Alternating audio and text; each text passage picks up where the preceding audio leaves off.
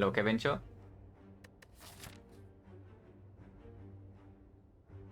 Like also 18 is slightly more tolerable, but still not very good. Effectively, taking 18 damage to transform one card. Hello, Savi. Hello, Sam. Yeah, taking 18 to transform one is like really strange, right? The gold can be taken. Not an amazing path for the gold though, unless we are taking floor 6 elite here. But floor 6 elite is also a little bit weird, just because we take 2 fights, so we roughly know whether we need to buy potions here or not. But again, one advanced always here is slightly annoying. And then of course we are forced into 2 elites back to back. Afterwards there's safety though. And if we are completely fine after this, then we can take the 3rd elite. If not, we go for the fire here for safety. So it's like acceptable. The safe part of course is that we go 2 fights here. With 100 gold, yeah. We take 2 fights here and then we go to this shop, into fire, into elite number 2. And then if we are dying to Hexagons, you can go to this shop. But taking front load option like the 100 gold and then only taking 1 elite, 2 elite in the act is slightly weird. Hello Angie, hello Dan Panda. Transform 1. If the transform bricks, we are still forced into an advanced always no matter what. We cannot avoid this unless we go to this shop. And even then, there's still advanced always here just after the fire. So it's always an early elite. Like no matter what, we have to fight an elite before chess here. No matter where we go. And we probably want to go to the shop anyway, no matter where we start. Which actually tells me I should probably just start with the gold. And thank you very much for the prime sub, Dan Panda, and the 14 months.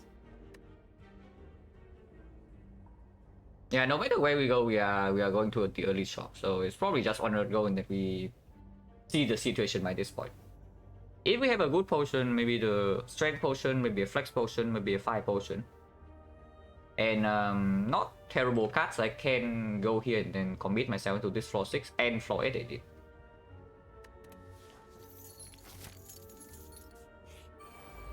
If not, we take the safer path.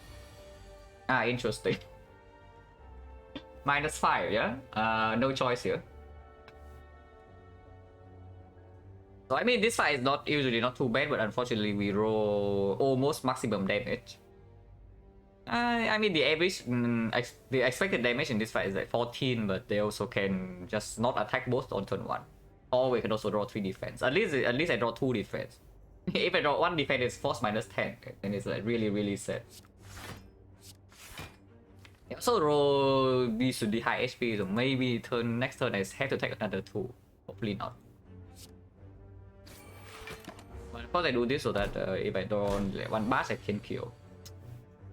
Oh, that's so freaking rude, man. So this fight is like force -7, and there's no decision here.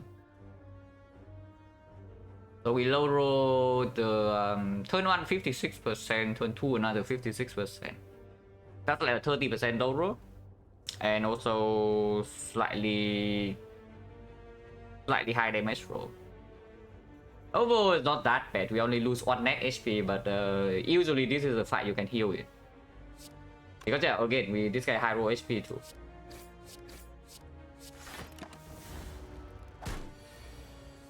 Pretty annoying, but what can you do?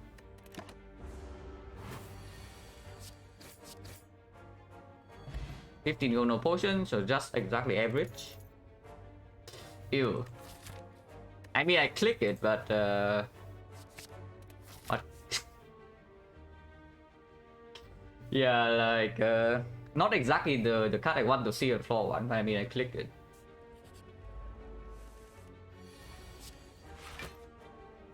With perfect strike, we definitely double defend here, but still not triple.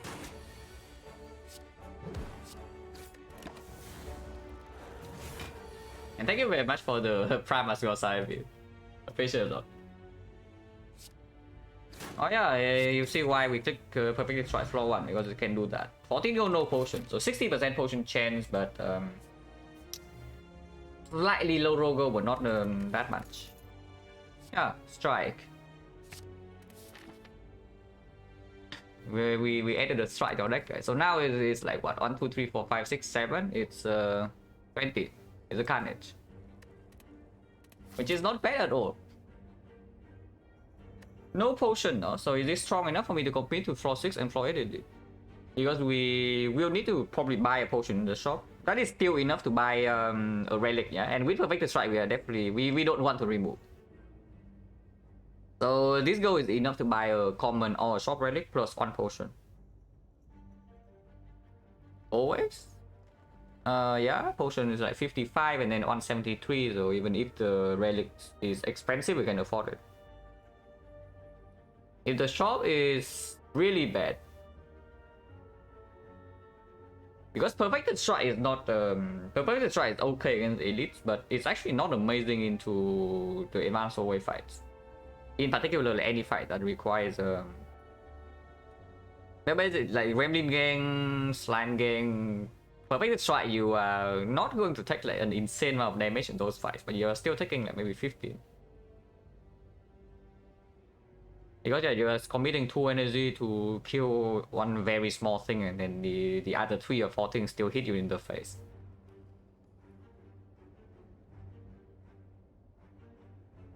Oh, don't really love playing super safe with Perfected Strike floor 1, no?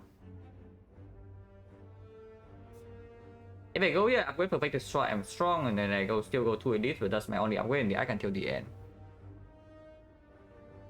I want to take 3 elites.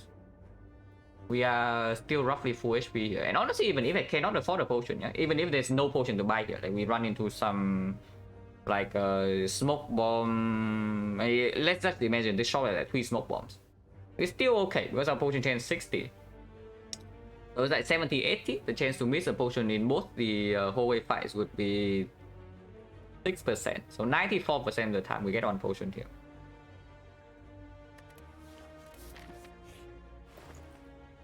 Yeah, the sling. Oh, shockwave on sale. yeah, we are not buying the potion, guys, because there's the shockwave on sale here and the potions are not amazing.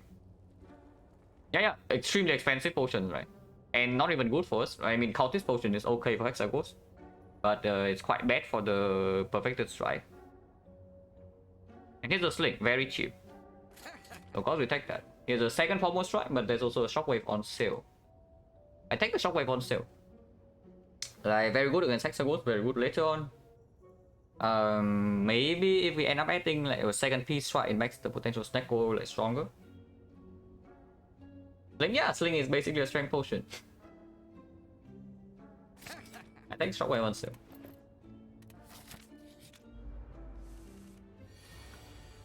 Yep, this fight on floor 3 is not much better than it is on floor 1. And we are being hit with maximum HP on the Grey Slime and 18 damage on turn 1, yeah? So very, very cool stuff. I can take 8 or I can take 12. If I take 12, the fight is still not solved, but next turn I block for 6. Because otherwise I'm doing like what, double defense strike here, and next turn I do pommel strike, kill this, and then maybe some more block. And afterwards I do have damage. So I don't mind that too much. Because the line of doing Blast Strike here, I still cannot kill this next turn. 32 impossible, because this is 20, this is 9. So maximum damage we have is 29 next turn. So we still need to block at least 1 turn. If that is the case, I would just do double block here. Because we cannot fail to kill this next turn.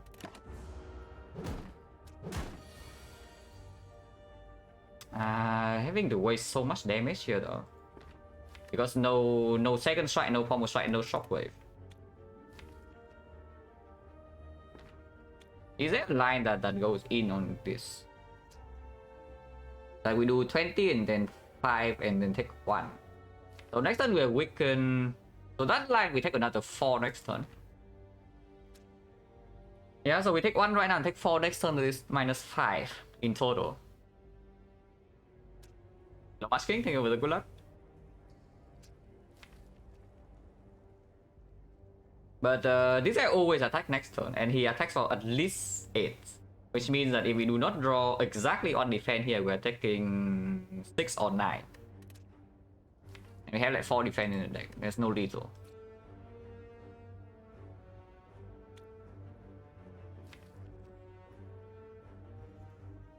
Yeah, wait, this doesn't kill, this doesn't kill. Wait, what am I talking about? Shockwave Pommel Strike is only 10. Yeah, Shockwave Pommel Strike is only 10, so it's 30, then we are 2 short. So I will take 6 next turn, which means the total damage taken is 7. Oh, if that's the case, then it doesn't make sense then. We still have to waste the perfect strike on this. Yeah, just cannot draw well in the easy hallway fights.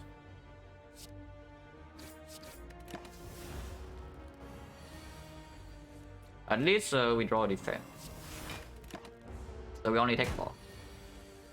So we took 12 in total, basically 6, and yeah, a potion. So potion change right now is 50. And 1 empty slot for this, so that's still very good. Ghostly Armor was a skip. Sword Boomerang with the sling and the strength potion, yeah, cool. Not too interested.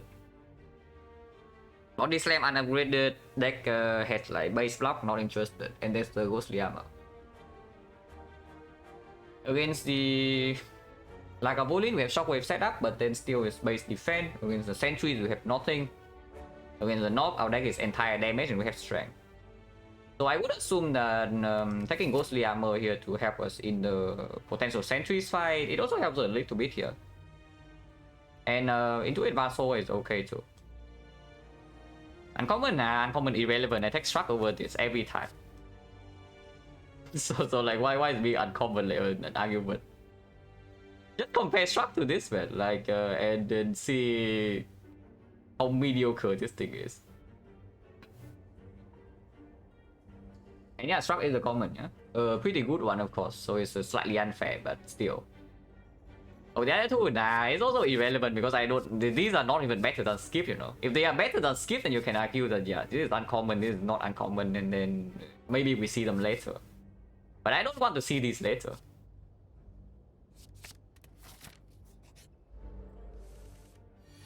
Wait a second.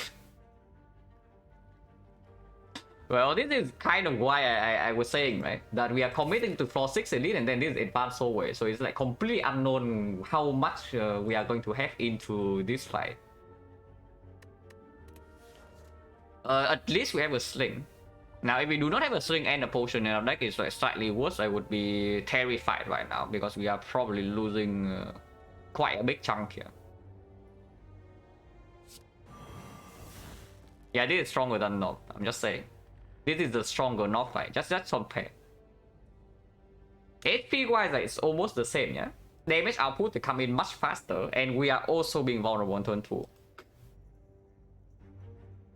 Just compare this fight to the Knob, man. And of course in the Knob fight we also have like +2. Like the +2 strength. So we are fighting a harder Knob here on floor 5. With the sling being useless. And am I allowed to defend here? Because this guy attacks on turn 1, I think I'm allowed to. And next turn this guy attacks 6, we kill this guy on turn 3, and then maybe Ghostly Armor can block a little bit. This is dealing 30, this is dealing yeah, 30 and then we need 22, and 22 is exactly one pommel strike, one strike. So in this fight as well, yeah, sure. let's not use a potion for no reason. I mean, okay, there is a reason, but you know, there's a bigger reason here. You know, if we can preserve the potion, because this potion is very good in this fight. This relic is useless. So if we are not freaking dying, I would prefer not to, because it's not even clear that this potion is saving any life at all. Because you see, like 52 in here is exactly so with P strike combo and 1 strike. So if we already have exactly so with these 3 attacks, like, why would we use this potion? It doesn't save us any energy. But there's no reason, right? I don't see one.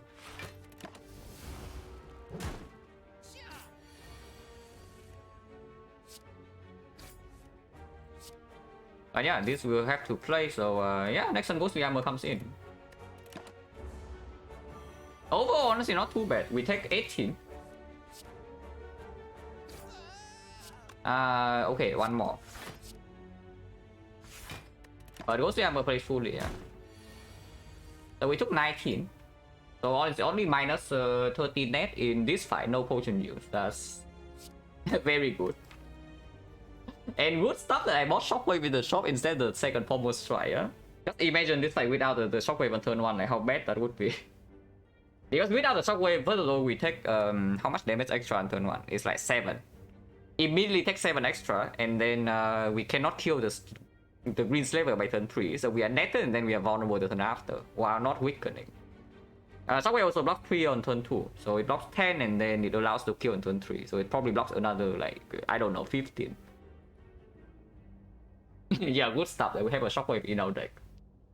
Holy crap.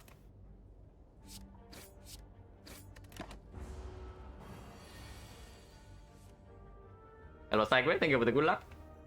More success today? Yeah, hopefully too. But so far, the first few falls are not very good. But we'll see.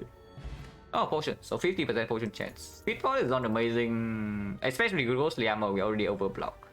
But maybe I can do something in the Lagavulin fight. Because Lagavulin, we only have weakness on 1 turn. Like we set up a Shockwave, we open a turn after. So first attack is attack 15, second attack is 20. So 20 hit, maybe we can line up double defense sometimes. Oh, disarm. Yeah, disarm against Hexagons. Seems pretty good. Disarm against Waylater. Uppercut, we already have Shockwave in the deck, and we do not have an upgrade for Uppercut ever. Because yeah, upgrade wise 1, 2, 3. Like when do we ever upgrade Uppercut? Never. There's also the flex with Pommel Strike, Peace Strike, but again, we do not have upgrade for the flex, and then it's up against the disarm. Okay, I did just say that the slime is the stronger knob, so now the knob is here with 90 HP to test my theory. And we do not draw vulnerable on turn 1. But we have 2 strength. Now I'm pretty sure that if I pop the strength potion here, this fight is over. Potion chain is still 40% and the speed pot is not going to play in this fight, yeah? I mean it can, but I prefer to not play. How much damage do we have in the deck, assuming we do not draw vulnerable turn 2? This is 11, this is 20, so it's 22. 1, yeah. Let's say we draw this and then turn after, like maybe Bash Combo. No, Bash Strike, and then the last turn was like Combo Perfected Strike. And how much is that? This is 11, 22, 33, 33, 43, 43, 55, 55, 16, 71. So not quite enough. But with that, even if it uses Strength Potion, it's only plus 4, plus 5, plus 6, plus 7. So plus 14, we're still 5 short. So if we bottom deck vulnerable, we actually don't kill this thing in 3 turns. But he has minus 2 strength. So if we can line up Shockwave in turn 3, it's not that bad.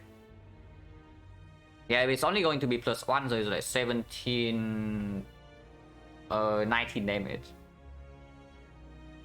Turn 2, if we draw Shockwave in turn 2, if we don't draw Shockwave in turn 2, it's 6. If we draw Shockwave in turn 2, it's also 6. So it's actually only 6 plus 19. It's 25. Yeah, it's 25. How bad? Minus 25 here. Pretty bad, because I would like to upgrade my Peace Strike here. If we go to 33 and I guess we can still upgrade because we never die to this fight, and then here if we are getting owned after this, not that likely, yeah, because the next fight is Lagavulin, we can set up and then Speed Potion can block full. Then if we get owned, then we can still go here. If we don't get owned, then we can take this fight. Super possibility? Of course. And Strength Potion right now is not even a guaranteed kill on turn 3, so I don't think we open this.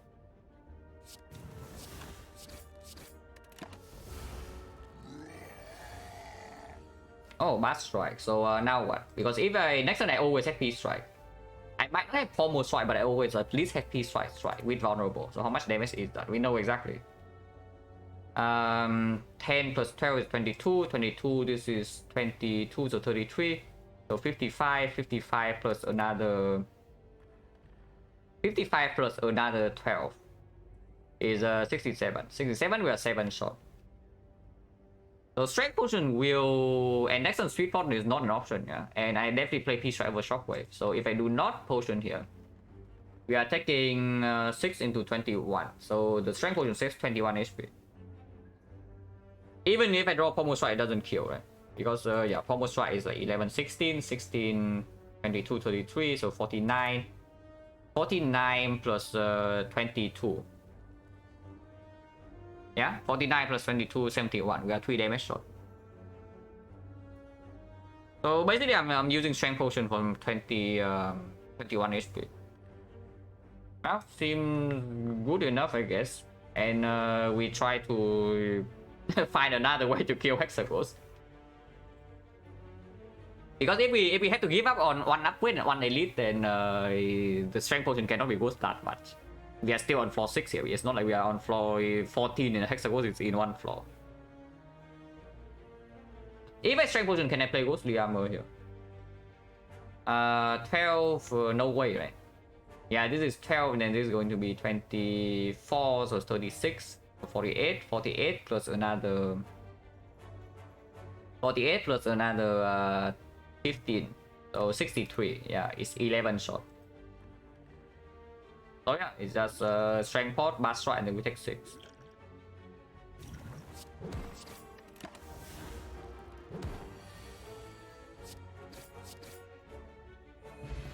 Already Calcum, oh, that's very good. That is very good in this fight, that's very good in this fight, that is very good. Not with the Ghostly Hammer, but extremely strong Relic Egg one. No potion by the way, so potion chance is now 50. Yeah, complete garbage. We don't pick any of this. Like, Clip or Sentry is not even an argument because we have already Calcum against them now. And Clip does not perform at all against Hexagons. So it's only Clip against maybe Act 2. Yes, strike. Good job. So this upgrade is either on... Pommel Strike upgrade doesn't play now, yeah? So it's either on Shockwave or P-Strike. I would assume it's just P-Strike. Shockwave upgrade is basically only for the... it's for the Lagavulin and then also for the Hexagons here. But we still have Speed Pot that we can use against Lagavulin. This potion is not going to be useful in the Sentry. It saves like 4 HP. And in the Lagavulin on the turn without weakness, it can save 10. And yeah, P-Strike upgrade right now is plus 7. I will just do that because we do need to kill Hexagons at some point. While also playing immediately. So comparing this upgrade to this upgrade in the Hexagons is not honestly roughly equal. And this upgrade is much stronger now.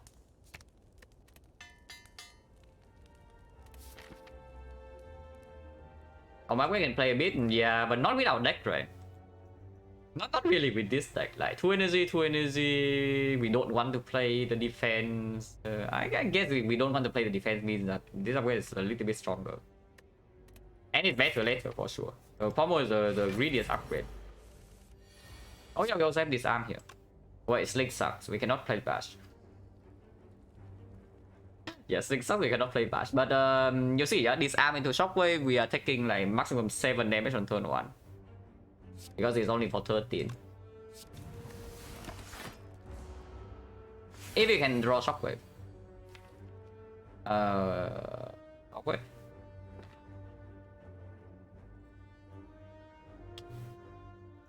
Oh, that's a little bit weird. But the weirdest thing that can happen is that we pommel into the Shockwave now. If I do not pommel into Shockwave, the line is actually pretty clear. That I open now, yeah? And next turn I play the Shockwave, I take 7 damage, turn after I take another 7. So maximum damage taken in this fight is 14. And it always dies, because we have more than enough damage. If I pommel exactly into Shockwave, I guess next time we can block 15. And then we see what we can do with the speed pause. So maximum we take like 3 into another 12, so it's still only 15. Whether we have enough damage or not is slightly weirder to access, but if we take Orichalcum every turn, we should have it. On Orichalcum on turn 2, we should have enough. Oh, we take 0 on turn 2. And if we take 0 on turn 2, we can Orichalcum the turn after debuff, and then it's still fine. So it's only 1 out of 6 that is slightly weird, but even then we are still okay. No reason not to open now, right? Not opening now is completely stupid.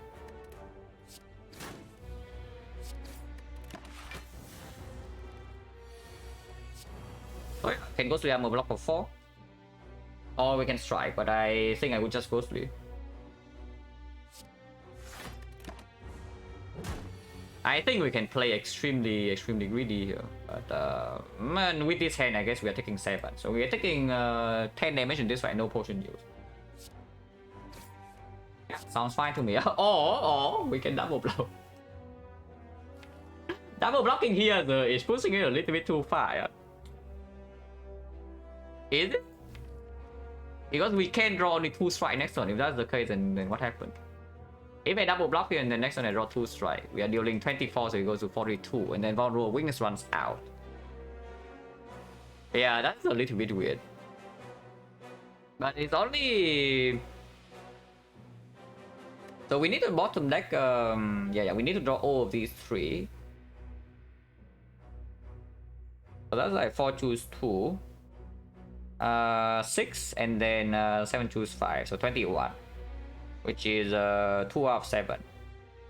Otherwise, we have 3 strike next turn, which is 36. So it goes to 30, and the buff runs out. 30 minus 2 strength. So if we redraw into perfect strike exactly, we can kill.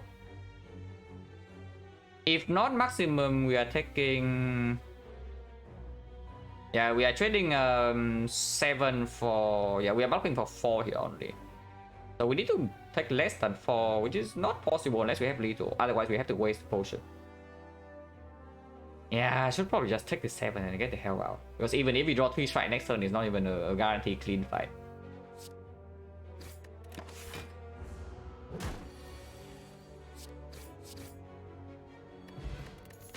Helix, yeah, that's fine. Demon form. Now that kills the Hexaghost and opens up the XecnaR immediately. Fear no pain monkey. If we take fear no pain and run into sentries here, we never take damage. And we already have shockwave disarm. The nice thing about this fear no pain is that it also can allow us to... Actually, no, it cannot. Like it will grief. It might grief our Orichalcum in the... I mean, it doesn't grief, but it doesn't make us full block the knock turn 2. With the Orichalcum to Helix on turn 3.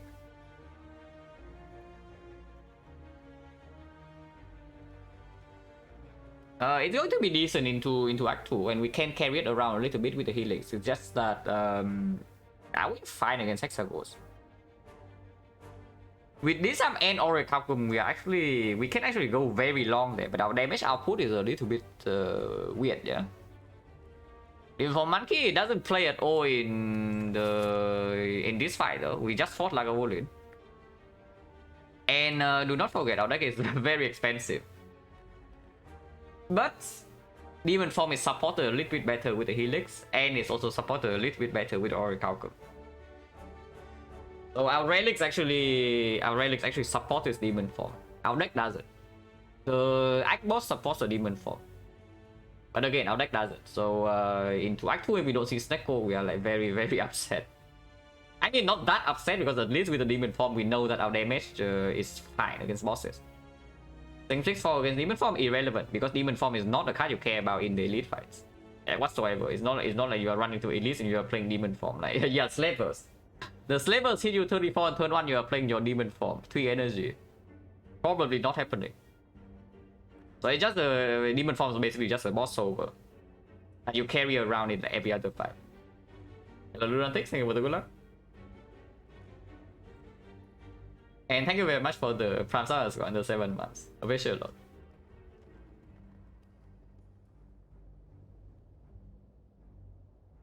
Yeah, our damage against the Hexaghost is actually really strange, right? Even if we can spend every single turn on damage with the Orichalcum. Because, okay, how much damage do we have in the whole cycle? We have on more upgrade only, yeah? So let's assume that we upgrade like Shockwave. The fight is vulnerable 5, vulnerable 7, vulnerable 9. So it is vulnerable forever. Unless we draw Shockwave and Mass together on the same turn, and then it's only vulnerable 7. But we can maybe count vulnerable 9. Vulnerable 9 deck goes through 2.5 cycles. And we spend every single energy on damage. So 27 energy in 9 turns. 1 energy on this. 6 energy on the other thing, which is 7, so we have 20 energy otherwise to deal damage. We play Perfected Strike twice, 4 energy. This is play every single time. So also another 2, which is 6 energy, and then we have 14 energy on the strikes. Vulnerable forever, 14 energy is like 9, maybe not on turn 1 though, but we can count all the vulnerable damage first, and if we're still short then we know that we don't have enough damage. But 14 times 9, yeah? So 126. 126, this is currently 27, so it's 40. So 80. 206. 206 plus 26, 222. 222 plus, probably we count this as 20, 2 times. I haven't seen these things around in a while, in my channel at least, but sure.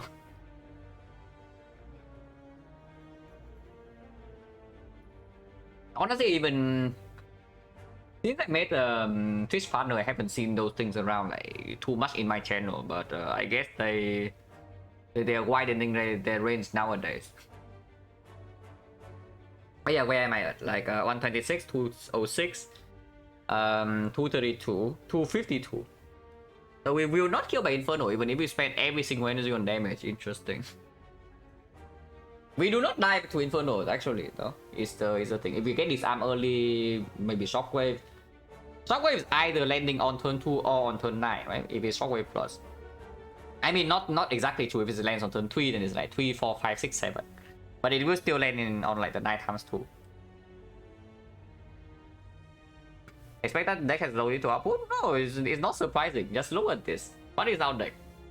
It's a base deck. Plus 1 versus 2 attack cards.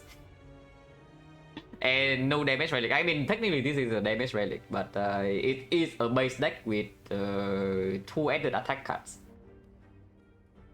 So if you expect that to be enough to kill Hexaghost, then you are underestimating the Hexaghost a little bit. But we have a lot of things that can solve the Hexaghost in a few flaws though. Like honestly, one headbutt. Even the headbutt on Perfected Strike, we do that one time, we have enough damage. Like one more strike, maybe the combo strike to improve our damage efficiency and also plus 3 on the Perfected Strike.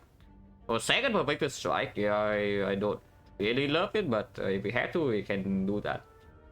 So instead of carrying the Demon Form around, we carry a Perfected Strike around. It is stronger into Act 2, and then it's worse in the Act 2 boss, maybe. And it also makes removing the shock slightly weird, but it's okay. And Feel No Pain is basically just picking greedy for later, yeah. Corruption is already potentially OP. Yeah, we added some Peace Strike, but we also added 3 skills. And we also won our... We never want to play defense unless they are over-blocking the Orichalcum. So the Feel No Pain can open that up.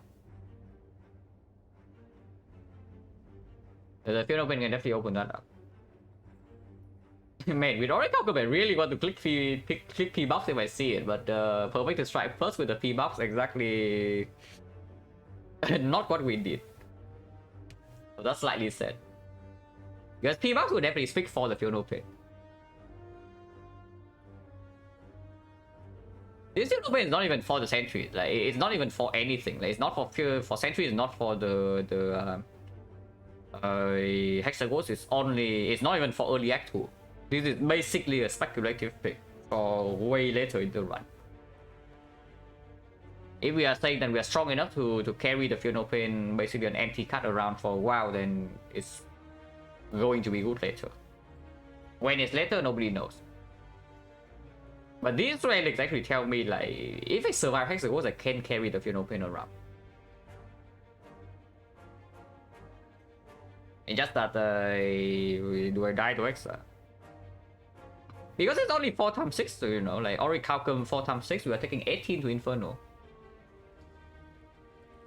And if it's weakened, it's even less. If it's weakened, it's only 3 times 6, we're taking 12.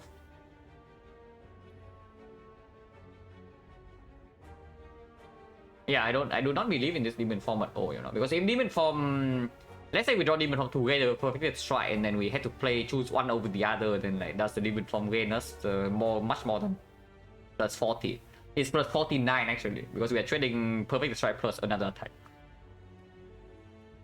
And I do not believe demon form minus actually converts into plus 49 in this deck. Yeah, not really, right? And yeah, of course, with this much health with the Helix, with the Sling, with Oracle, we are taking the Elite. That's not for... That's definitely not debatable. Yeah, imagine taking a demon form. Literally cannot be me. Hexaghost is done for, guys, with one relic. This is plus 3 strength. No, really, this is plus 3 strength. Everything we're attacking on deck is plus 3, except the bash. So Hexaghost is done for. And yeah, you want demon form. This is your demon form. This is literally your demon form. Right here. For free. Interesting. Oh yeah, Oracle full block. Very nice. It's really very, very good. Like even without strikes in our deck, and we also have like all these strikes as the attacks.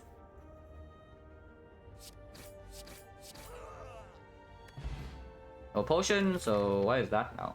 We drop a 1, 2, 3, 4, 5, 6, 7. 7 fights, 2 potions. So 70%. I mean, I don't know. It says deal 15 and draw 1. Cannot be so bad, right? To have a card that deals 15 and draw 1. It's 15 because it's also S plus 3. Maybe less than 15 because you draw it on the awkward time, you know, maybe like 14. But yeah, 14 damage, draw 1 card. I think it sounds pretty good. These fools are so done for. We have Oracle. We can kill Mido, by the way, if we want to do that. We have Feel No Pain and Oracle, so second deck cycle will literally never take damage.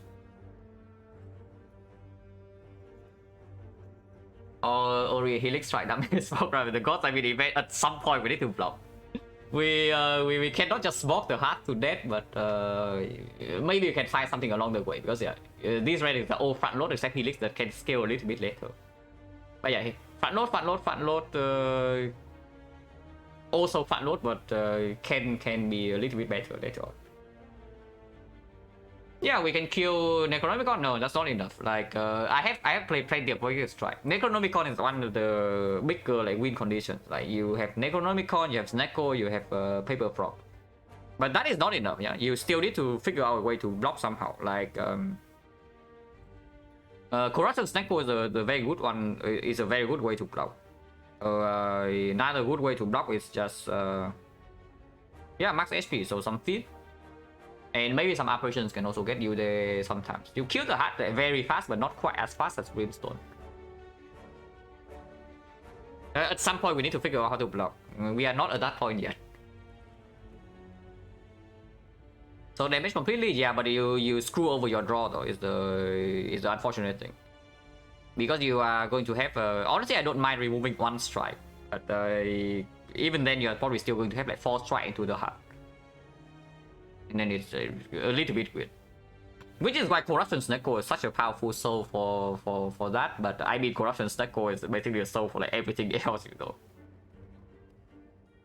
Like with Corruption Snecko, you solve your block and your draw both in one. Like the package solves every single problem you have completely. Okay, which one do we kill? We can kill 1 right now. If I kill the middle, I preserve my Helix, but next one I need to block 10. Otherwise, I'm taking a little bit of damage. But there is the Ghostly Armor here, and any defense drawn can be used with the Speed Port. Otherwise, we take 10 damage. If I kill an Outer Sentry, we take like 4, and then fight is solved. Probably taking 8 this fight, if that is the case. Like I do, yeah, 2 turns of Orichalcum. Maybe actually not 2 turns. We have Ghostly Armor for 1 turn, so we actually take 4 damage only. We probably Helix this turn. We play Ghostly Armor, block 1 turn, and then in the redraw, Feel No Pain Orichalcum, we take 0. So take 4 damage. Killing middle right now is basically hoping to take 0. Taking 0... Pretty ambitious. Should probably just take by 4 and then get the hell out. Because in order to take 0, I need to draw 10 block next turn, yeah? And I do not want to use a potion yet. If I can save it. So, this potion is at least 4. And if you're using it right now, it's for exactly 4. So in order to not take extra damage next turn, I need to draw either 2 defense or the ghostly armor exactly. We cannot kill next turn sentry with 3 attacks. Because they are 14 and then the other 2 are 11. So maximum damage we have is 36, which is 3 damage off to kill this. Yeah, that's not. Yeah, especially if we draw ghostly armor now. Oh, that's pretty rude. If I draw exactly ghostly armor now, maybe it's actually minus. And yeah, playing ghostly armor this turn is like complete nonsense. Yeah, so I don't do that. But that will probably mean that I take 8 this fight, which is slightly sad. If I draw shockwave next turn, where I can kill the sentry on turn 3 though, so maybe I take 4 still.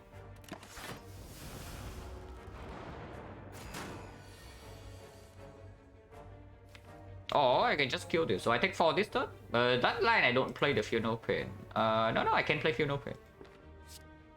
Yeah, I can play Feel No Pain. Just play Feel No Pain might actually...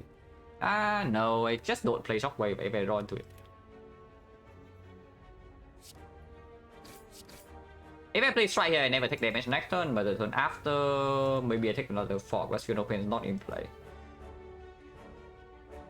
How good would upgrade Strike and Defend even be with this setup? Very, very good. It's still... I mean, upgrading defense is still okay, you know, because it suddenly makes the defense worth playing over the Oracle Alchemy. And these are just strong, because we also want to keep these in our deck for some time. At some point, we still want to remove some of them, but not all. But yeah, this is not too easy, whether I Strike here or I Feel No Pain, but probably still the Feel No Pain, yeah. Because if I draw 2 attacks like 2 strike, Pommel plus a strike, or whatever, this thing is always dying next turn, and then afterwards it takes 0. If I do not draw 2 attacks, and I'm drawing double defense, and then we also take 0, and then afterwards I Feel No Pain.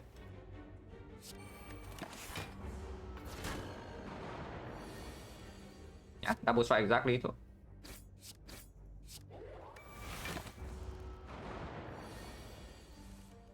And now we have Feel No Pain. I mean, we don't need to have Feel No Pain because the thing dies now. Oh, bronze scale. Yeah, we are worried about Hexagons. Imagine picking demon form, no, really. No, just imagine in our deck right now, there's a demon form. How sad are we, please? Immediately 1 pro after, strike dummy. 1 pro later, bronze scale. So, this is plus 39 damage. This is plus, I don't even know how much. Yeah, Hexagons is completely dead, guys. Would be very good if we don't have Oracle Alchemy. Is it still okay? I don't love it because unupgraded is barely blocking more than the Oracle Alchemy, like just very barely. And we still do not want to upgrade it. The upgrade goes on yeah, Shockwave. Shockwave upgrade is even better now with Oracle Alchemy, yeah? Disarm upgrade is also better with Oracle Alchemy. And then afterwards there's like also Pommel Strike upgrade. Yeah, I don't like it. And we are also still very much gearing up for potential Snecko here. This Neko is extremely pickable. So this is a skip, yeah? And yeah, Rupture Helix. Very, very insane combo here.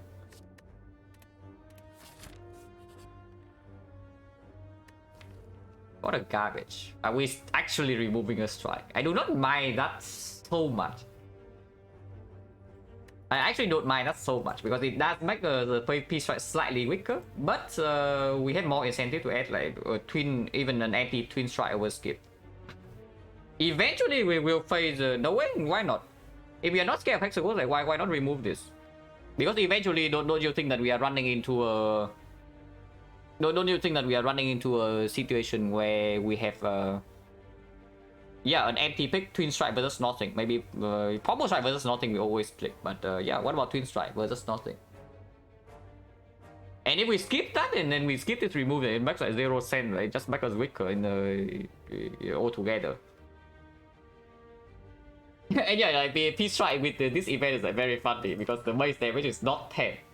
So you're forced to remove here. if you actually don't have another the 10 damage card. Oh, I see. So that's why you are telling me to upgrade the Pommel Strike. Oh, now my eyes are open, guys. I finally get it.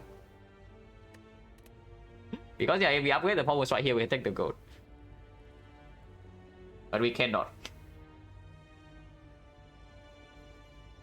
But yeah, I still take a strike remove here. We can remove defense. Like removing defense with Oracle perfectly reasonable.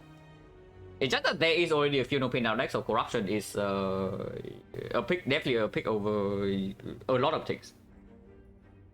And definitely a pick over skip. So it's a little bit strange to remove the defense. Also second win. Second win, fear no pain. And power 2 second win is a good way to skill block if we actually end up playing with like perfect strike. I don't know whether we are doing that yet because we only have one copy. And yeah, if we want to pivot out perfect strike, then I sure want to remove a strike now. And if we are not scared of Hexaghost, which I am not at all, then yeah, it can go. No reason to go to shop, so we just go to 2 fights. Yeah, zero reason to go to the shop here.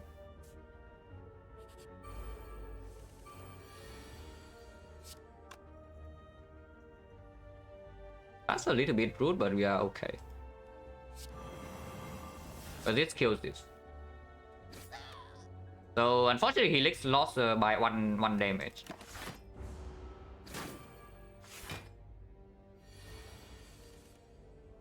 Yeah, this guy thinks that the shield from yeah, this shield gremlin thinks that his shield can save the wizard. No, really? Do you really think that this shield can save your puny wizard?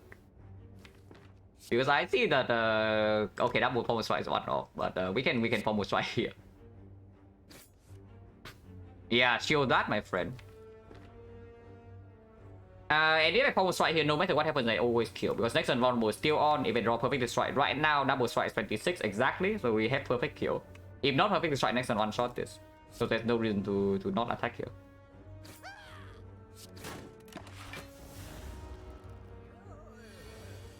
And I mean, perfect strike is still 30, you know, it's not like suddenly it becomes 0 just because we remove one strike. No, really, like, what did I say last floor? No, really, just look at this screen and then think back to what I said last floor, literally one floor ago. And what do you do on this screen? Yeah, you skip. If you do not pick the twin strike. So yeah, like why not, right? Why would you not remove your base strike if you're replacing them with twin strike anyway in the screen like this?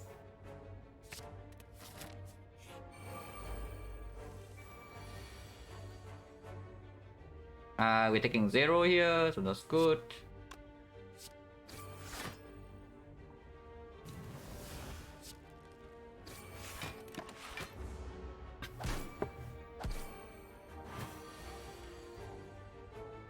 Still taking 0, so that's good.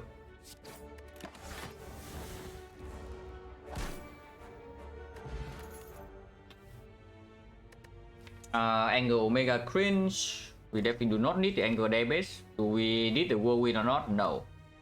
Before I upgrade the whirlwind, I would just want to upgrade these cards. And before Hexaghost, the upgrade is probably still Shockwave. So yeah, we just skip, right? Unless you say that there is a problem against like something like Remedy Leader, but I think Remedy Leader we just go in. I think we just go in her face and she dies in 2 turns. You know, the leader. So the time when this whirlwind actually plays is going to be what, like Collector. Collector we can also go face. Automaton maybe we cannot go face. The whirlwind, yeah, whirlwind. The first time whirlwind plays is Automaton. Let's not do that. Not the whirlwind minus. And uppercut not interested. Angle not interested. We skip this and we upgrade our shockwave. And yeah, shockwave upgrade. If fusion hammer is debatable because fusion hammer then pommel strike upgrade also plays pretty well to late game, but this also scales that a lot. And it's better now. It's better for Act 2 boss. If we're saying, yeah, if we are saying that our loadout is like so good against 4-way fights and at least in Act 2, then should probably make the upgrade for the boss. And this is it.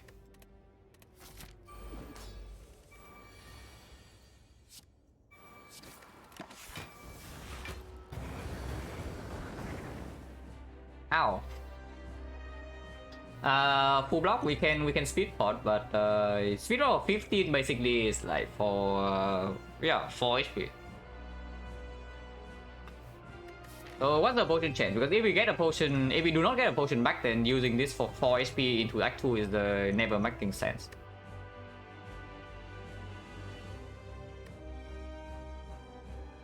Is it even blocking 2? Because we are blocking like 3 hits with this.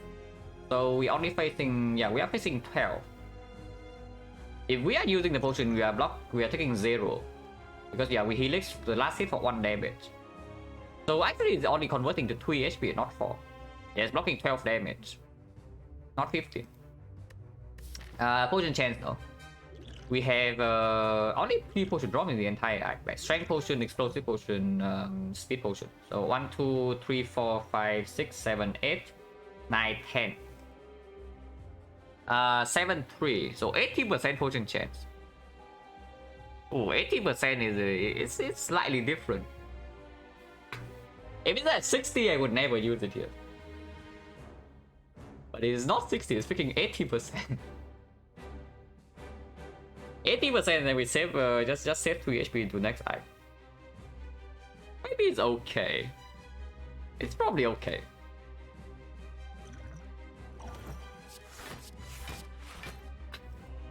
Oh wait. No. The Fear No Pain on the Ghostly Arbor doesn't make any difference.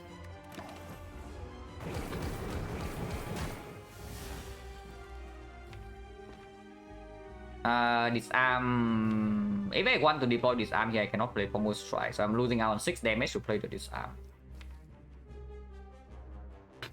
Disarm is not actually that important first cycle, really. We just combo strike first. And yeah, if I do not draw into the... Yeah, exactly. If I don't do Twin Strike and just do Disarm take 1. Unfortunately, Disarm takes 1 because we get betrayed by the Fear No Pain. But it's still fine to play.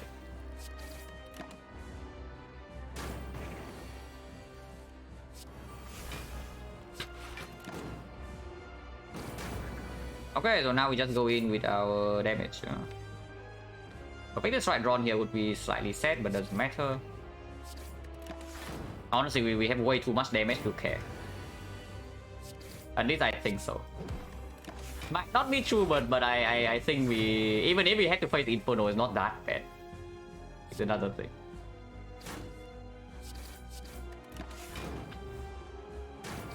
Yeah, I think we still kill before Inferno. And that's even with Bash being skipped first cycle completely, and then Shockwave is being drawn on like turn 4. Potion. Not a very good one though, but potion got back. Barricade, yeah, exactly what we need in this deck. Berserk. Oh, Berserk. There's also a double tap with our only damage, and then we also only want to play attacks. So double tap is interesting. Double tap doesn't get upgraded though, but also Berserk doesn't get upgraded. If everything is upgraded, what is stronger between double tap? Like for example, double palm strike green, and then we have either double tap plus or the Berserk plus. Because Berserk with double Pommel Strike plus is actually kind of strong, no? If we are also picking up more Pommel Strike from here. And the Helix supports the Berserk here. The Helix actually supports the Berserk for the turn where we play it.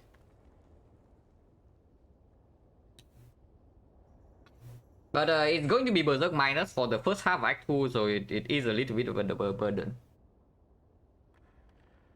If we are stuck on 3 energy, for example,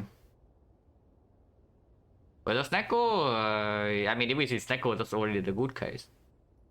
If we see Pyramid, it's also a good case, but Pyramid picks for, like, honestly, both of them. Like, Berserk with the Pyramid, pretty okay, because we Yeah, we do massively lack energy here. But double tap with the pyramid also means that we can always double tap her P strike or the twin strike, and then things just die next to. If we see generic energy for energy, is it still okay for the berserk? Definitely less so, right? On the other hand, the double tap gets stronger. And we are not picking P-box here.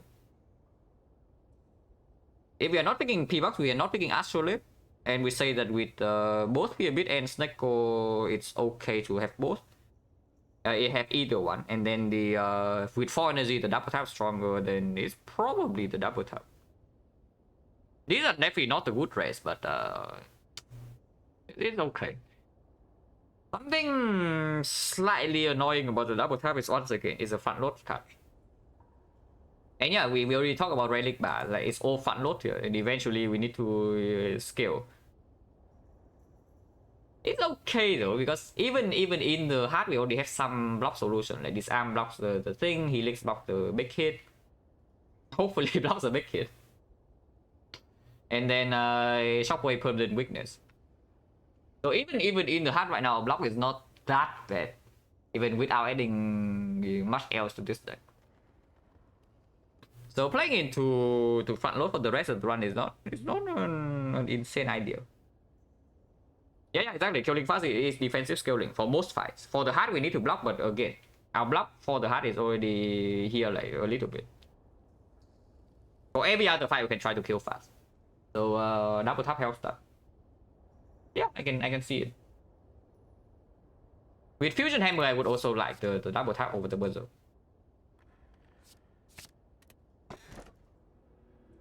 I mean, that over the bell, right?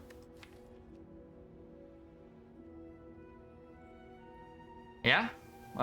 Immediately picks max second win, a good pick. Like right now the defense are completely dead in our hand. But if we pick the pyramid, but yeah, 1 second win, suddenly it is 1 turn full block with the Feel No Pain here. Yeah, it has to outperform this Calling Bell, right? Even with a deck that potentially runs into hand clock like this.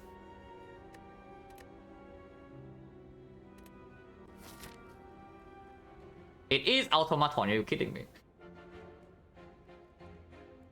Yeah, most definitely the most annoying boss for us. We do have a Helix, but preserving Helix until Hyper Beam is very unrealistic. With how our deck is looking. Now, Pyramid is a little bit awkward. It's slightly awkward with this because we would also love to pick Bloodletting. So this Helix is not going to be very happy with us at some point. But yeah, we have extremely strong front load, so let's take maximum elite. There is a force shop later on, so the greediest possible line, so the greediest possible path is taking Burning Elite here, into second elite here, and then go to less shop. We ignore the early shop, because it gives us the Burning Elite. And yeah, no double shop, Burning Elite out of the way, excellent if we get away with it. And yeah, we with this setup, if we do not get away with it, then when do we ever get away with anything? So regardless, we always start here. Like even if we want to go to the early shop, of course we start this node. But if this node goes reasonably well, unless we get like completely own here, I don't even know how much own. Like maybe minus 20. What fight can do that to us? I don't know. But let's assume something at minus 20. Maybe I go here and play a little bit safer. But otherwise, we just go this way and then maybe double question mark, maybe double fight. I don't know. Into Burning Elite, into potential safety rest. And then 2 melee, let's chop. So we never waste gold. Double shopping is also a little bit weird when we don't actually want to remove strike that much. Removing strike is still okay, but I don't really want to spend gold on removing.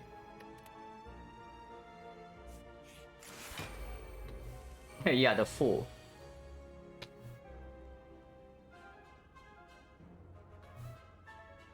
Level 16? No, I'm talking about the easy hallway fight. I'm not talking about the elite. The elite can maybe sometimes wreck us a little bit, especially burning elite, but I'm talking about this fight. Now imagine you can see slavers on this floor though. Now how sad would that be? Given double tower for more, yeah, absolutely. With the pyramid and pommel upgrade, the value goes way down. And this upgrade definitely goes way up. Not that much up because if we do double tap on perfect strike, it doesn't work. But if we can double tap on the perfect strike, then honestly most things already die. So it does open up something like double tap, twin strike, double tap plus pommel, and then it's a lot of damage. It's like but worse if we double tap plus one strike in elite fight, that's going to be plus 11. Yeah, this upgrade is at least plus 11 in elites, plus 9 in the other fights. Which is great. Here, of course, we double tap bash, right? Unless you tell me to just bash strike. Actually, bash strike is better, so that if I drop P strike, it's lethal immediately. Yeah, bash strike is just better. Can also bash feel no pain, but why I would do that?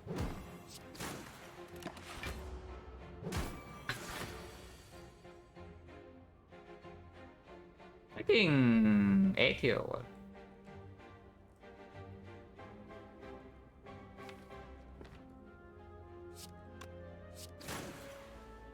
Not taking it. He is taking 6 on pawns and this is still 30, so it's 60, yeah? So currently 69, 69, 63, so double tap P strike just barely off next turn. But we do have disarm shockwave. Basically I'm thinking whether I should attack here or not. Over blocking 3. Because if I take these 3 P strikes, it's instantly killing. If not, we need to block another turn. And it can do another 21 next turn, then we are very sad. Because yeah, no disarm, no shockwave here. Probably should attack.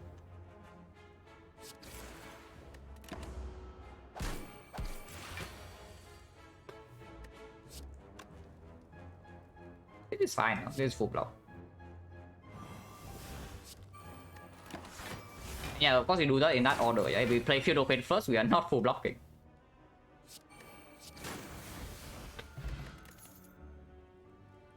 I mean, it's green.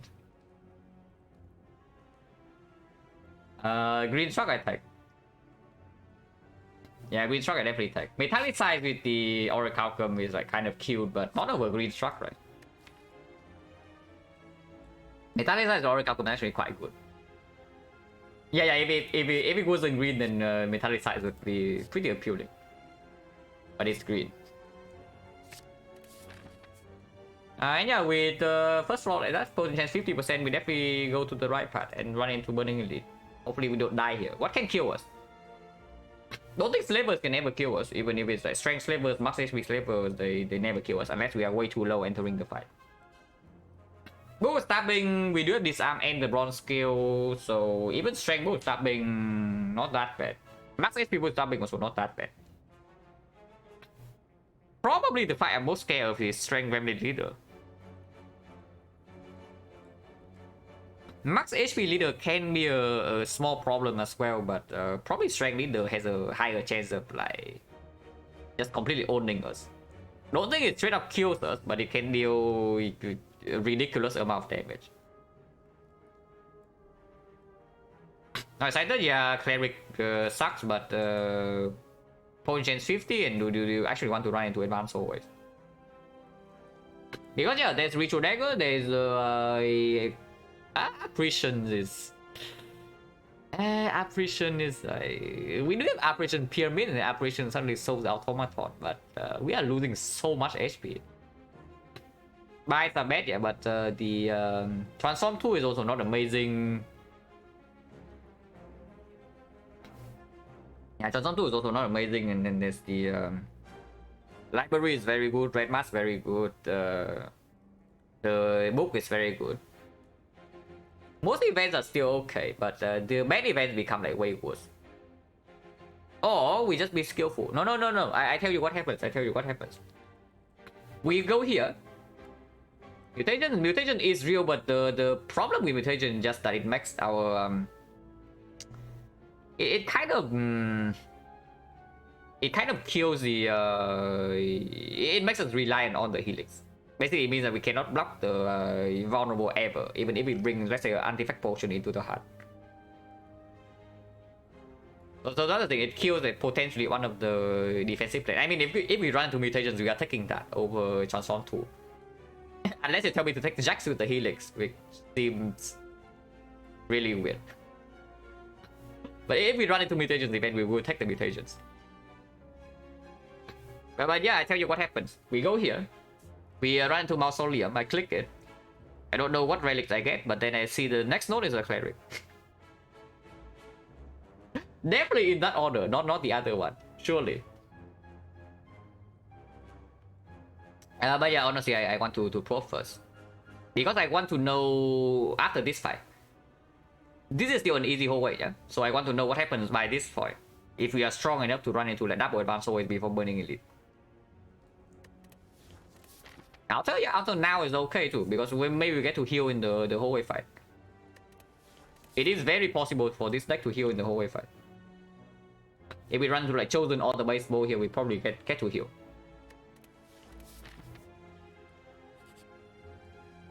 What a garbage. Yeah, definitely not the other order I said. Oh, absolute garbage. Bash remove is way too early, yeah? We can remove a defend. Defend right now is really bad.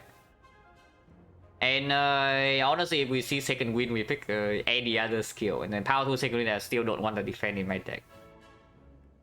Yeah, exactly. We also added the struck. Like defend right now is actually just absolutely terrible.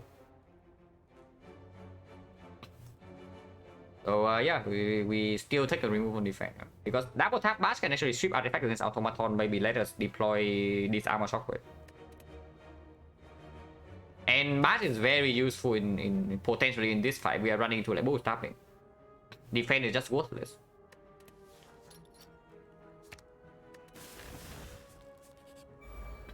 Yeah, Chosen is a fight that we can heal. Fights are never appealing ever. I'm assuming you are new to this channel, then you will say that. If you have watched my silent runs, you know how often I take bites.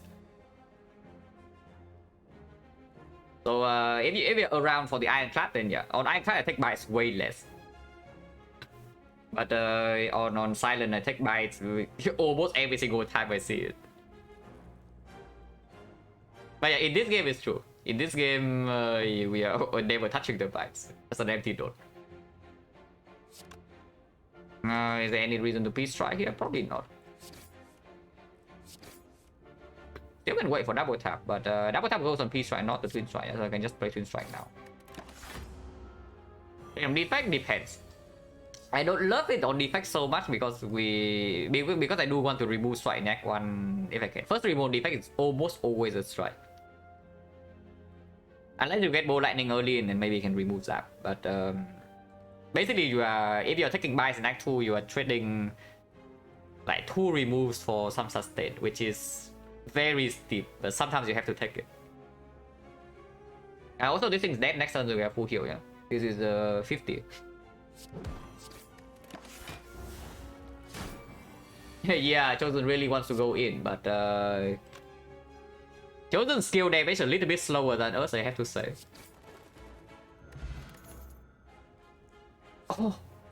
Oh, you are set to pass the metallic size minus. You are really set to pass the metallic size minus. Yeah, and here's the metallic size plus. Could have had 2 metallic size, though. That would have been cool. 13 block every turn. But yeah, of course we take the screen, and the other 2 options are complete charge. I mean, not that charge, the entrench without barricade we did not take. But yeah, metallic size plus, I take that. Cleric out of the way already, but we are full HP. No potion, by the way, so potion change right now is 60. And the artifact potion is very replaceable before the elite. So there is an argument to go to double fight, but we also say that one bad event is already out of the way. And we are full HP here, so even force and outer, no problem. So it's only buys and apparitions are really bad, yeah? Okay, man, apparitions not very bad, but I don't even know whether I'm taking them or not. It's really weird. We are losing 38 current HP here. With Helix, it's definitely a little bit safer, but still, if we run to like Strength Slavers, we can get completely destroyed on turn 1.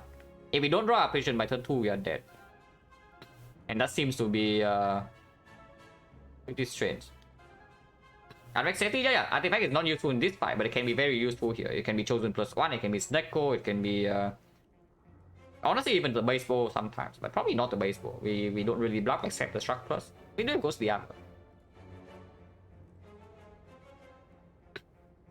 How many question marks are we going afterwards? Like, this is optional, but now no information if we don't go here.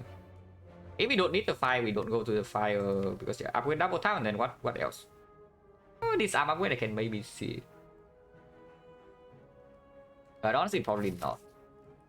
And then afterwards, no more question mark. So we do not go to a single event in Act 2 if we don't go here, which honestly is perfectly fine. How difficult is running into Snecko with Pyramid? Usually pretty annoying. Not like run ending annoying, but it can be very bad. In our case, we have the artifact potion, so we just artifact that. And the thing about Snecko is that you still have 5 cards on turn 1 unaffected. So for example, we draw Perfect Destroy on turn 1, we can also just hold it in our hand and wait until after Vulnerable is down, and then suddenly it's dealing 50. Yeah, I think that will fire.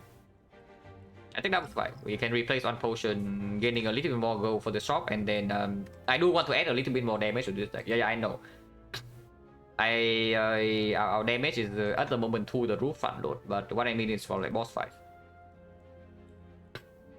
And finding something like a second win, maybe another piece strike even is not so bad.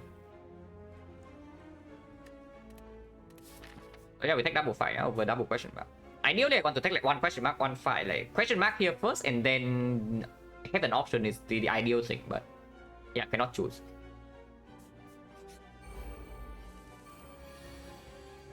Oh, that's rude.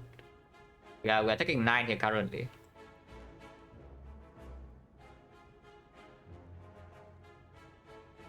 Bloodletting waiting room, yeah, exactly. Bloodletting waiting room.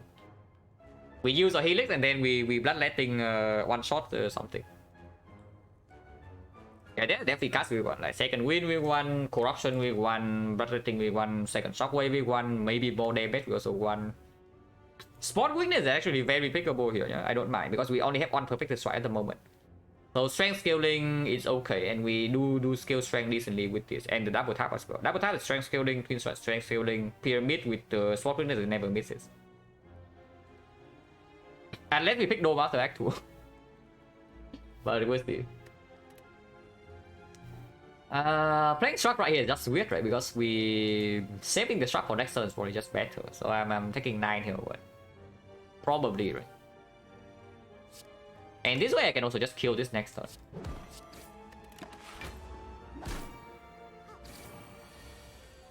Yeah, exactly, it's dead.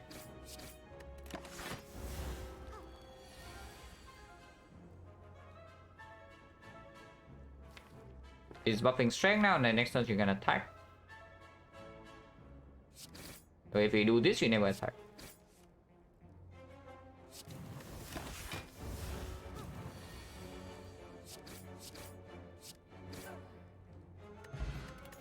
Yeah, potion. Go Cry Plus, sure. Still a good draw early turns. It blocks a little bit with Feel No Pain, which might be not very good. There's also the Flex, but Flex minus, not really, right? Flex Plus I would consider. Flex Plus I would actually really like. Because with Pyramid it lines up. Orange Palette is definitely also very quick buy with our Pyramid, yeah. And then double tap Flex Plus with like Twin Strike, Pommel Strike. And we cannot actually rely on Vulnerable too much in the Automaton fight. Flex Artifact, yeah, no, but this Artifact Potion is gone, like now. Yeah, this Artifact Potion just gone immediately. We run to Snecko next fight, yeah, tough luck.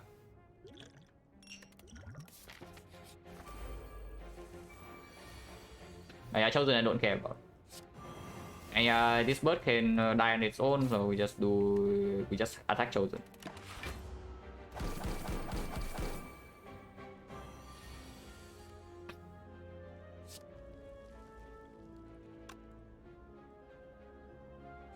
Burst buffing though, I can see doing like Twin Strike instantly kill this, metallicize full block this hit, and then he licks the next turn.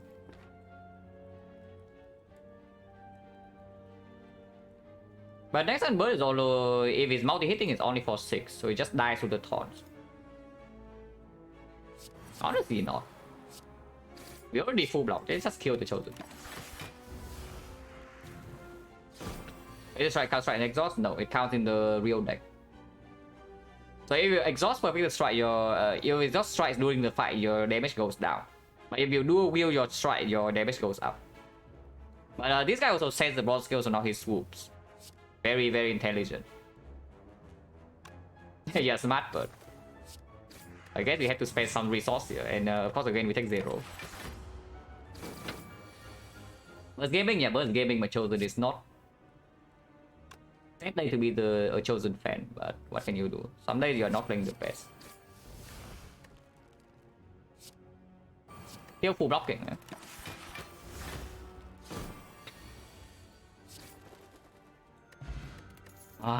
Potion. So now our potion is squad. We drop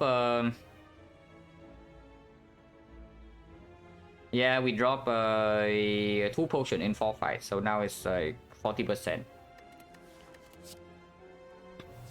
Oh my god. Well, it's a meme, but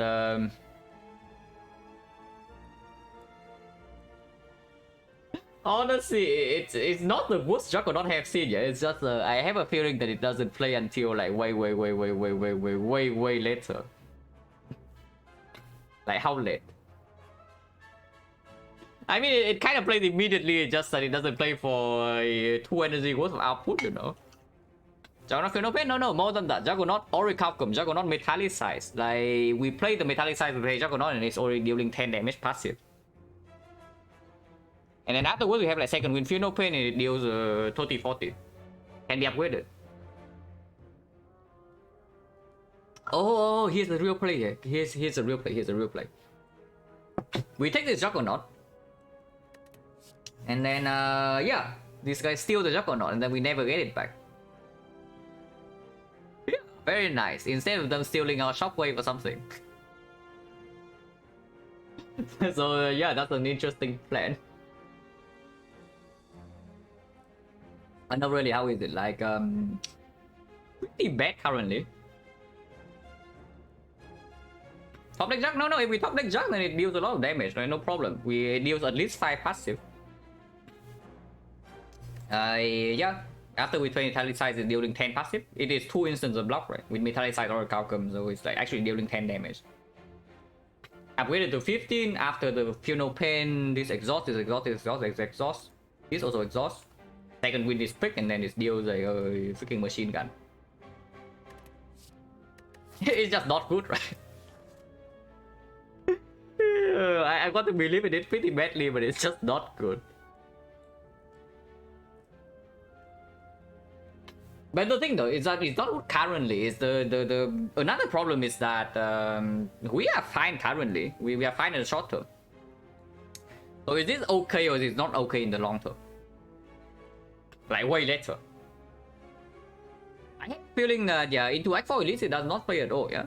In the boss outlet, we probably have enough damage with just double tap and vulnerable. So it's really for the hard damage, and for the hard we have bronze scale dealing like 150. So probably not. Also, the kind of demands an upgrade at some point. Cost 2 energy, and we are never picking Snecko now with Pyramid. Yeah, unfortunately, probably a skip. What about the body slam? Not yet, right? Eventually, I have a feeling that this deck wants a body slam plus. Eventually, but not yet. We still have other things to upgrade, is what I mean. And our block at the moment is mostly still created with Orichalcum Metallicize, so the body slam doesn't get to deal that much. It's like a struck turn, we struck and then we do some body slam, 11 damage, and of course pyramid body slam is a strong combo, but not at the moment, and it is common. Fishbowl, let's chat this side, no. I just skip. What about the power potion? Power potion extremely strong later. We can save it for the honestly even for the heart, like corruption, barricade, second feel no pain, juggernaut. Juggernaut will be pretty good if it costs 0. Berserk also is like kind of free energy in the hard fight. And it's not I'm against like super amazing potion. It's just that we are at the moment I am slightly scared of the Grand Leader, yeah. That fight can go pretty wrong. And explosive power is pretty good there. The blood potion is just plus 15. Plus 50 is not that good. And the rare power is a good rate attack. Yeah, corruption. Corruption now would be pretty nice. Corruption pyramid is already a strong combo, and we also have the Funeral Pain in our deck already, and a bunch of skills.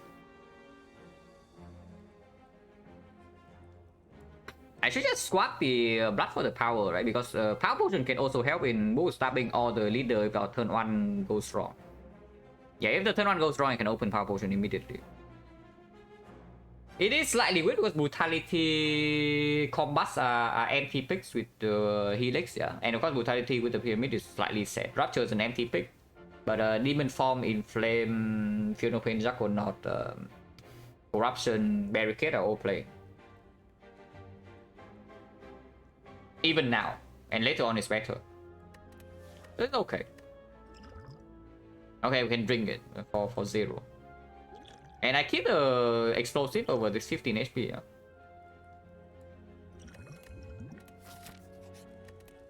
Double tap upgrade.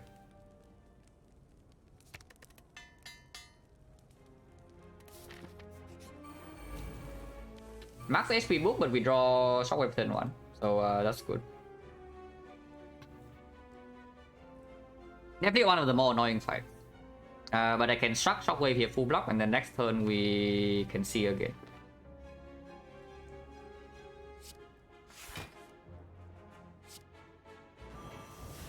So with shockwave on turn 1, I don't think we need to open power potion.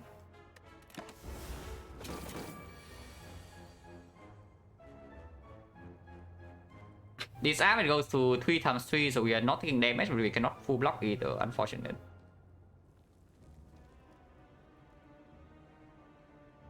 So next turn we are actually taking a small hit. I mean, yeah, it's like whatever. Double tap rate is 53, the other thing is 30, and then 51. So double tap perfect strike is still better than double tapping the other 2 attacks. So this double tap upgrade doesn't play at all for this fight, yeah.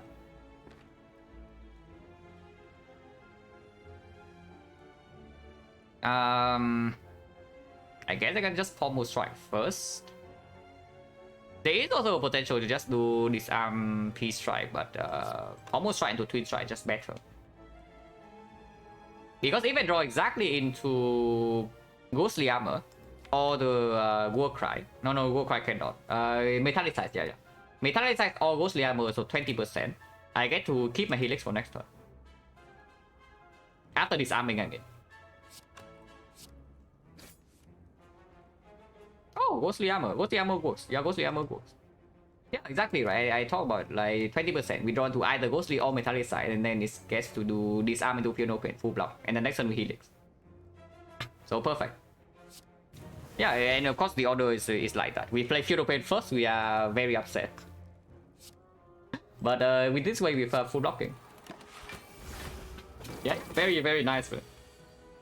And now, yeah, this guy is done for. I mean, I don't know whether he's done for or not, but we are certainly not taking this damage. And double tap his strike is 104, which is not quite killing in next turn, but next turn is only like 3 times 5, so 9 damage. Yeah, 9 damage, whatever.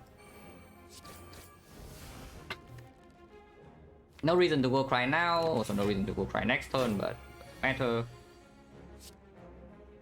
I mean, we can metallicize. I don't think double defense is good unless it's killing, but we are dealing 15. So metallicize double defense, it's not even real the HP loss, you know. Like playing metallicize now, we are taking 5 damage and then we heal back to 4, and then it dies next turn. Yeah, just nonsense. Hey, yeah, 0 HP loss, boost, stabbing, burning. So imagine, yeah, that's what I'm saying, right? That if we cannot get away with this, with the kind of start like this part, I mean, not going to the shop and then running to burning elite here. Yeah, if we cannot get away with this setup, then we are never getting away with it ever. This is basically the early game setup of. You cannot get that much stronger for early game. So better press our advantage. Another early game relic. Yeah, okay, sure.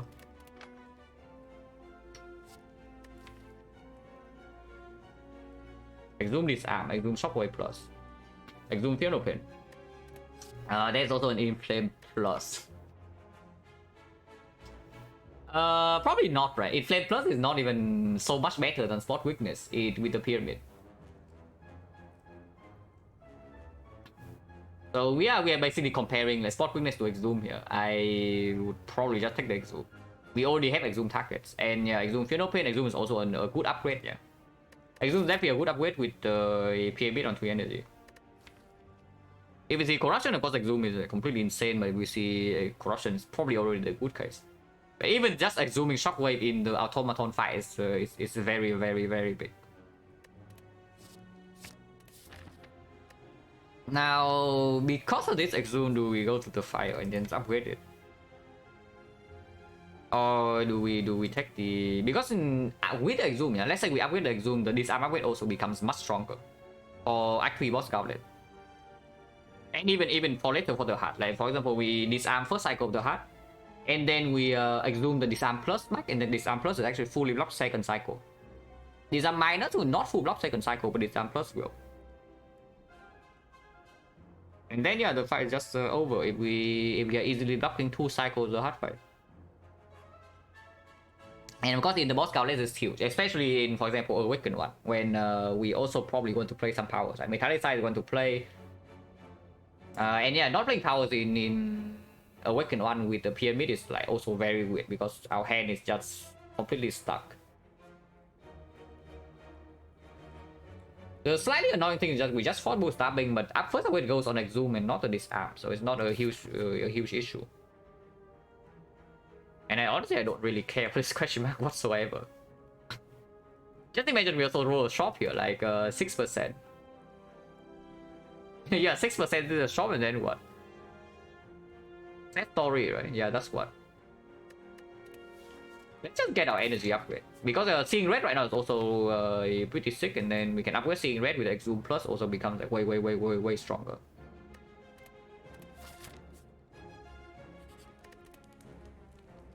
Oh yeah, first upgrade goes on exhume and not disarm. Yeah?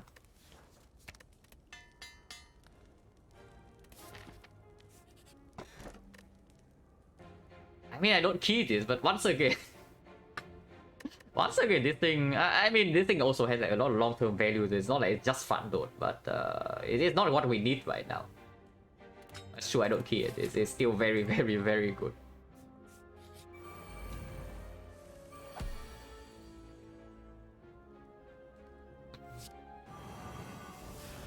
We can explosive pot to prevent her from attacking next turn.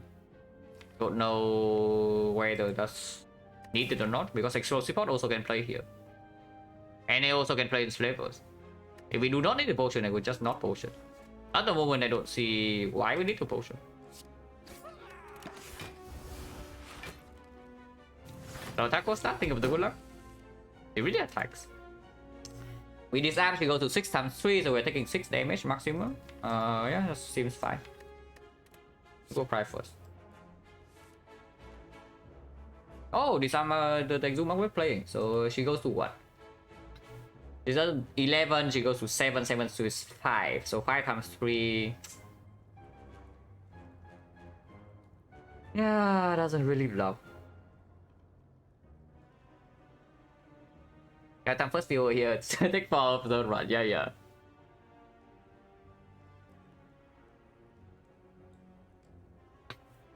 It will play this fight, but just not this turn. This turn is only blocking 1 damage, which yeah, it's not that good. I mean, 1 damage is still 1 damage if we want to do that anyway. So what else do we exude? Like Shockwave Plus, which is good. maybe I keep this for flexibility later. Maybe. Yeah, it's only 1 damage. We disarm again, she goes to 5 times 3, and then Oracle comes still block first hit. Helix block second hit, and then third hit we take. Probably not, yeah?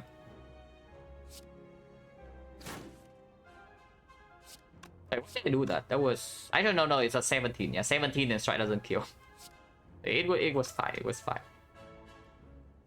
The reason to exhume right now is to keep the twin strike in hand, to not waste this damage, and then maybe we can double tap it. But honestly, if we draw double tap, P strike already kill.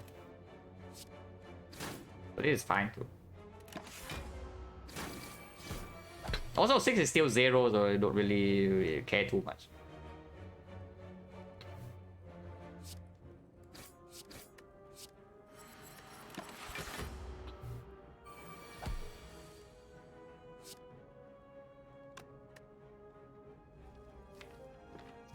Not doing double tap, but it's still okay. It's guaranteed to die next turn if we do this.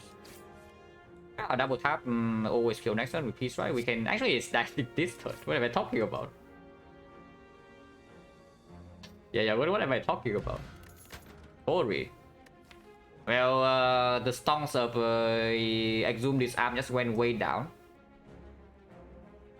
But sure, it's still good. Man, what is this relic bar? There's not even a single bad relic in here, you know, at least so far. This is too much, right? The first one is already slightly weird. Yeah, the first one is already slightly weird. I mean, I know we have Pyramid, but we don't have energy to support this thing. And the second one, I don't think it gets upgraded. Will it? Nah, it would. Yeah, we skip. Yeah, of course we don't pick Blood, and of course we don't pick Carnage. Flex Potion over Explosive. Flex is not amazing in this deck. It's okay because we have like double tap, we have Twin Strike, but it's not amazing. Probably not. Yeah, I probably don't take it. What's our potion change now? Like 1, 2, 3, 4, 40, and then 5, 6. We drop another one. So once again, it's 40.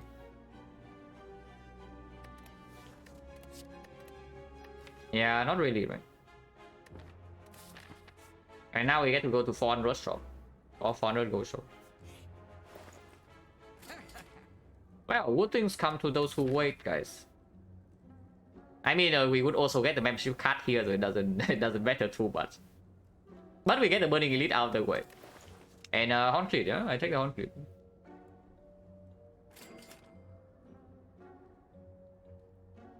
So now what? We can buy a second Metallicize. Good Instinct would be very, very good if we don't have the Orichalcum. Like, Good Instinct is one of the better block cards you can see here for sure. With Orichalcum and I guess turn 3, turn 2 Orichalcum doesn't play, and it's not that good. But I mean, we also have free pathing, so saving go is also good, yeah? We can remove another defense. How is that?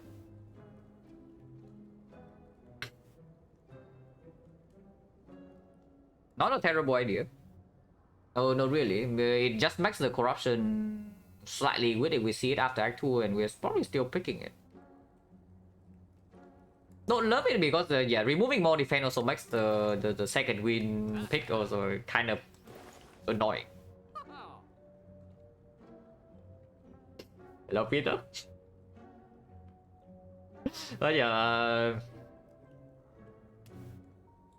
we have not seen a second perfected strike in this entire run. If I see the second one, I would pick it in Act 1. Now I don't really know because our damage actually is not even just right. This is not bad at all for later. But it is a little bit weird. Maybe I should just buy this Good Instinct. We have too much gold, right? Like this is plus 30, plus 45, plus 120. 120 minus another, so 160. 160 is 300. Like that means just one, yeah, exactly, just one Twin Strike. Like double tap also like kind of what Twin Strike we never see for energy. So we just double tap Twin Strike and then things die. Yeah, it's still 320, at least 335 until the 3 shop, and we still don't really have anything to remove. If we're never spending gold on remove, we actually have way too much gold. Okay, the real question is whether Metallicize is better than Good Instinct. I mean, we can afford both. Because this Metallicize is on sale. Yeah, Metallicize is on sale, and then double Metallicize with Oracle comes and we block 13. We block 13 passive every turn, and then we also have this arm against a lot of late game fights.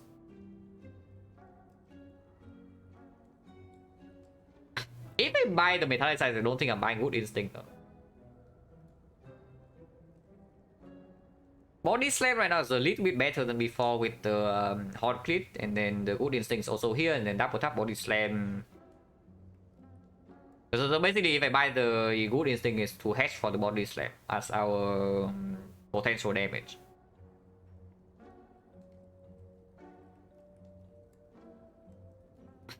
Awaken one, no problem, right? We upgrade this arm, we exhume this arm -6, and then we deploy 2 powers. We probably don't even play Fear No Pain. Then yeah, it is still basically it starts with +2, so we give it 4 and then we minus it by 6, so it goes to 0. 0 Mickey is 20, multi-hit is 24 first cycle, and we passively block. Yeah, no problem. 16, it only attacks 16 with the shockwave. Second half is a little bit weird, but second half we get to, I mean, I guess our damage is, our deck is also going to get better.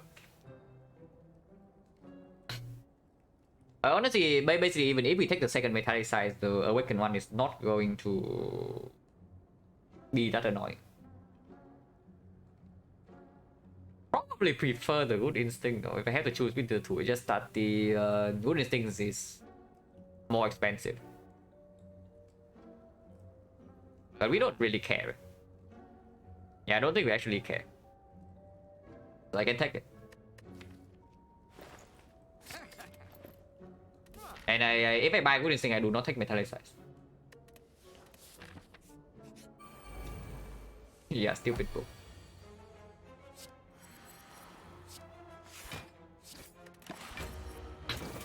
Well, I'm assuming we are taking 0 here, right? There's no. Yeah, I don't see why we would not take 0 in this fight, yeah. But you can see it.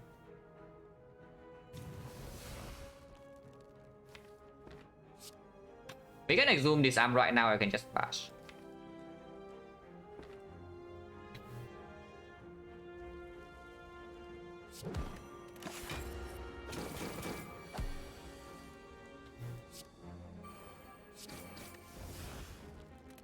Yeah, it's dead. That's expected, right? 0 damage.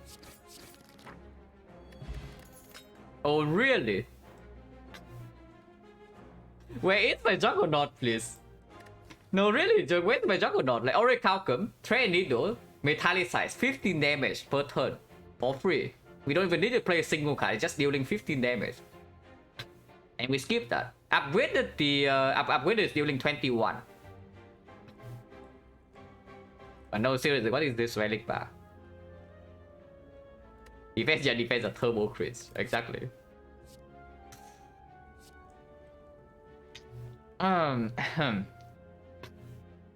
Okay, how much is it? There's also Iron Wave without double tap, yeah? Which actually is blocking on this quite a lot. But how much is it? 1, 2, 3, 4, 5, 6, 7, 8. Going to be 9. So, 24 upgraded to 33. Plus 3, so 36. If we never see 4 energy, is it still good? Yeah. Because now we don't even, we never need to play any block.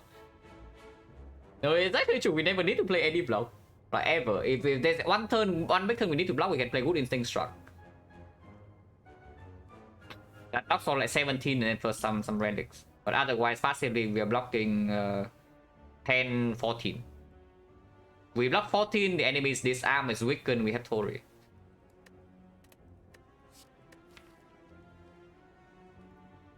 wave is for any turn wave we are not playing block, it's blocking 1. Yeah, not good enough, right? And we don't really want to waste our double tap on the thing either.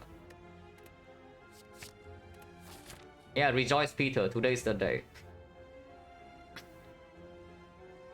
And with a perfect strike pick, I probably want to go to fire. Is that true? Not true. We only have on upgrade. This upgrade is good for later, but we don't need to make it now. If we see fusion hammer or whatever, then we have fusion hammer. Right? Oh no, I have fusion hammer or what? Because it is still disarm 4, you know, we don't need disarm 6. Disarm 6 is nice, but we don't need it. Let's just take 2 more fights. I don't see why we would not take fights. Because fight also is double value with membership card. It's like plus can be made here. We currently have 2 upgrades, which one of them is going on this, and the second one I don't even know where it goes. Probably goes on this arm, but this arm upgrade is not super relevant now.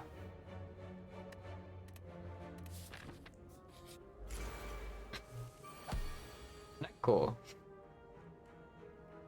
Well, we probably want to save War Cry for this fight. I'm just saying.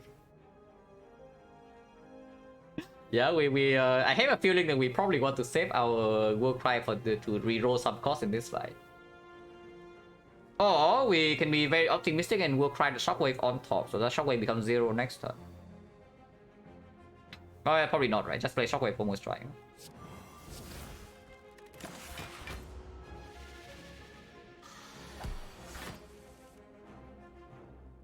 Wait, they roll normal cost. But yeah, we put something on top here. Twin strike 0 for 3. And I mean, I think this thing is dead, so it's irrelevant. Yeah, imagine being scared of Snecko. No, really. Why would you ever be scared of Snecko, guys? This would be good if we have any exhaust. We don't. If we have a burning pack, we have a true grid, we have second wind, this thing is actually quite nice with the pyramid. Because we are lacking energy and then yeah, it has synergy. It also gains block whenever we play like the Feel No Pain and also second wind. But at the moment it's nothing, so it's just a speculative defense, which is awful. We should just remove defense out of our deck. So we skip, yeah? And the next floor is, I can say, next floor is second win or what? Burning Fact I don't think I take, because Burning Fact is on basically nothing. We are not Burning Facting strikes away with double P strike. And Burning Facting defense, why do I do that? Because we are running into energy problem more than card draw problem. We don't even want to upgrade our Pommel Strike.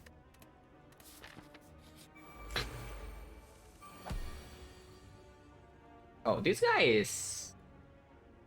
but slightly annoying. Not that annoying though. We are blocking 10. 10 is exactly bad. But no. First is never gets Tori, so we're taking 8 here currently. And I mean, we have Pantograph, so it doesn't matter. Yeah, honestly, yeah, we have Pantograph, so that actually just does not matter whatsoever. Yeah, do your thing, Steph, I don't care.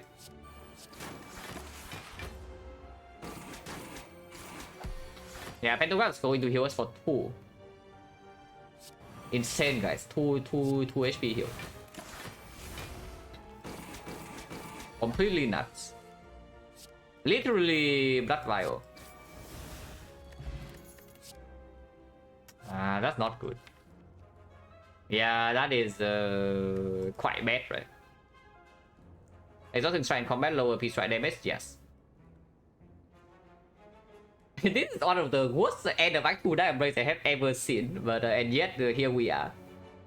And it's not like it's not drawing cards. We have this, we have this, we have this, we have this also exhaust, and we also have this, but it's just completely irrelevant, and we are also not uploading that.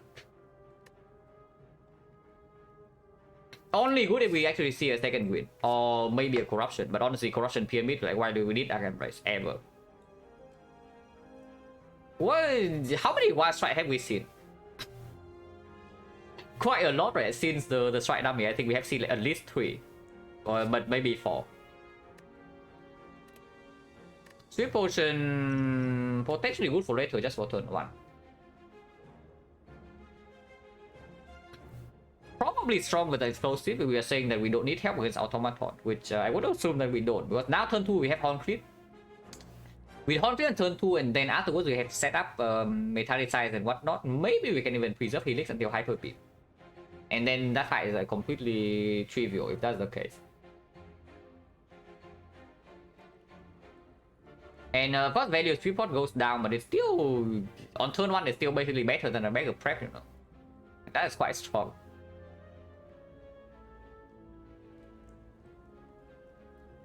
Yeah, don't buy too much. Power Potion, of course, we keep for later.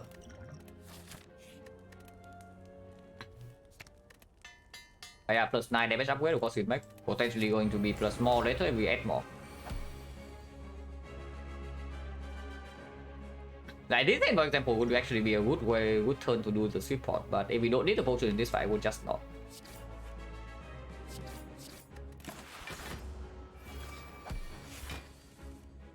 So they're still doing what? Oh, Shockwave, Fear No Pain, Good Instinct.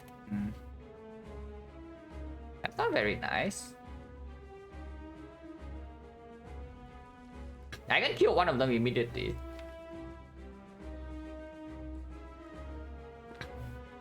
I kind of want to save my double tap for the bash though. Because if I double tap bash on this and then disarm, then I can actually apply weakness. Maybe weakness is not super relevant though. 24, how do we block 24 without weakness?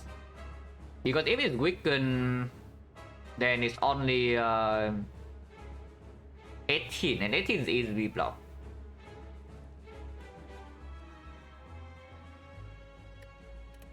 See, which area I can also see that. Like we just do like Metallicize, disarm something this turn. So, like, yeah, exactly. Because next turn this guy doesn't attack and then we always full block like these two. So I can just spend the disarm on this right now to strip.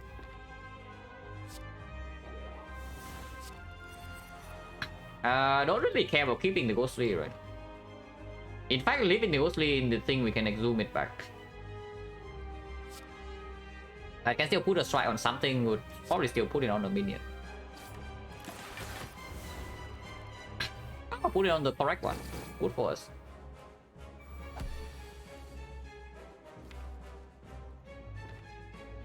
Not drawing bass yet, but we are currently blocking only 14. So unless we kill one right now, we are not going to keep Helix. And not having double tap bash is yeah, I guess if they double attack, then we can never have weakness for the second hit. So we will need to block 24. But we can't do that because Shock Plus is in here, and then Good Instinct can be gotten and can be reacquired. So now I'm thinking we actually kill this guy. Because if we hit this guy, we are not wasting any damage. Yeah, perfect strike, twin strike, exactly. Wait, no, it's 52.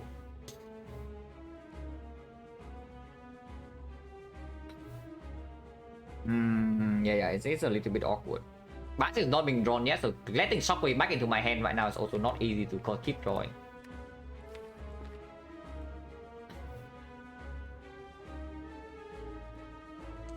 Double tap T-Strike right now is so annoying on this. Yeah, this is also only 50, is like 16, yeah, 50 damage, double tap, double attack. So making hand spell is the problem. Explosive pot would be good here, but I mean, I still don't want the potion. Playing slow, how is it? By doing like, let's say triple defense. I mean, double, we only need to double defense. But how would that be? Because if I double defend and let's say do twin strike here, yeah? Next turn I P strike, kill this, get good instinct back, and then I can good instinct struck. So that blocks 17 plus another 8, I'm blocking 25.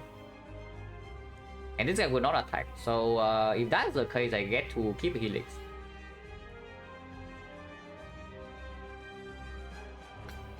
Double tapping T-Strike here is guaranteed to keep Helix, it's just that I cannot deploy vulnerable super quickly. I guess I can exhume this out.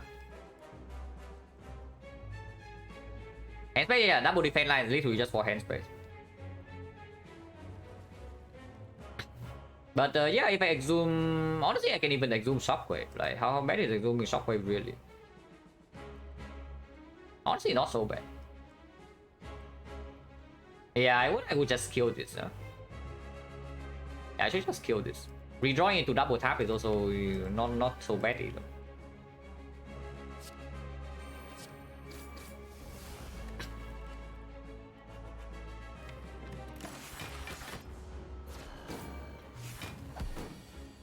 Oh, really? Attacks again.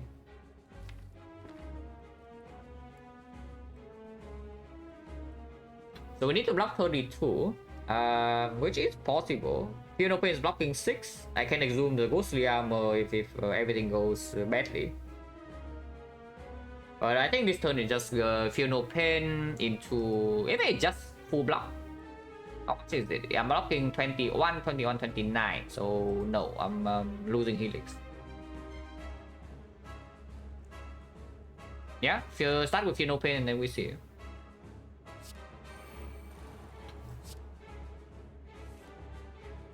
Okay, Ascendant Flame block 3. So no struck, but sure, no problem. Doesn't matter what I put on top. So right now we are having 6. And yeah, Good Instinct plays 4. 21, 24. So we need to block 8, which means exhume anything would work, but I can also double defend full block. Exactly. Yeah, double defend right here is blocking 19, 19. Wait. No. 19, 27, 30 only. So it's slightly short. I need to exhume.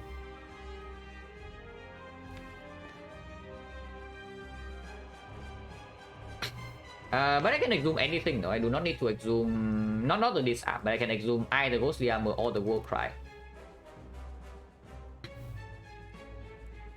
In fact, I don't even need to keep the Ghostly Armor. I can also exhume Ghostly Armor and then let it exhaust, but then War Cry is just better, right? Yeah, exhume War Cry and then double defense is full block.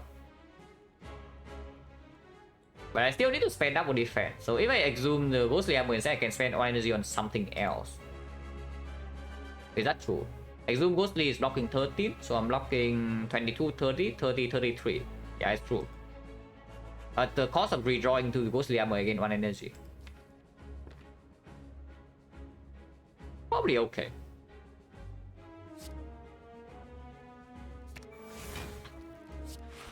Hey, I'm blocking 30, blocking 32, 33. So now I can maybe twin strike this. How much is perfect strike doing? It's 1, 2, 3, 4, 5, 6, 7, 8, 9 cards. 33. Yeah, with Hourglass, like 33 is enough to kill this one shot, so we can attack Automaton for a little bit. That's like 7 damage, but it's still 7. 7 is not 0. Unless you want to keep the perfect strike in hand for like whatever reason. Actually, no. That's not true. That's not true. Like 16 here.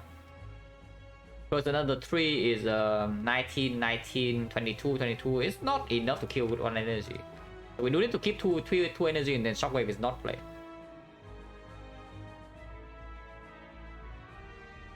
Yeah, please try unshot this, but we cannot kill this with 1 energy next turn, unfortunately. So there's no way to deploy Shockwave immediately. It's fine. We are full blocking Hyper Beam here, so not a huge problem. Double check that I have full block. 30, 33, okay.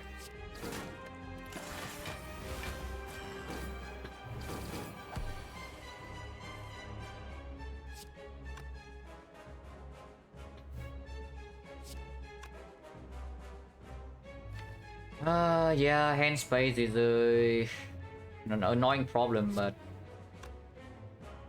maybe like this I want to do it this way.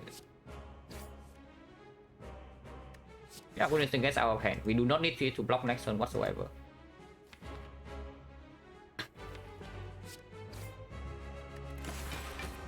Helix is kept. Now,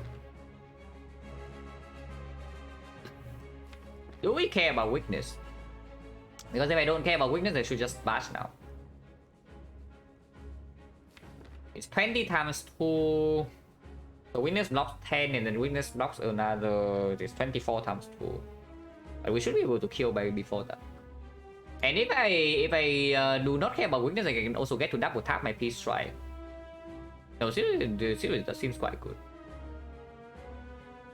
And what is 40 even? We are blocking passive 14, so it's 21. Oh yeah, that's attack rate. Our damage is also a little bit low, and I really don't want to see the second hyper beam.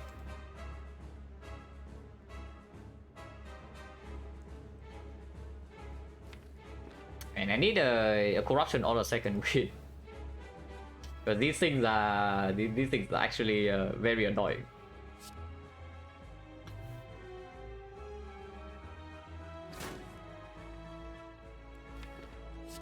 I just bash it and next turn shockwave, the turn after we can double tap Peace Strike.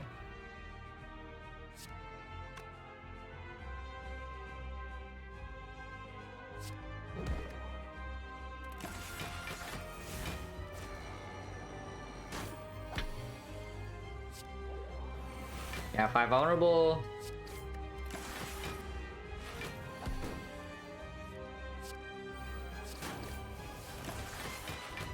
Don't care about this. Next turn we still never die, so there's no problem there.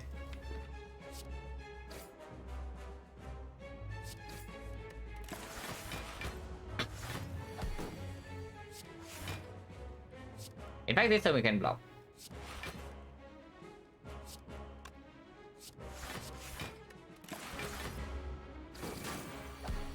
But we already knew, right, that this fight is probably the most annoying out of the 3 bosses. But still, whatever. Double tap Reaper or there's an offering. Offering with Helix slightly weird, but it's still okay and can be exhumed. Burst energy, the draw is slightly wasted, but burst on energy can be used to get a big double tap turn. Oh, we can take a third double tap. I don't see a reason to take Reaper like at all. There's no strength in this deck at the moment. We already have sustain with the pentagram. In the hard fight, it doesn't perform. Yeah, Reaper is also just clocking our hand, and this is unclocked. Let's take that. Draw is probably still better than fire, right? Like if we are breaking turn 1 of Retromancer, would I prefer draw or would I prefer fire? Maybe I would prefer fire. Especially if we don't see 4 energy. If I see 4 energy from here, I don't mind the draw pot. But if I don't see the 4 energy, I would prefer the 5 pot. But what would be the 3 energy that we are stuck with? Like Astrolabe away 3 defense or what? Because the bell was already seen, yeah? We already saw the bell. We are not taking P-Box. We are not taking Snecko. Black Blood is seen when, of course, we don't take that. The Runic Cube is complete utter garbage. So, what is even the 3 energy relic besides Astrolabe and 3 defense? Doesn't exist, right? A tiny house, yeah, okay, sure. I hope we are not forced into that. Empty cage, yeah, caging 2 defense is a really bad one. Metallicize, yeah, Metallicize came green. Oh, Black Star is an interesting one. For Black Star, I would assume that the sweet spot is still slightly better, no? Black was seen, and we are definitely never picking Black Blood. I mean, okay, sure, not never because it's better than skip, but picking Black Blood effectively is skipping. Yeah, that is a free energy. Let's take the free energy, guys.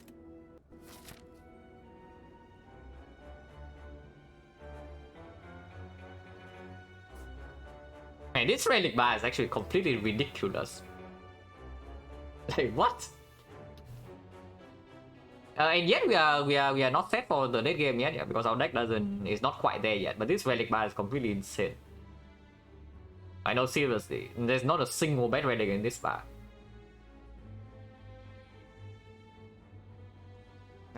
Okay, so where do we go? 3 elites, I see that. Double shot is not forced. That's good. Fires. How interested are we in fires? At the moment, 0. Okay, maybe 1. I do want the disarm to be green before we enter boss gauntlet. Like time meter awaken 1, disarm green, getting exhume is like very strong.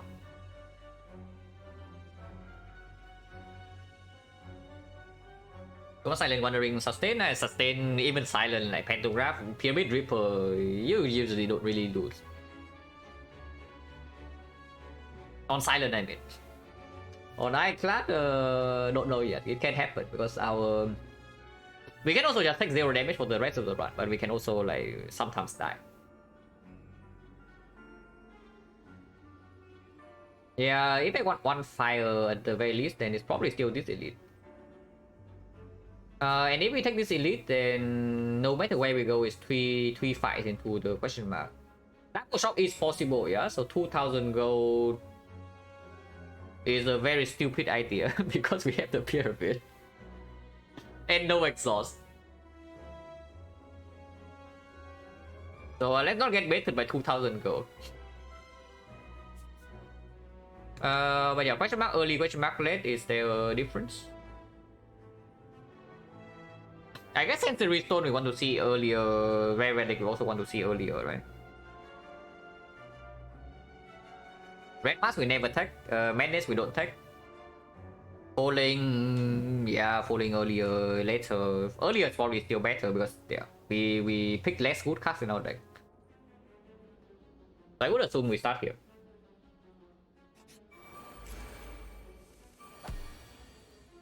Yeah, the blobs of evil. And unfortunately it's 1 damage off, but we can kill this one. Oh, we can also just metallicize and take the helix. We can also kill this one and take the helix. Probably not, right?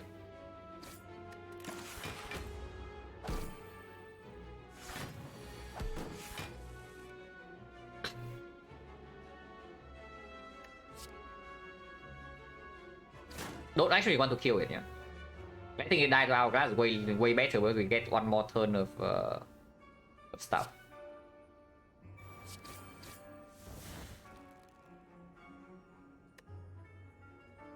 We are full blocking, even without doing anything.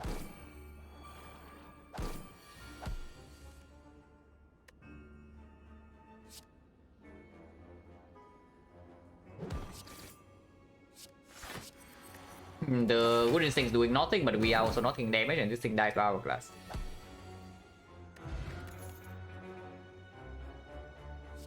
Havoc Plus extremely cringe. Like we are scaling our damage, but not in the correct direction.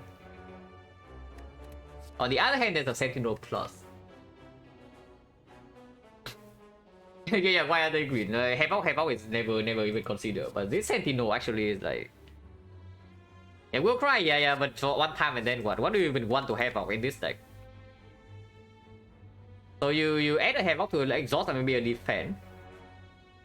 And then your Havoc becomes a curse. That seems quite weird. That we would pick a curse into our deck to remove another card half of the time.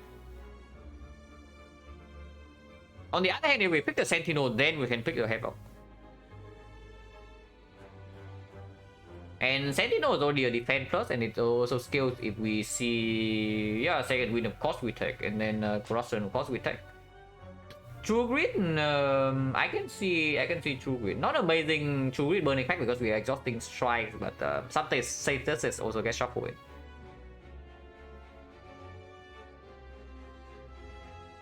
And honestly, if it's not green, then it's definitely not picked. But green is already slightly positive. And whenever we can actually use it, it's like a very big upside.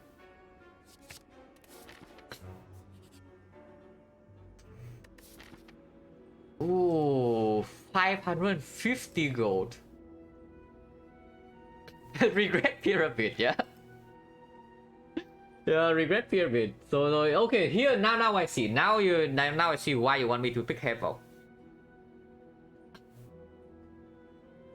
There's so much gold, but it is regret pyramid with a Ripper. Is that okay or not? Because we have to fight This is most likely a fight now. 20% is a shop and then we are extremely happy, but 80% of the time is a fight. So we have advanced always 2 into an elite, and then we can remove the curse. If we take this gold, we are probably double shopping. We have an insane amount of gold if we take this. So that's actually that's quite good. Yeah, we take this, yeah. Now back at 8B, and we just see a shop here.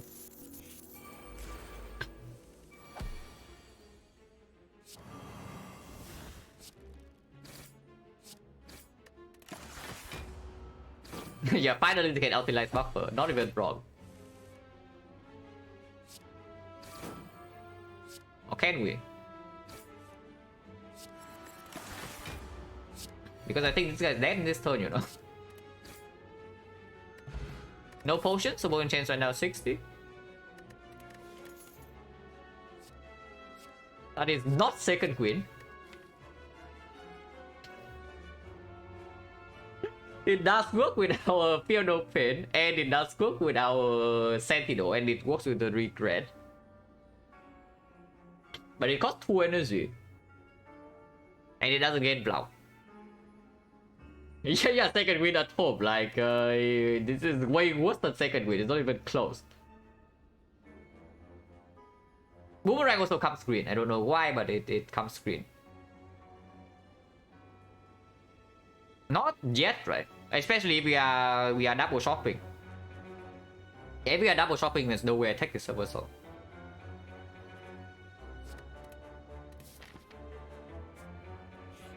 Yeah, 20% shop. Oh really? Oh really? Also piece of insect toolbox very good, and then the second is arm very good.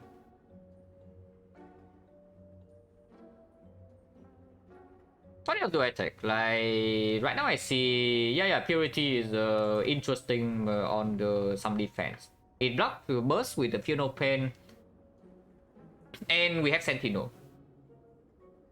I like it. Like I actually like it a lot. Hello, we have service win. Hopefully yes, we are extremely strong at the moment. Maybe at some point we become weaker, but at the moment we are like extremely powerful. Retomancer, nah, Retomancer, whatever. Especially if we buy insect, and we are.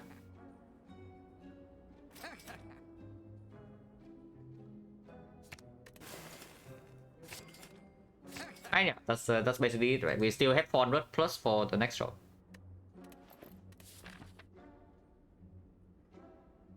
So yeah, next question: Do we want this shop now? Probably yes, because the third shop can be dodged. So I still want the fire, right? Yeah, because otherwise I'm losing 1 fire or lose 1 edit. So we still go to this shop. We still have more than 400. No problem. Skillful, yeah, exactly. This is a 20% shop, and we roll it. Very skillful player. No Hand of Greed. Man, Hand of Greed would be so sick. Like Hand of Greed Pyramid, we have Hourglass and the Bronze Scale, so cannot farm everything, but it's double.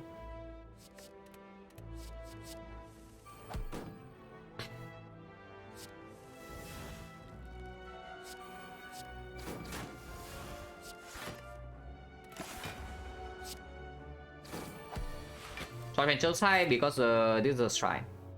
It's just a shrine garbage. It's like normally the shop is 6%, but if the first question mark is the shrine, it's actually become 80-20.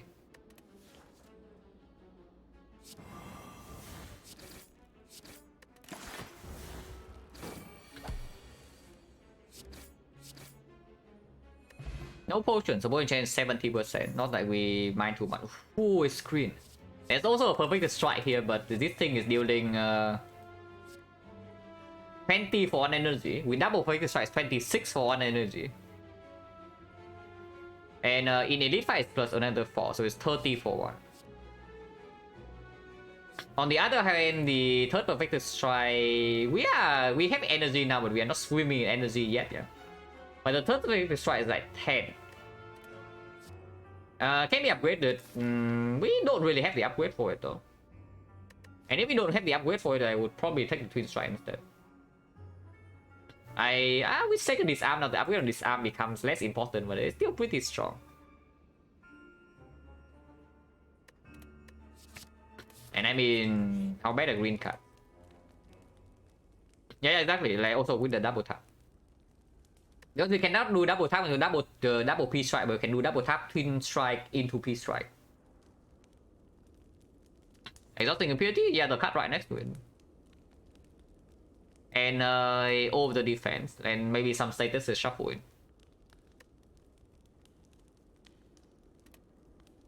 Honestly, with double disarm already in my deck, I don't want to upgrade it yet, so I can see recalling. If we see red side relics, we can use that.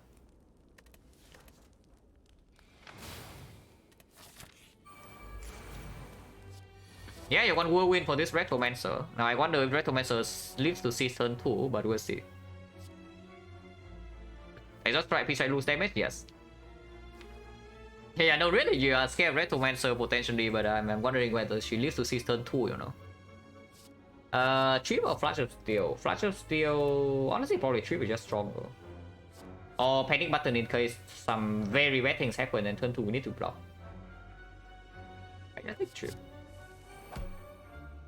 Okay, apparently should not have taken Trip, but sure. And yeah, this thing is dead, by the way.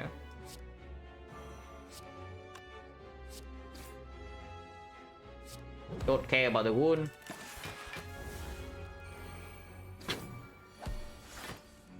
Panic button. I mean, somebody should panic in this fight, but I don't have. I have a feeling that's not us.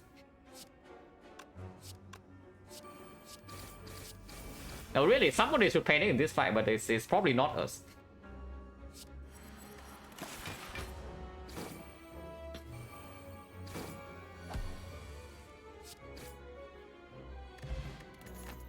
Ice cream. Okay, so now the double tap gets better. Oh, Sentinel ice cream. Sentinel ice cream, guys. This freaking cringe is back, and now it comes with the thing. But we already bought the purity, right? Without the purity, now maybe I can see this becoming more appealing with the ice cream, or to exhaust the Sentinel. But yeah, no. Oh yeah, still not by single bad relic. So will we actually see one bad relic in this run? Because we only had 3 elites left, you know.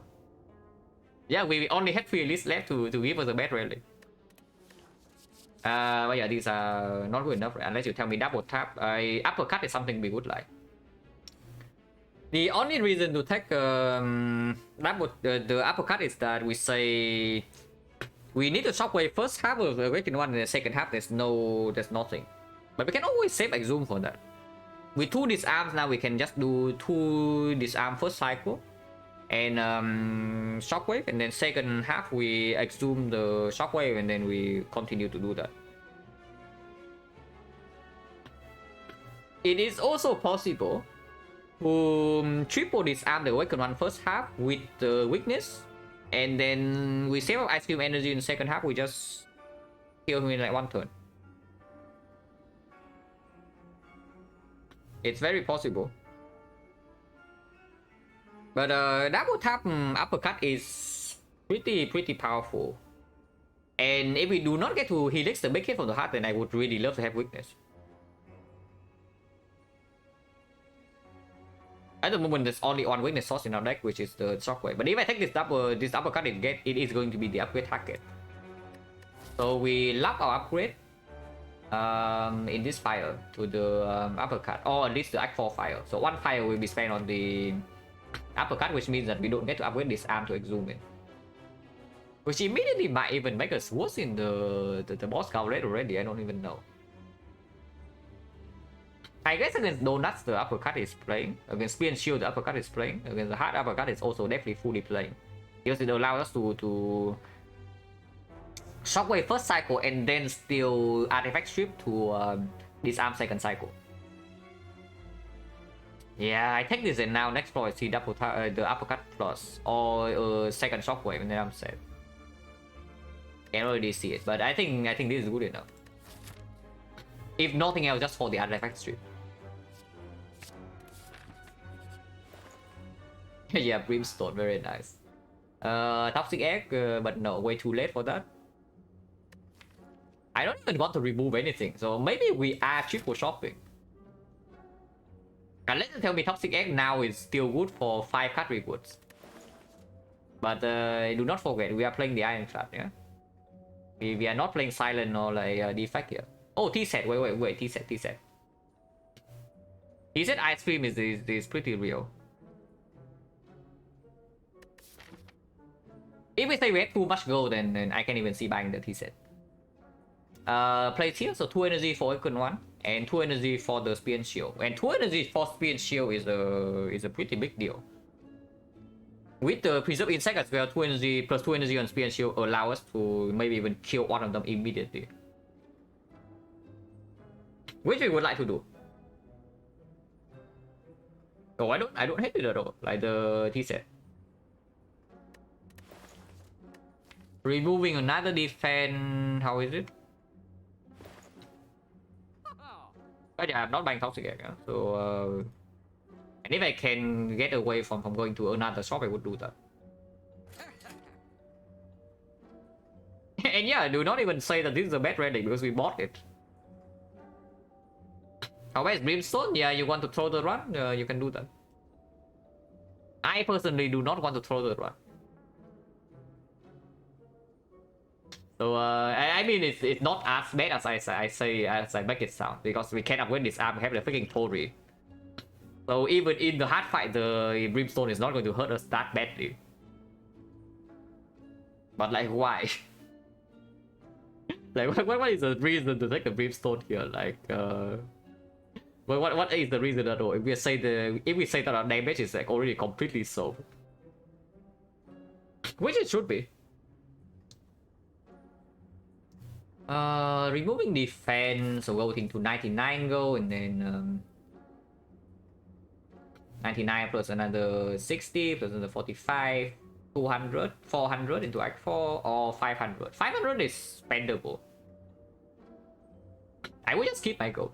Of course, there's also a chance that toolbox viewers handle win in any of the fights, and then the chest can also have gold. But I don't think the remove is like super mega urgent.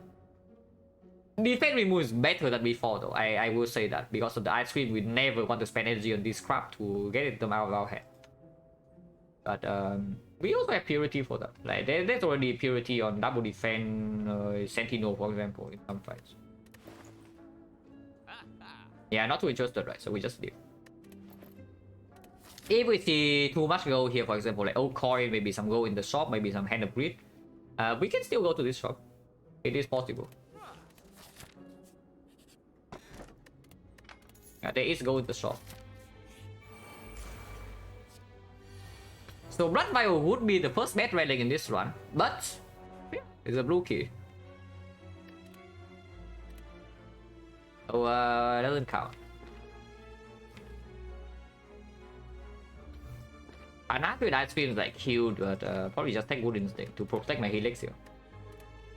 If I draw a second defense. If I don't draw a second defense, then I draw a kill. Yeah, I did draw a kill.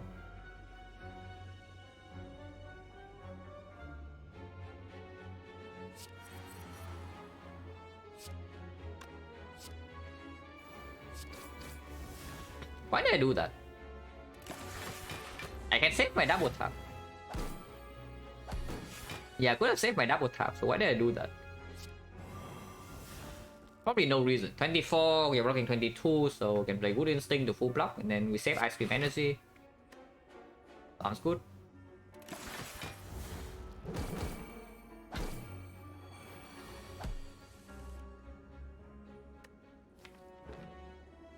Shockwave doesn't matter.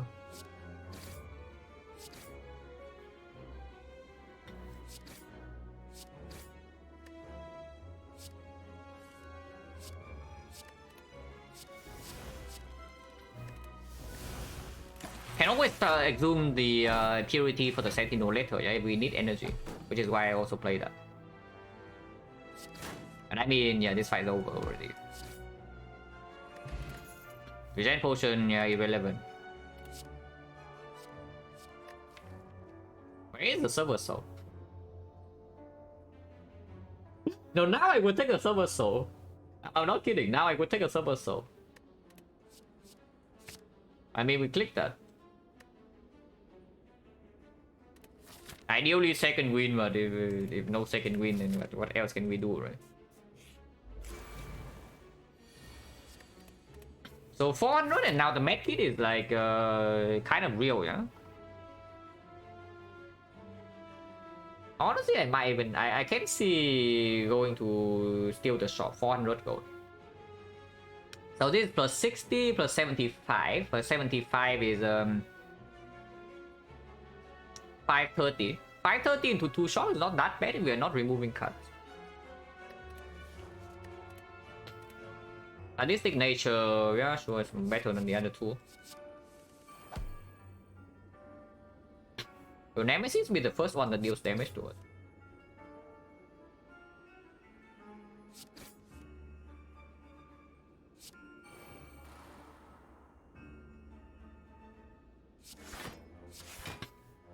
Even if I do this, I'm only blocking, I'm not blocking the third hit, so there's no point playing the defense here. And we do lose the Helix turn 1, yeah.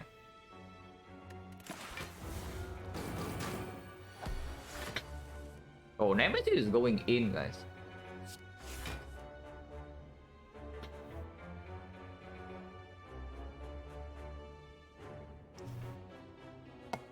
I can take 6 here.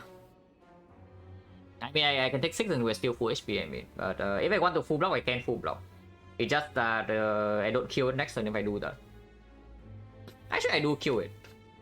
Wait, I do still kill it next turn. Oh yeah, I know, we have Pento. So the proper play is taking 1 damage here. To preserve energy the next turn and definitely kill it with double tap Peace Strike. But you know what?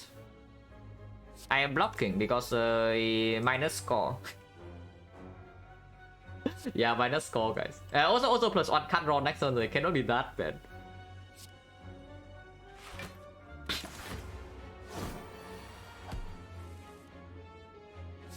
Yeah, it killed, yeah? Yeah, it definitely kills. Auto Tornado. On Feel No Pain, maybe. Yeah, complete trash.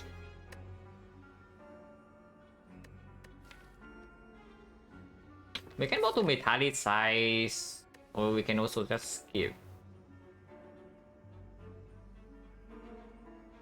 The thing is that turn 1 of the heart, I definitely want to preserve my Helix, but we do also have a power potion. The bottle Feel No Pain allows for like corruption or something to play immediately, and we can also just not play cards at all on turn 1 with the ice cream that doesn't hurt like whatsoever against the heart. So the question is just that is bottling Feel No Pain. Bottle Feel No Pain has to be better than bottle Metallicize, yeah. Tết vui không? Vui. Gặp nhiều họ hàng gia đình vui lắm. Mà bận hơn bình thường nên là không tốt cho lắm. Ngủ ít. Yeah, yeah, bottle Feel No Pain probably is fine.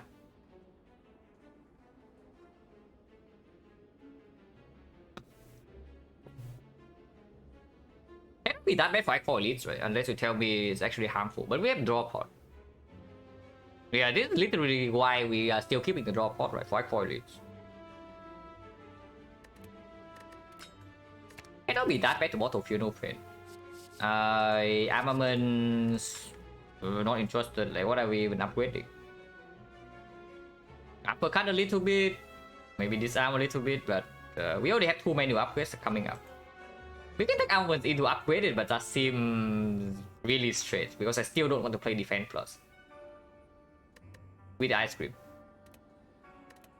Obviously, Essence of Steel is fun though. So the Essence of Steel is really fun because suddenly we have 8 plated armor, Oracle Metallicize with blocks 18 per turn. And we are not taking multi-hit from the heart yet, so we are not even losing multiple charges with the double disarm and the exude. But yeah, cannot be better than what we have. And yes, I will go to the shop. 450. If the shop is bad, then sure.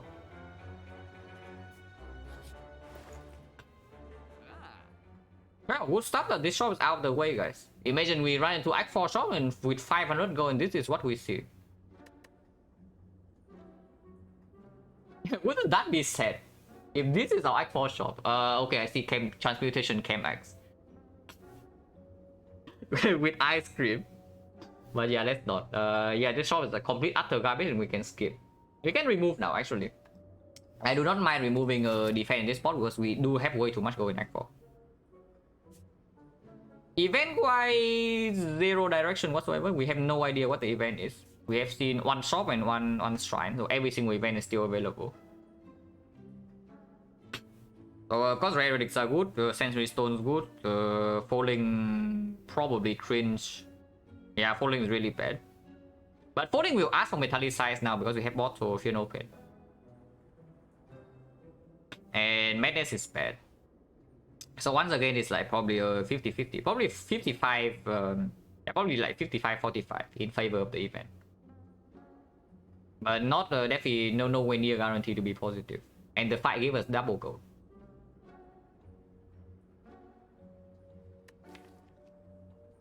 But we are removing... Are we removing defense? What about Bash? Because Bash with the ice cream right now, I really don't want to play, you know, with the uppercut in the deck.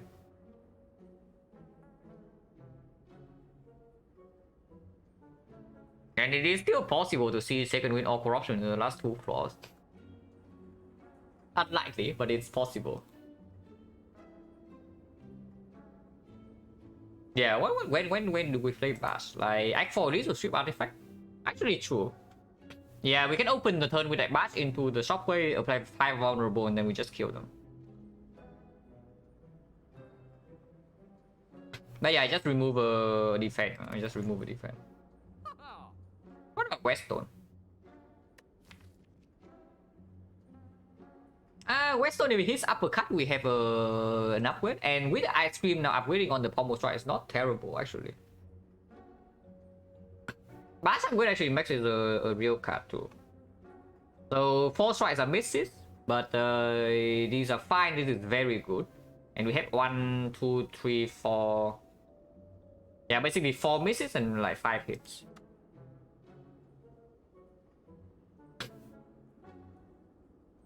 And removing the defense can be actually slightly weird here because as I say, we do need to keep Helix in the hard fight as well. We can do nothing on turn 1. And then on turn 2 we have Conflict, so we can play our card. But still a little bit strange. Actually, yeah, I guess there's no reason whatsoever to play any card on turn 1 in the hard fight. It's not like we have Demon Form or anything. Shockwave is better to play on turn 2. This arm can be played whenever. Fear No Pain, yeah, whatever, turn 2 can be played. Although, yeah, removing defense doesn't actually hurt us in the hard fight. It only hurts if we see second win, but then we have power 2 second win, so like, who really cares? Again, nah, we are not spending 1 energy on 5 block, even if the power potion is barricade. It just does not happen.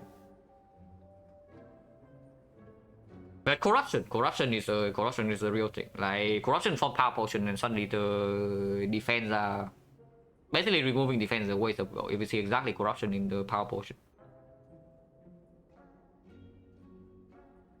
Not really. What about the Weststone? Like, what if I just take Weststone and not remove instead? At first, no, Calipers will be the first bad relic. This is still also not bad here. But Calipers is doing exactly nothing here. Like, what do you want with the Calipers? Calipers is only playing if I see a way to constantly play the power through. Calipers is actually terrible. Dead Rise, yeah, you want me to throw the front. Dead Rise is normally complete nuts, but in our case, maybe slightly less nuts. Because they have Pyramid. It's probably still okay though. I actually think Dead Rise is very playable here. But I don't know whether I would pick it up. But yeah, honestly, I'm pretty convinced that I should just take the Weststone instead of removing. Oh really? Imagine not my Weststone, guys. Oh yeah, so even this Weststone is not bad. Relic Bar is still retaining the super nuts status. No, really. Oh, that's very good, because now in the fire we are open to upgrade something else, like this arm, for example. Or honestly, even purity sometimes, but probably upgrade this arm first, and then the Act 4 we see. What they do is upgrade the combo side uppercut. Completely sick, but yeah, sure. Nothing else to do here, right? So we leave. Unless you tell me to take this flex into upgrading it. Probably not. But yeah, honestly, I don't see a reason to go to question mark. Rare relics, whatever. Honestly, at worst is an empty note. No. At worst is worse than that. Like, Betis is demanding 4 max HP from us, I think. And then the falling, how bad can falling be? Power is always asked for metallicize, which is okay to give up, but I'm not super happy. Finding holes, yeah, that's what I mean by madness. The theory are irrelevant. Have we lost any HP in this one? What I mean is that we might not need the lizard tail to win, but if the low roll can kill us, then of course we never go there. But yeah, power is always asked for metallicize, so the worst possible thing that it cannot get worse than losing metallicize. So it's losing metallicize so bad that we say that falling sucks. Like menace, no, not really. I mean maybe, but I don't see it. When it's minus, it doesn't even gain energy until the second time I play the card. And how fast do we shuffle, really? Not very fast.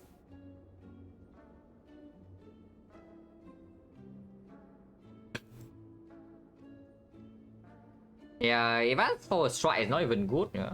So I need to ask for like a defense. And again, we say that removing defense is not amazing, so it's not. I would still remove defense before metallicize, but it's a low value node. So falling is basically never great. Yeah, falling is never great. Yeah, if falling is never ever great, then it's actually 45-55 for the in favor of the fight instead of the other way around. Is there any gold threshold? Because right here we get 30, so 340. 340, this is plus 30, so 370. So there is a relic threshold, maybe there's a shop relic plus another common relic. For example, yeah, Medkit Mega Prep. Medkit the Happy Flower with the ice cream. Frozen Eye. Maybe, yeah, orange pellets. Yeah, there are things we can do. And maybe buying potion Act 4 is fine too. Yeah, I take the fight, huh? I take the fight.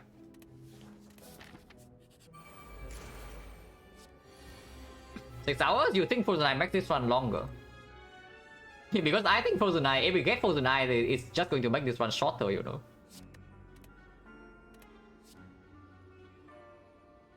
Unfortunately, yeah, no hand of greed, but enlightenment pretty decent, right? We have a 1, 2, 3, 4, 5.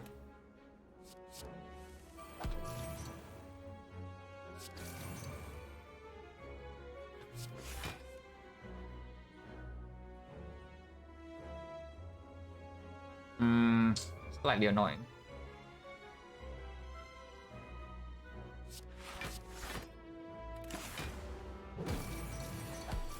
What about Frozen Eye making anything shorter? No, if you see, basically, I tell you. If you see a line with Frozen Eye that takes 0 damage in the fight, you play it immediately. So, whenever your run is very strong, the stronger your run is, the higher chance of Frozen Eye making the run shorter. Frozen Eye makes the run longer when the playing line in the fight is actually complicated. Because you just see, yeah, if we are not certain, for example, Frozen Eye in Act 4 Elite. If we are not certain that we can always kill them on turn 2 without the Frozen Eye, then we need to calculate for several cases, maybe consider a potion use. But if we enter the Act 4 Elite with the Frozen Eye, and then we suddenly see, oh, turn 2 we kill the spear, and we take 0. The fight is instantly over, and we don't even need to calculate anything else. Just makes a lot of sense. Yeah. Thank you very much for the red zone. Enlightenment P-Strike right now is fine. I also want to make hand space. And go and play this. Go and play this.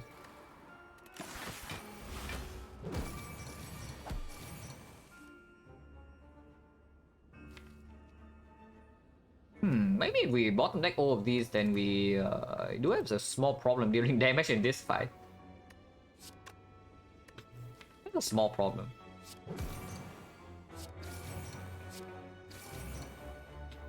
23. We can block 23, no problem there, but need to play power through. Or I can Exuma Sanders Bane. Exuma Sanders Bane and then play Good Instinct Defense that blocks for 17-25. So it works.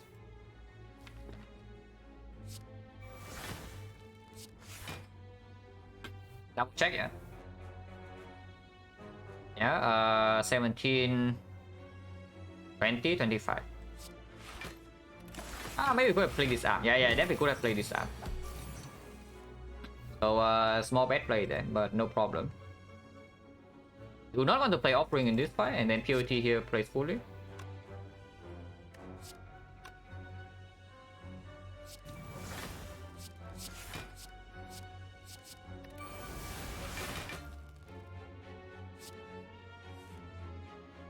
Yeah, very nice stuff. Keep the B strike for later and just double tap the normal strike here. Yeah.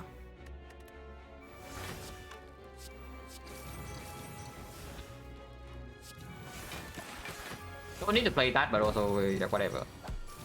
The fight is already over.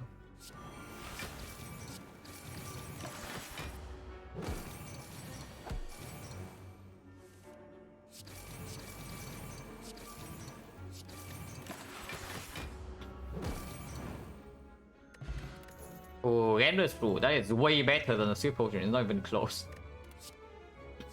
Wait a second. Well, I guess that can be our upgrade.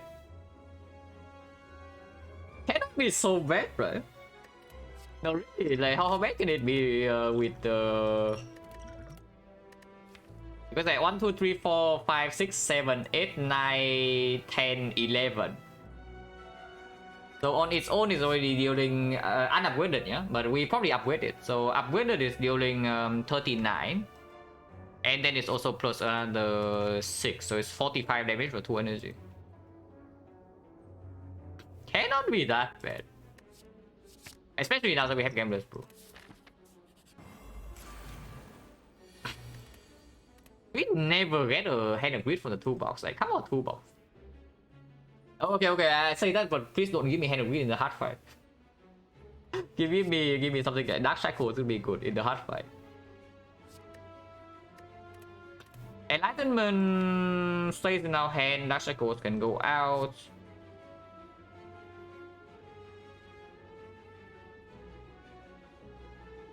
We do not need to actually create more energy in this fight, right? So I would assume that it's just this.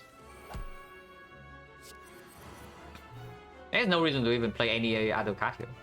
We play one card to make hand swing, then we save energy, because saving energy also makes the slow stack like way stronger later.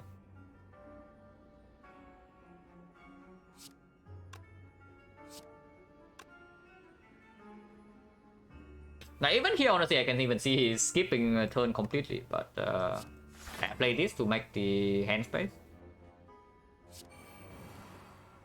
Or playing that to make hand space. Some way I actually want to keep for later, so honestly play this to make hand space. Yeah, Enlightenment for this hand would be good. But here I can see ending turn.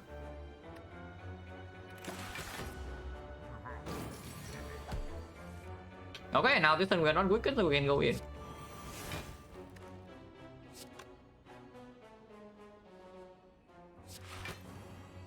Yeah, exactly. 1, 2, 3, 4, 5, 6.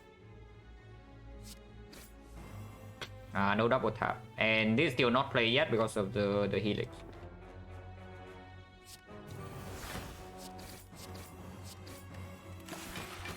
But I mean... Don't know about you, but I think this guy is like kind of dead.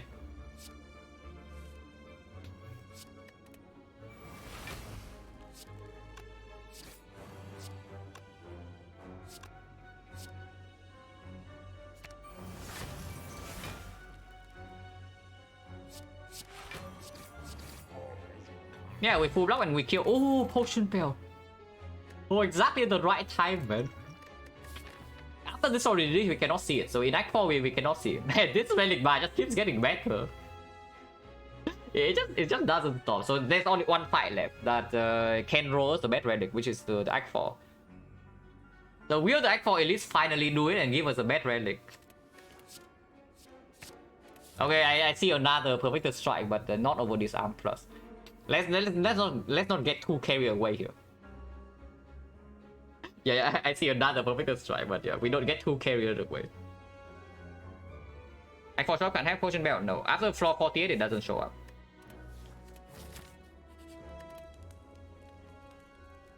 Piece upgrade, yeah, we triple disarm already and one of them is green. So we just make a perfect strike upgrade. Act 4 I can see Feel No Pain upgrade now. It's mortal. It will play in the hard fight and we have double triple disarm, so there's no need to upgrade any of them.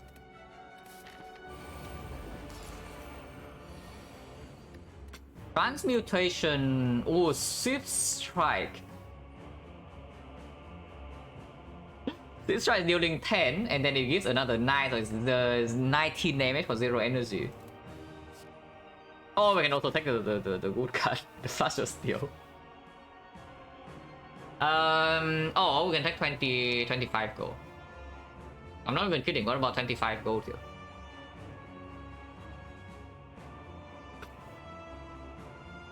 It is slightly difficult to do because we can store forever for the first half, I would assume, with metallicize and then we disarm. We can disarm this thing for 10. If we disarm 10, the multi-hit never deals damage, the big hit is dealing like 12. And then maybe we play metallicize so it deals 14. Yeah, guess what? We block 14 every turn. 25? No. I need to bank energy before playing transmutation so the cultist still die. So at most it's 25, but the first phase we can store forever. It's just that when we get to the second half, it's going to gain all the strength back, and then what will we do? Probably not very well because our deck is full of cardless cards. Debot, thank you very much for the sub. Appreciate a lot. Probably not, right? We only have enough gold back for like 380.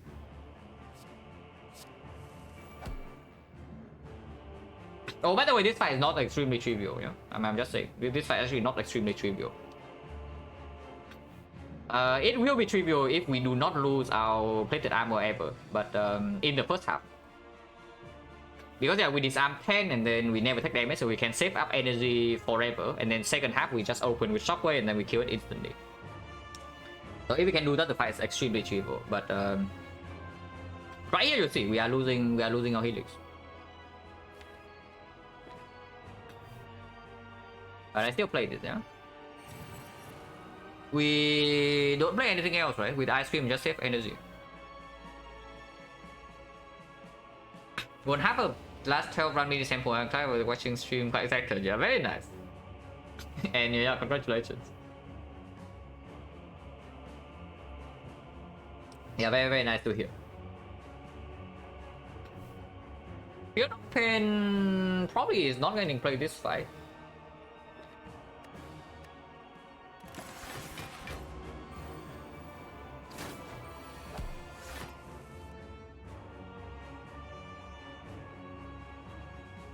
Weakness good. Yeah, good thing I have a double tap. I do double tap uppercut, right? And we can preserve shockwave for second half. We would like to do that.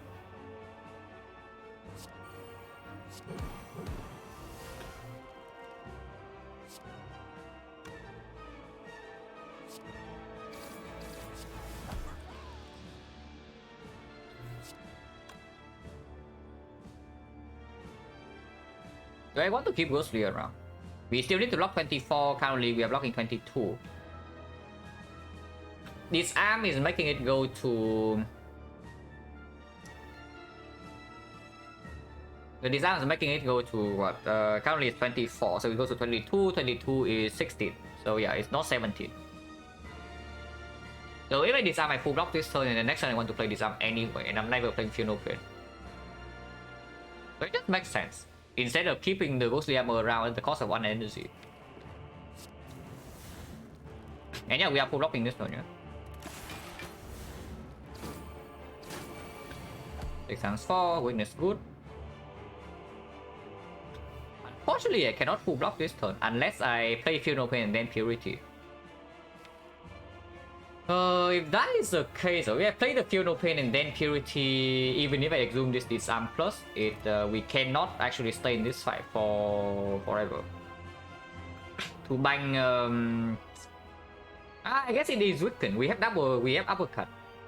Yeah, if it's weakened, then we can still stay here. The slightly annoying thing is that Purity away some strike also push to reduce all damage. Otherwise, I'm taking how much? Yeah, it's currently doing 8. If it goes to 9, if it goes to 10, yeah, 10 is 7. So Feel No Pain loses me 4. But again, I can Purity away or defend. So blocking what? 1, 2, 3 exhaust, so that's 9, 9, and then another 6, so 15, 15 plus another 8 is 23. 23, and I'm being hit for 20. Yeah, maximum I can only block 26. What are you thinking, Pento? No, it's for this fight. The problem is that if we lose plated armor, blocking every subsequent hit is more difficult. This turn we are only taking 1. Yeah, this turn we are only taking 1 damage, so it's like not super relevant, but losing plated armor makes like every turn afterwards more difficult to block. It's probably okay though, it's probably okay. I don't think even if we don't stay here to bang up like 20 energy or like 30 energy for the second half, we are probably not losing like 31. Delaying the fight, we have Ice Cream. And we can make one phase of this fight very trivial. I don't know about both phases. But it's also possible to just go in now. Like we go in completely and then we disarm the second half. It's also worth it.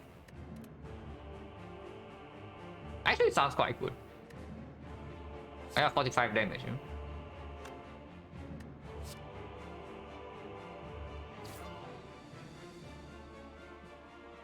If I do not play any block, I'm blocking 14, so I'm losing 7. If I play double block in here, 11, 19, so I'm losing 1. And then I can purity away the Feel No Pain later. I think I want to spend purity on the Sentinel, definitely, and then honestly on the double wound from the Power 2 is probably the next thing. Yeah, I guess they can stay.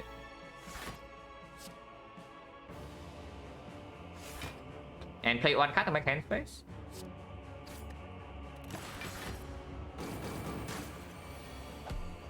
And yeah, exactly. Which is why I'm saying that if we can keep the plated, we can stay in phase 1 forever. Even with our weakness. We disarm 10 and then we stack up an insane amount of energy and then fight's over. But I guess there's no need to do that.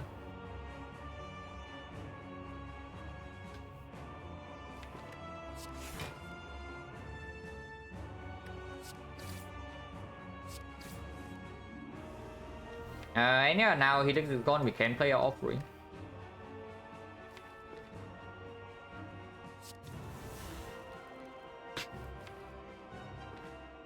And it's getting a little bit clogged, but it's still fine.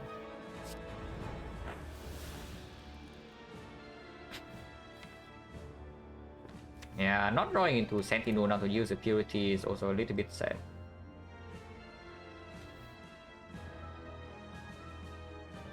I can also exhume the purity, but I really want to exhume the disarm plus.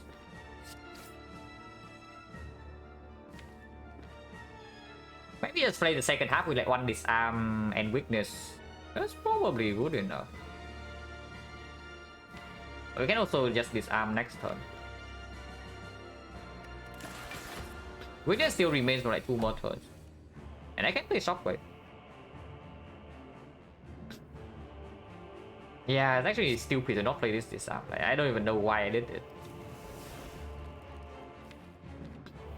Shockwave can be played. We have the uppercut first.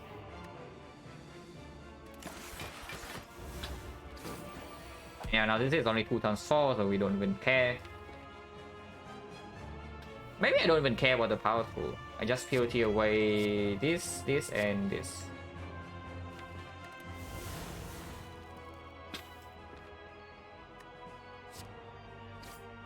Yeah, now we can bank energy for a while.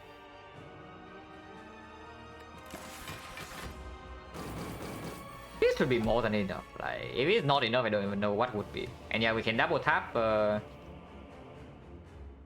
We can double tap uppercut and to double tap P strike second half, instantly killing.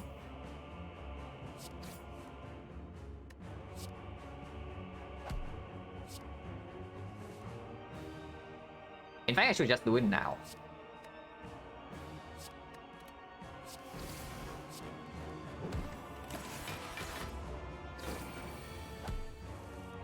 And we can still blow. It's not like we cannot blow.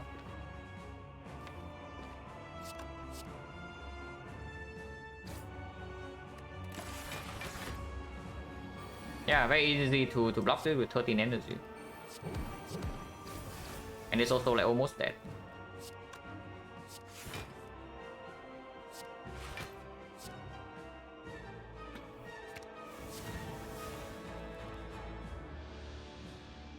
We need to play powerful. I mean, we are just overwhelmingly strong. It's the conclusion. Yeah, I don't even know why I was like so freaking worried. By worry, I mean like caring about the first half. Oh, 32 on turn 1. You are good, man. But we helix that, yeah.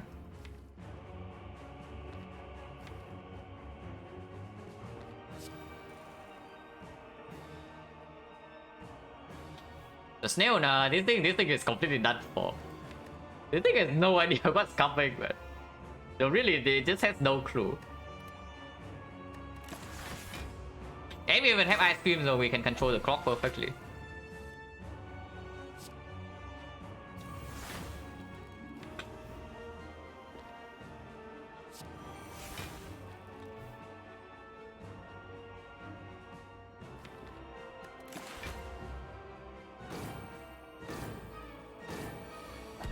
Yeah, 3 times 3.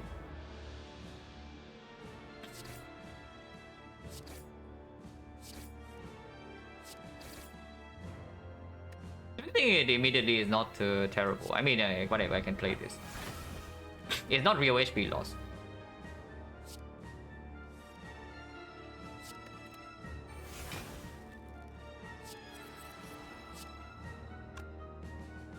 Got 14, it goes to what? Go to -1, so it's 5. Wait, I'm taking 1 if I do that. No, I'm taking 0 because Ghost Diagama exhaust.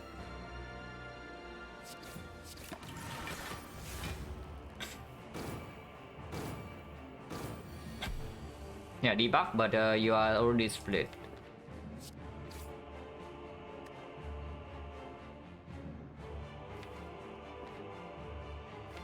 No, Wick is a little bit annoying now, but whatever.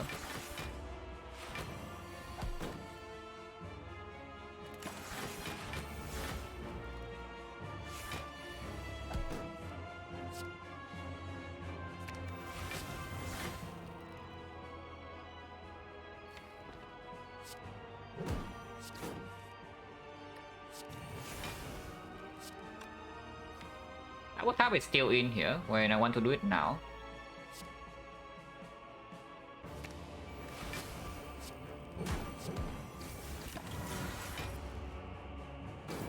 Yeah, this fight is completely trivial, but we know that. If this fight is not trivial with like triple disarm, pyramid, and ice cream, and insane amount of passive block and the pyramid, and I don't even know. It's way too overtuned if that's the case. But yeah, it is completely trivial.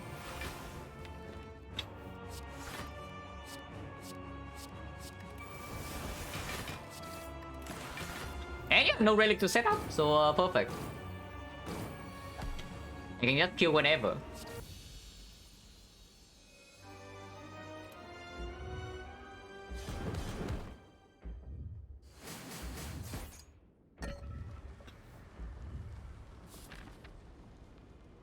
Okay, yeah, moment of truth. Will the Act for Elise finally give us a bad relic?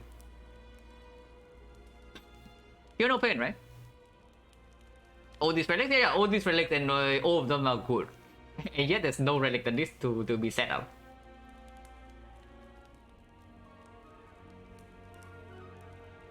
Yeah, Piano Pain probably is the best upgrade here. Don't see anything else. Maybe you can say Purity, maybe you can say Offering, but not really. Purity upgrade is nice for the hard fight, but the Piano Pain upgrade is also very nice there. For Act for Elise, I probably prefer Piano Pain upgrade, because our passive block is not always going to be enough. And we all know this is corruption anyway, right?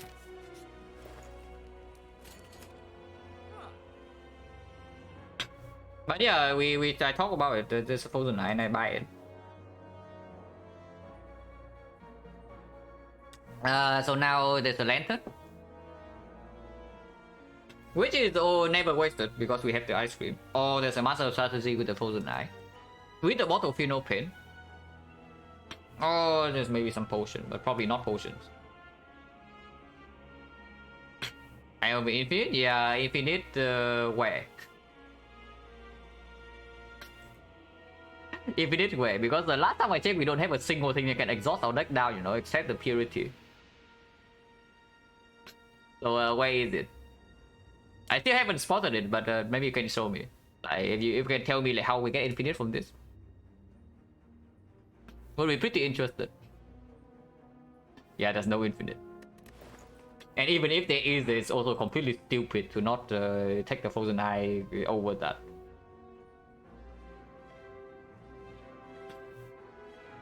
But yeah, Lantern plus energy for the heart, or Master Strategy actually is not so good, because you can also see even in the time meter fight where we have a very easy time, it's not so easy to empty our hand. And we do run into energy problem unless we have like, exactly corruption from the power pot. And yeah, turn 1, we also know that against the hard turn 1 we can take an empty turn, so we end our turn, and then we have to game the screw. Yeah, game the screw Frozen Eye for 1-5, we can also draw 9-10 already, so not a huge issue. Forethought minus? Forethought plus I can see. No, really, Forethought plus is actually good here, but Forethought minus. Yeah, unless they tell me to take Forethought armaments, and now we are getting somewhere. But yeah, real talk, Forethought plus is actually a good card in this deck.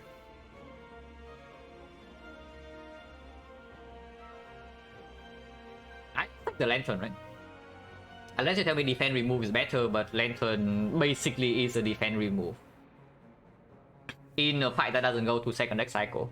And in the hard fight, we see corruption from Power Potion. Lantern's way better. I just take Lantern. Unfortunately, after Lantern, we are like exactly short to have this. We can buy the Twin Strike. 1, 2, 3.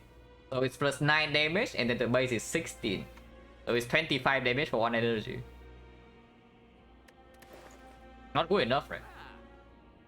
Twin Strike plus maybe, but Twin Strike minus probably not.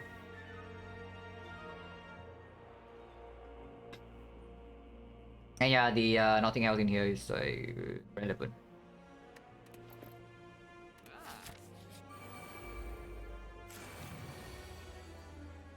Oh, now you give me Hand of Greed. Yeah, okay, now I see, man. After Act 4 shop, you give me Hand of Greed with the card, yeah? Okay, well, Frozen Eye. We know exactly what we draw. So 1, 2, 3, 4, 5. Wait, where's my Peace Strike? Small problem. We do not get to draw to our Peace Strike. Anyway, it's like what, 23 for 2 energy? We are starting the fight with 7 energy, yeah?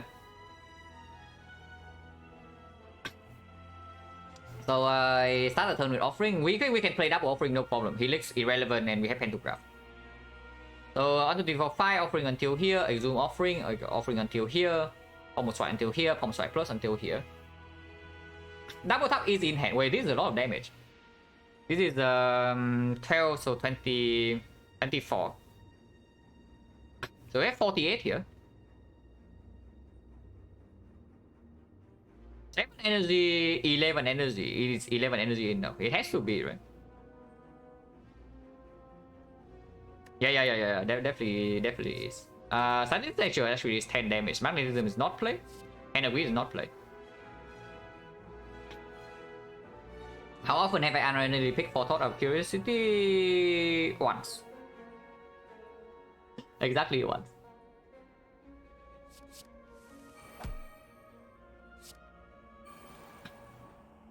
We do not need this block. And I have not calculated energy yet, but we probably have enough. Because now I kind of want to exhume the shockwave. So that's 4 energy, I have 9, yeah? So 4 energy... Yeah, that's definitely enough. That's definitely enough.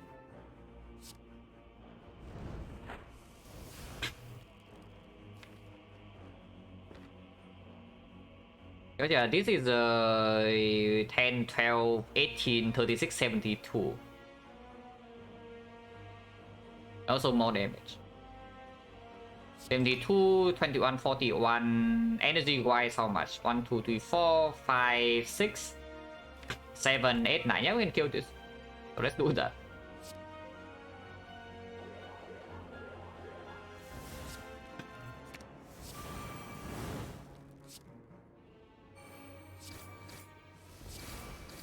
And yeah, this is what I mean by Frozen Eye potentially making the fight faster, because if we do not pick Scientific Nature, we still have enough damage here, I guess. And then, but then we might have to exhume Offering instead of exhuming Shockwave.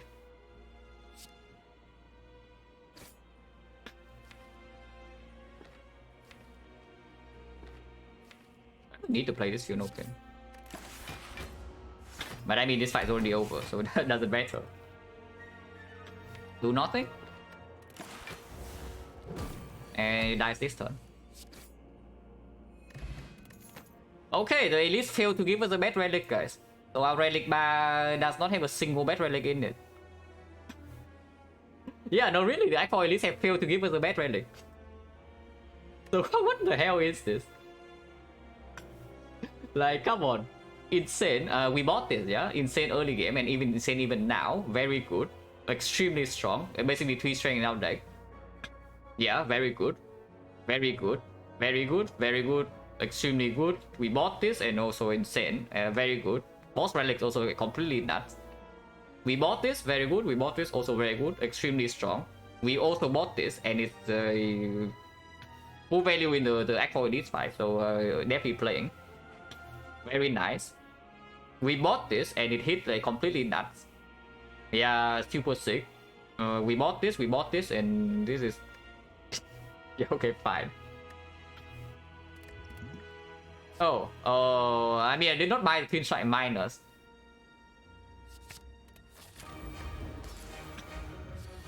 But I have to, guys. Okay, so what do we have here? We draw 7. So we have this okay, first cycle we take 0. That's all I need to know.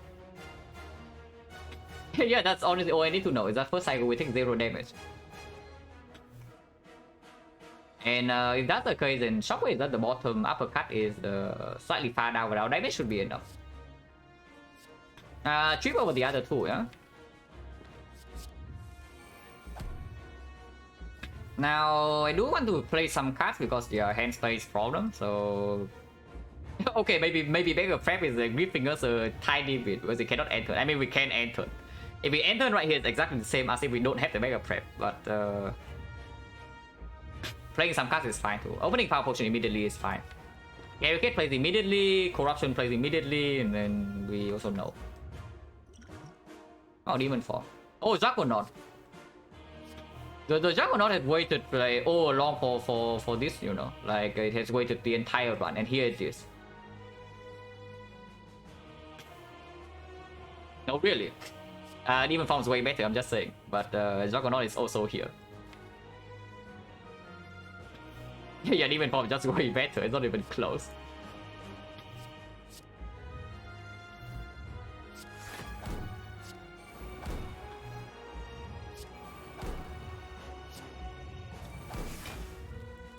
And then one more card. Chip right now is a little bit wasted, but vulnerable is apply basically forever, right? So we don't really care.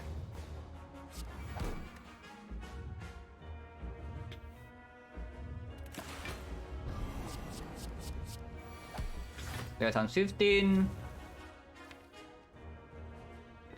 Next time we draw burn, but burn cannot hurt us.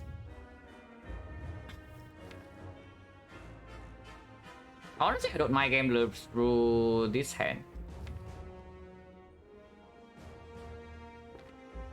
But I also don't mind doing nothing.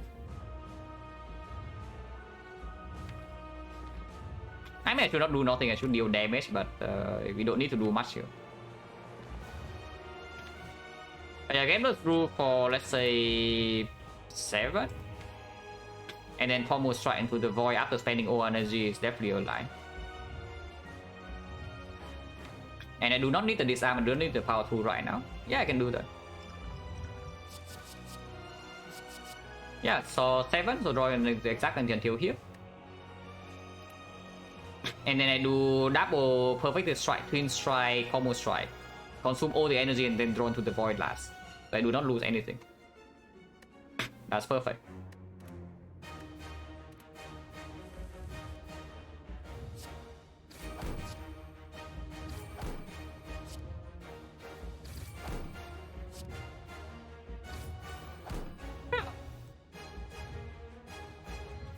And yeah, whose next fight is longer, you say, yeah? And now we draw the full 5 cards. 64, yeah. Scary stuff, but not really.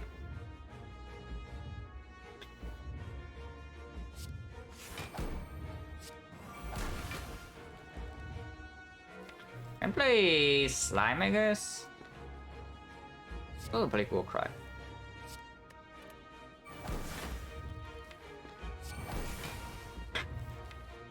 Just do not play offering, and then we are good. Just do not play offering. That's the only card that we are not allowed to play.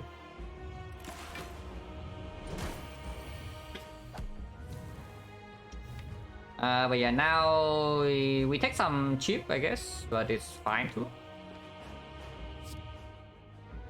We can use block potion to try to not take any damage, but I think that's just stupid.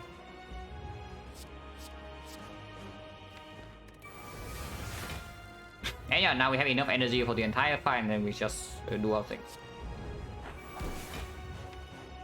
Next turn, Exhume uppercut. No, double tap uppercut is tripping artifact and then deploying weakness immediately. Disarm basically with full block. So this fight is already over. And also demon form is taking up.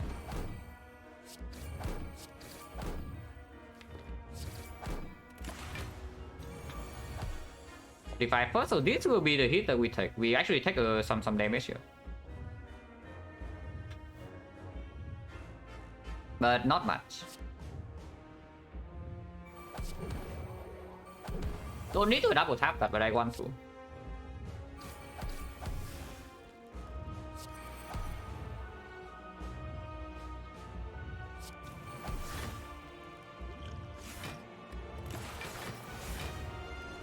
Oh my god, 1 damage. Not 1 damage. We can full block this if I want to.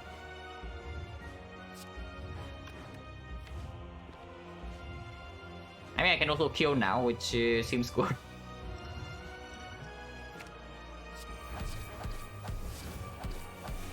Yeah, seems good, yeah. Okay, whatever, I can make this deal 0. Because why not?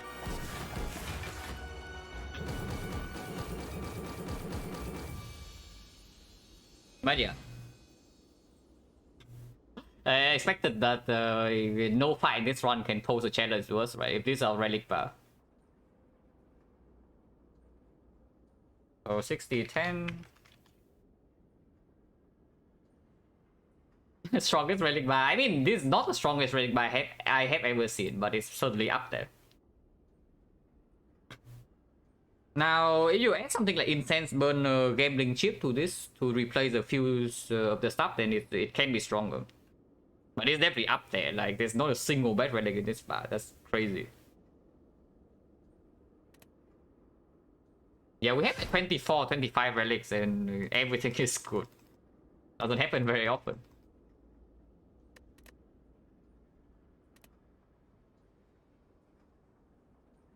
But yeah, you also see what I mean by Frozen Eye just potentially making Act 4 faster, right? Do you think I could blitz out cards like that in the Act 4 list and in the hard fight with other Frozen Eye? Because maybe I would, because we are still more than strong enough, but it potentially would have taken a little bit longer.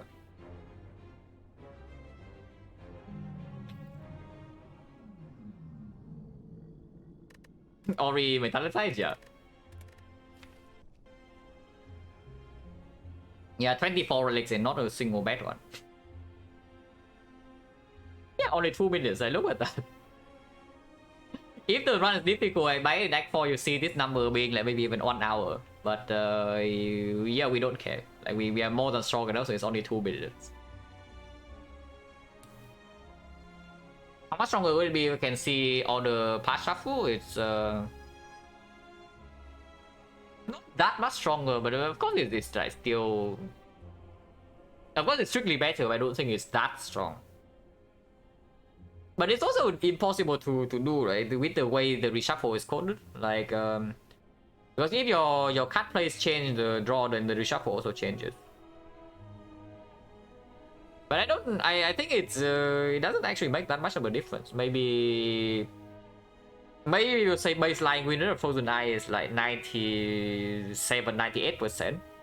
Then drawing, seeing past the reshuffle maybe is like +1. And yes, I would actually say that the baseline winner of this thing is 70, 97, 98. Maybe even higher. But at least for me right now, I have a feeling that that is the case. Don't think I have lots of single Frozen Eye run on a chart, right? You can check.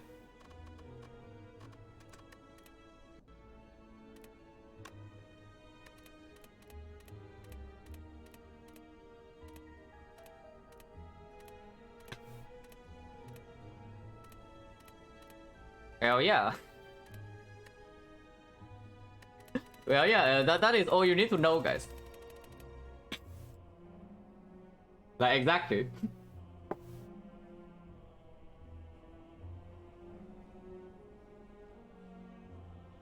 And lost rate in half, yeah, but it is different than that because it's not.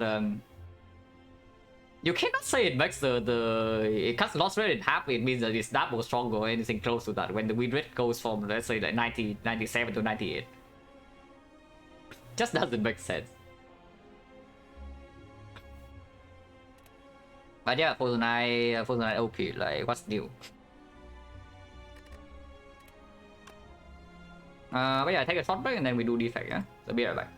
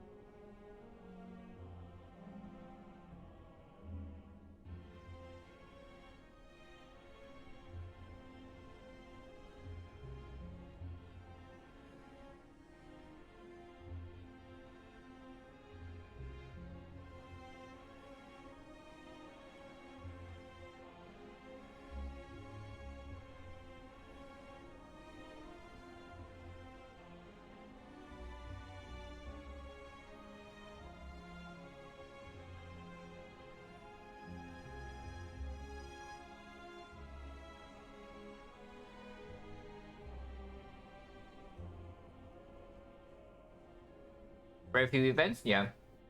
With Peace Strike, you don't actually care about the events too much.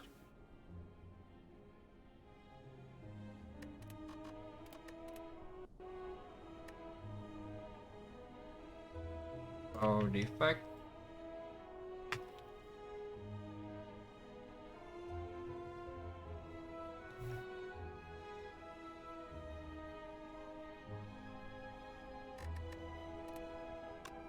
Yeah, this was a bit sad. And I still don't know where I went wrong in this one if I did go wrong. But it was a bit sad act 4.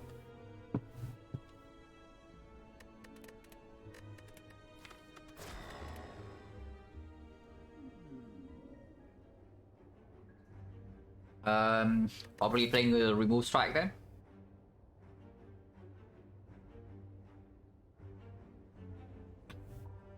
Oh, I don't like this path at all. Yeah, really not in love with this path. We are probably not taking this, so if we want to go into the 2 late elite in this portion of the map, yeah. It needs to, and if we are not taking this early elite, there's no reason to go to the shop. So it's actually like 3 question marks in 4 question marks. 4 question marks, 1 advanced hallways, 2 elite. So we take 6 fights only in Act 1. A bunch of anti-nodes. Damage, I don't even know whether we are allowed to take. And with the remove one, you also want to add more cards to your deck because any card you add is slightly stronger.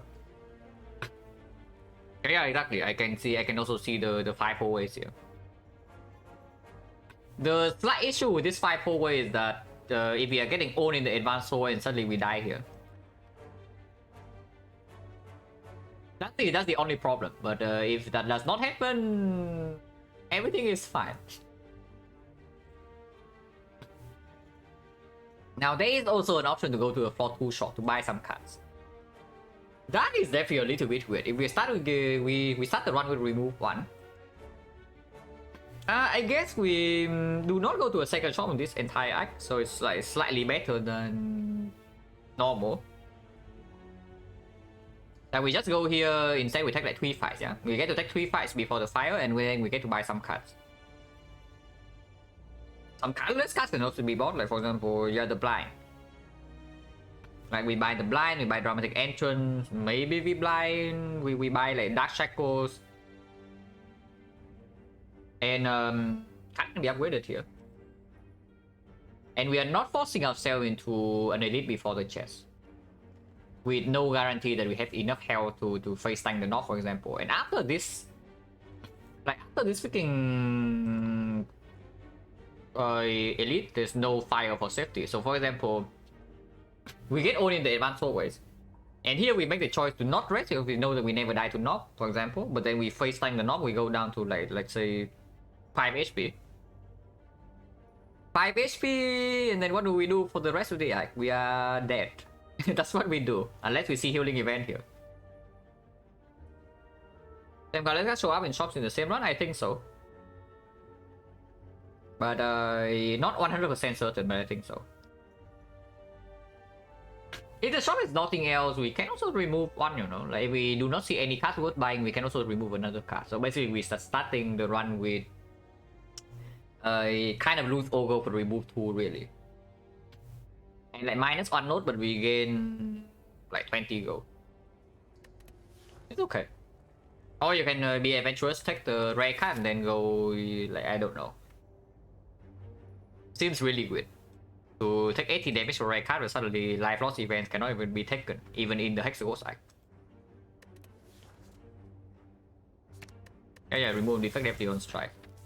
And honestly, I'm pretty confident that we should go to this floor 2 shop. Unless you want to bet on the 50% chance that we see a fight in these nodes. Not really, right? If like, and then if we go here, yeah, and things go extremely well on these nodes, we can't even take burning edit. It is sometimes possible. Yeah, we remove a strike, so now we can block 10 on turn 1 instead of taking the Destin 7. Here, I'm not so sure. I think I play Zap over dual cast because yeah, then rejoin the dual cast is good. But after the Zap, what I play is debatable. Because if I play defense here, it goes to 31, 36.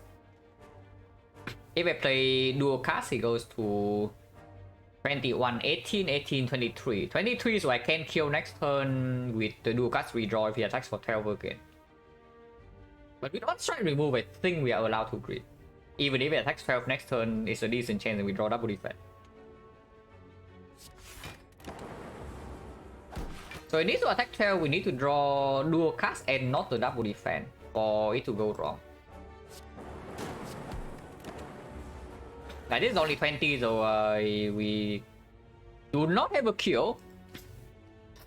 Because the dual cast draw the attack 70, so we get maximum parties actually. Oh, are you kidding me? Defect sucks, guys. Yeah, we are 2 damage short, unfortunately. So, Greeting 2 actually punished me for -7. Yep, yeah, I guess -7 comes late, so it doesn't come early. Yeah, it makes no sense to play strike there, but it doesn't matter because dual cast kills. But yeah, for that to happen, I also needed to brick on the turn 2, right? I draw dual cast and the strike, but not the third energy wave of attack, and I draw 3 defense. So on turn 3, I cannot block. Yeah, that was really bad. But FTL over sweeping beam, yeah, FTL over sweeping beam has to be good. Much better into Hexagons.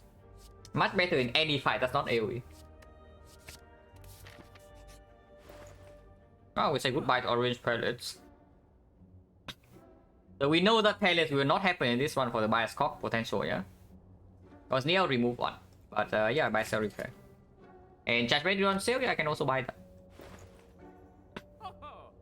Yeah, Charge Battery on sale, we can also buy that. And I think it's good. And yeah, of course we take fights. Maximum fights now that I have sell repair. 56. 6 is a little bit weird.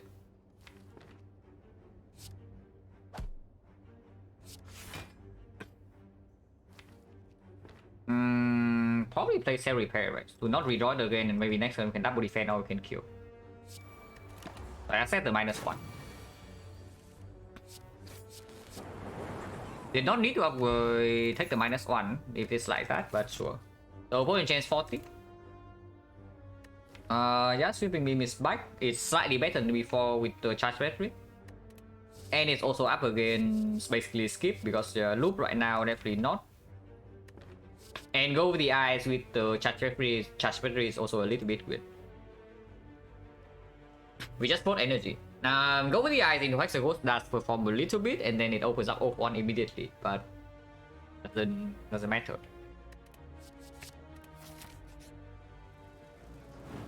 Yeah, of course we take that because of the cell repair.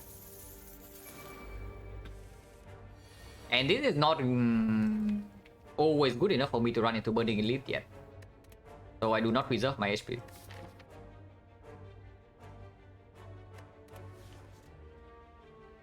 Can never kill this unless I draw into like the dual cast. So proccing this with FTL doesn't make any sense.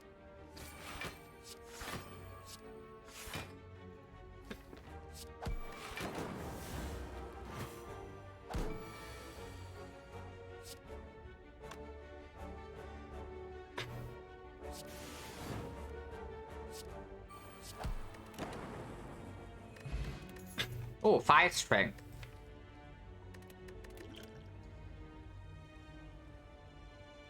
What can I get here? Except the elite? Yeah, this.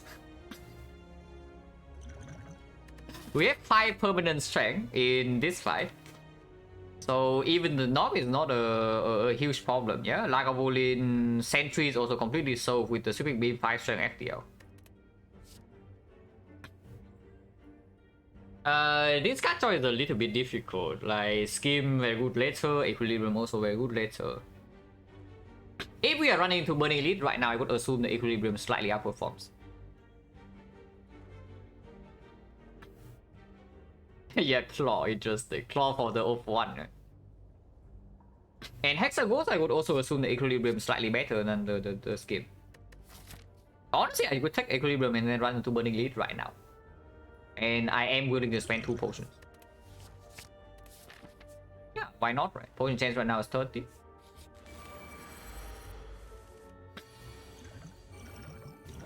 And yes, we did it. Otherwise, we're actually not very good in this fight. Definitely play Cell Repair later and not now, so we'll just try this.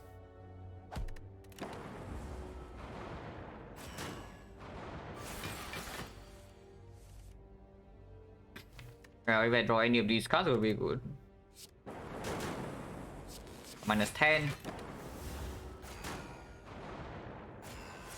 Something our FTL and the Equilibrium and more strike slightly bad, but with the Equilibrium we get to preserve a real card for next turn, so that's good.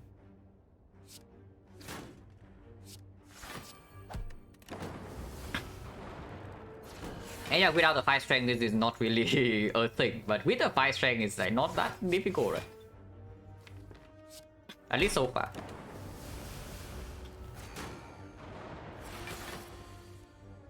Yeah, no problem.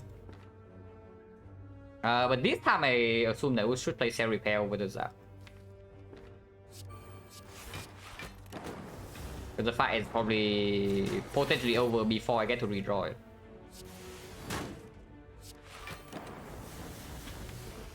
And then try always kill this so we cannot get attacked by this guy.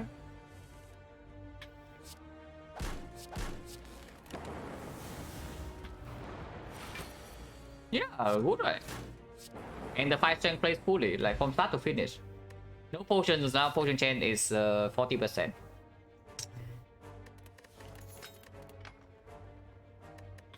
Understrike, yeah, go with the eyes. Now it's slightly better because of the Equi and the sweeping beam. Turbo is also kind of pickable.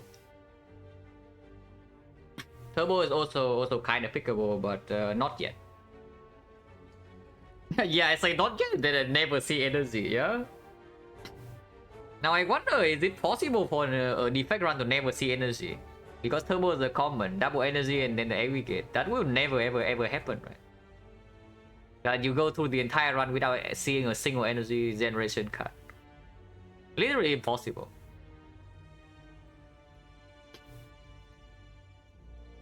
Yeah, literally impossible. You hear me, guys. But no, for real. Over the eyes probably outperforms. Because into Hexaghost, Turbo also doesn't play, you see. But this can play fully. And even if we get 0 for 1, like both are performing.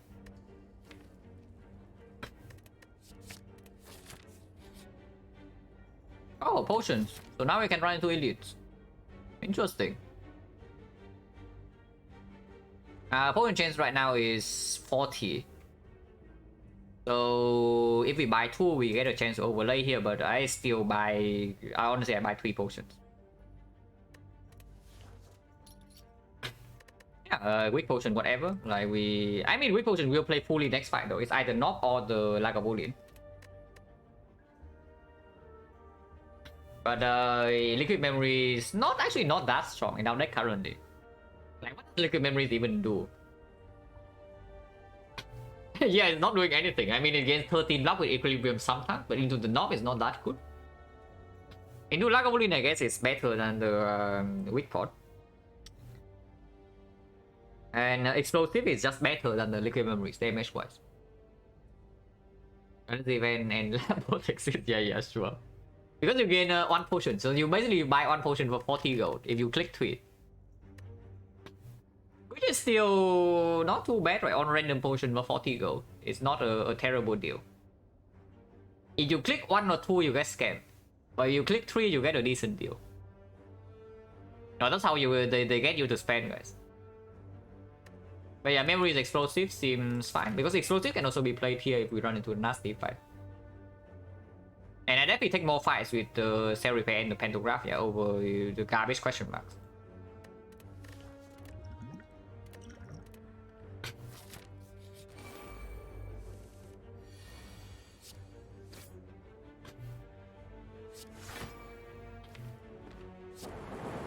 Oh, come on.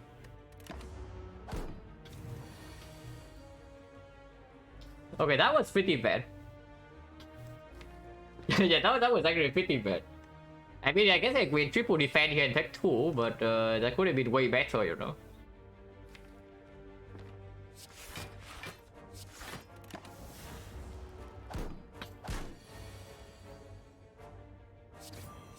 Next turn we can enable attack, so now we can target this guy. Not killing him, no, but we can target him. Not if I want to play that because I want to play Cell Repair first before leaving.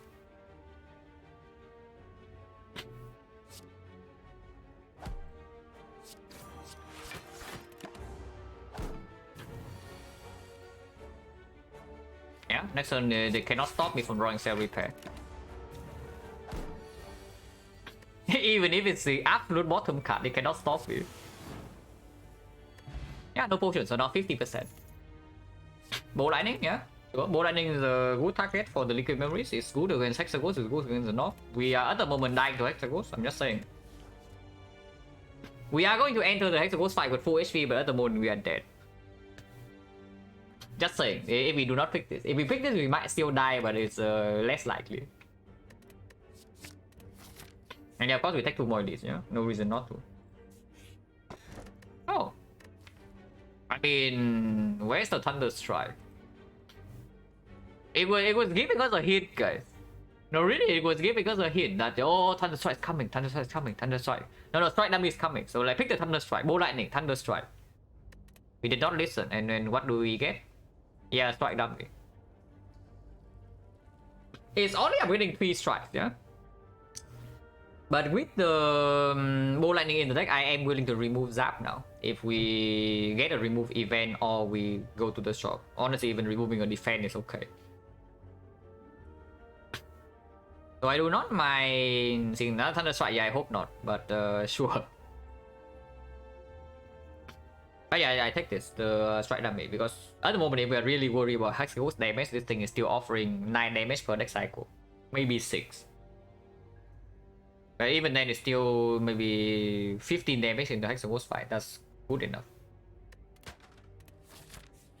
And yeah, the knock here, like the Strike Dummy also plays full. If we draw it. What about Liquid Memories on the Bow Lightning right now? Snecko, yeah, the problem is that you see the card before the relic. But do you pick a blind Thunder Strike? And I'm telling you, it's not even a good combo. You think the Thunder Strike costs 3 and then it's good with Snecko, you know? But the problem is just your Lightning is also random cost. So when you have your Thunder Strike costing 0, but then your Electro, your Bow Lightning or like whatever costs 2 or 3, your Thunder Strike is doing 0. It's very sad. I know, because I have to try to make Thunder Strike work in early game at least. Late game Thunder Strike maybe can be your X4 damage sometimes, but for early game it just doesn't work. But with Storm, I mean the better way is just to do it with Tempest, you know. Like you have some aggregate into Tempest and then you Thunder Strike, they all die. But you need to not create too much energy. If you have too much energy, then Tempest is already killing, so you don't need to Thunder Strike. But yeah, what about memories on the Bow Lightning right now? If not, are we killing? Because we have 1, 2, 3, 4, 5, 6. So we can play everything in here, yeah?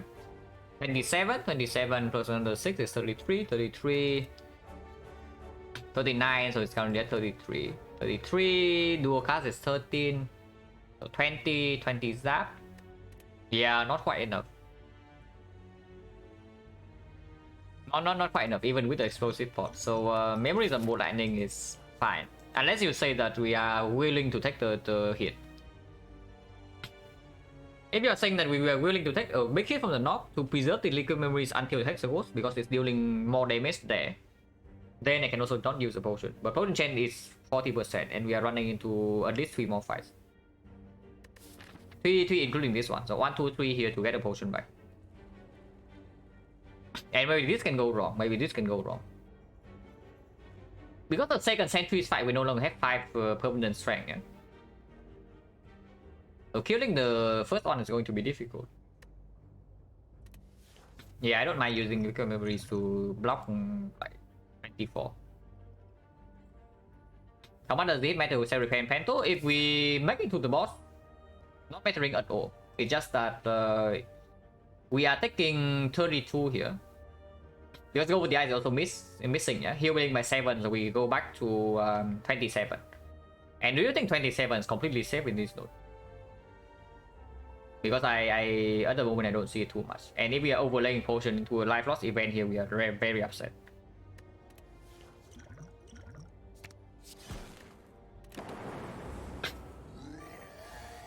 Also, sometimes we don't even draw energy to convert our thing into damage. Well, charge battery goes in full because next turn we know that we can play triple strike versus that. So is that enough damage or not?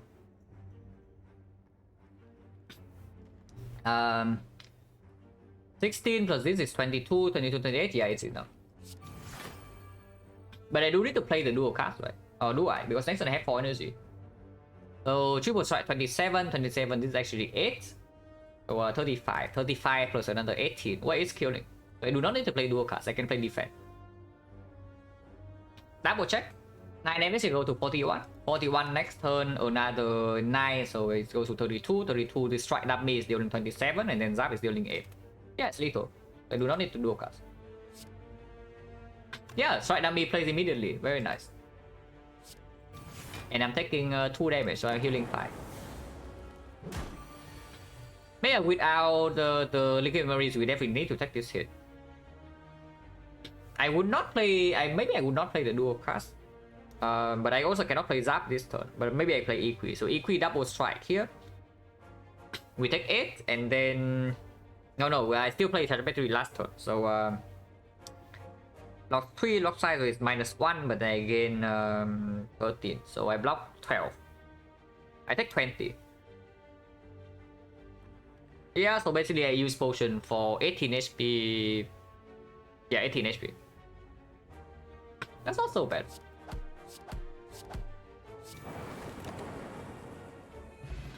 No potion and more HP.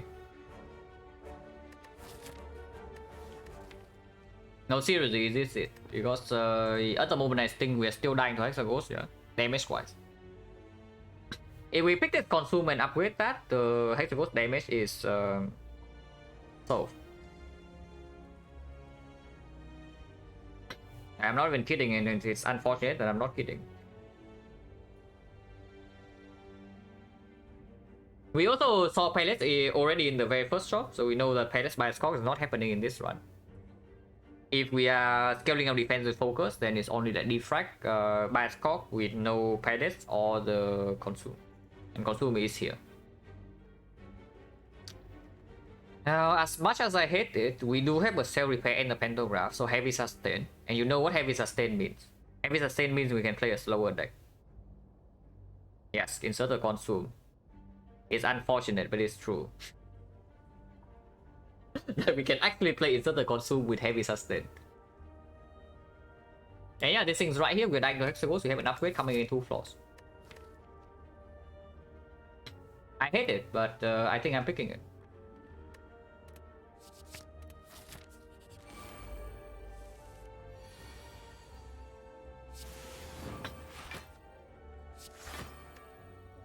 Taking a little bit doesn't matter. We sustain through the heavens here.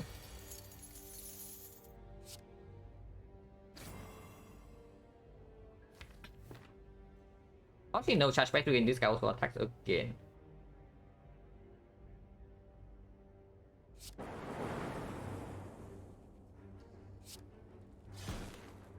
And yeah, therapy that's better. Hopefully it doesn't run away though.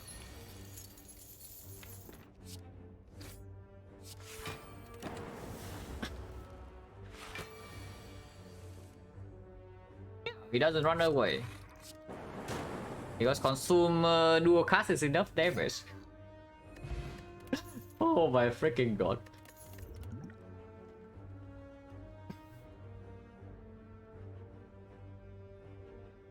Rebound would be the pick if I do not have the consume. If I do have the consume, is it still a pick?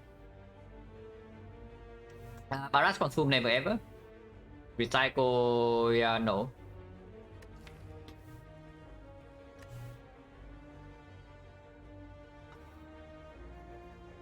Rebound with Equi is not terrible. Not amazing, but not awful.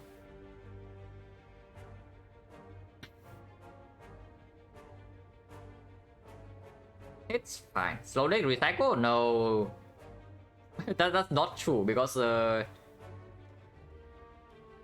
thing is that slow deck equals recycle only is true if your I know you're a mimic, but slow deck equals recycle is only true if it recycles your only plan. If we already have a plan that eventually we win when the fight goes super long, then we do not need to recycle like ever.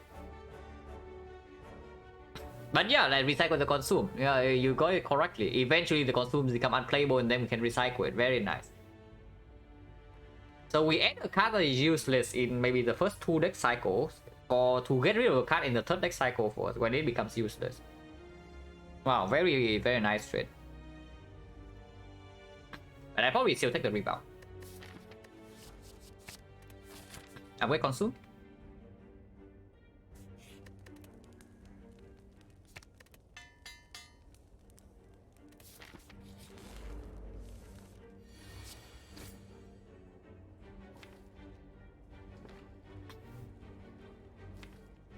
Probably do not get to draw back to this again, so I would just play this over defend. The real question is whether I am allowed to play double defend here or not. Probably no.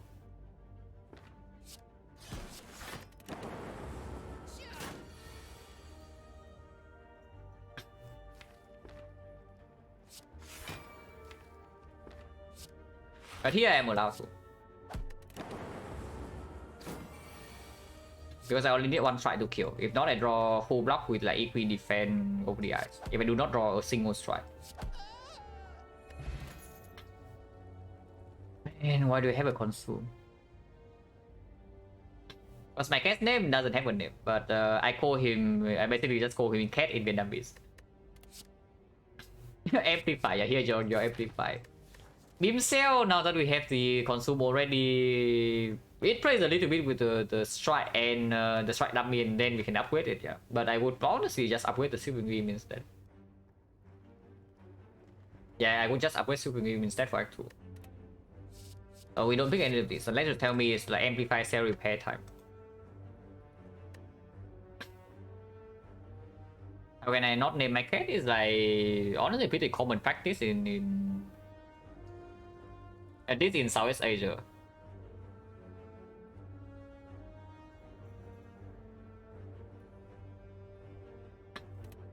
But yeah, I skip, yeah, and focus potion probably better than explosive.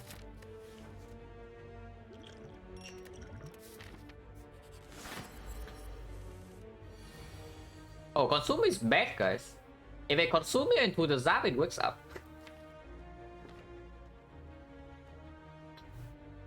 Consume doing too much damage, so if I consume it, it just wakes up.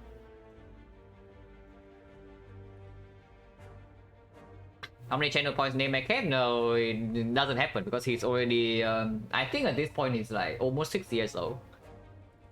And also at this point he's already identifying himself. Like, whenever I say the word here, he knows that I'm referring to him. So now giving him a name will be pretty annoying for like most of us. So probably not happening. But yeah, consume is plain, and I guess I wait for the ball lightning. Unless you tell me opening now is fine, because the lot of blocks are in the deck. But setting this up for free is good, and then opening with ball lightning just better than with zap.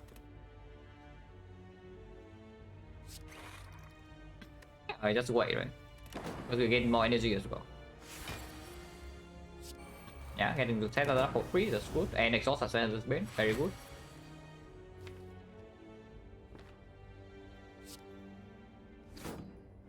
I did not draw into the thing, but I can rebound charge by 3, I guess. And we play this fight slow, like real slow.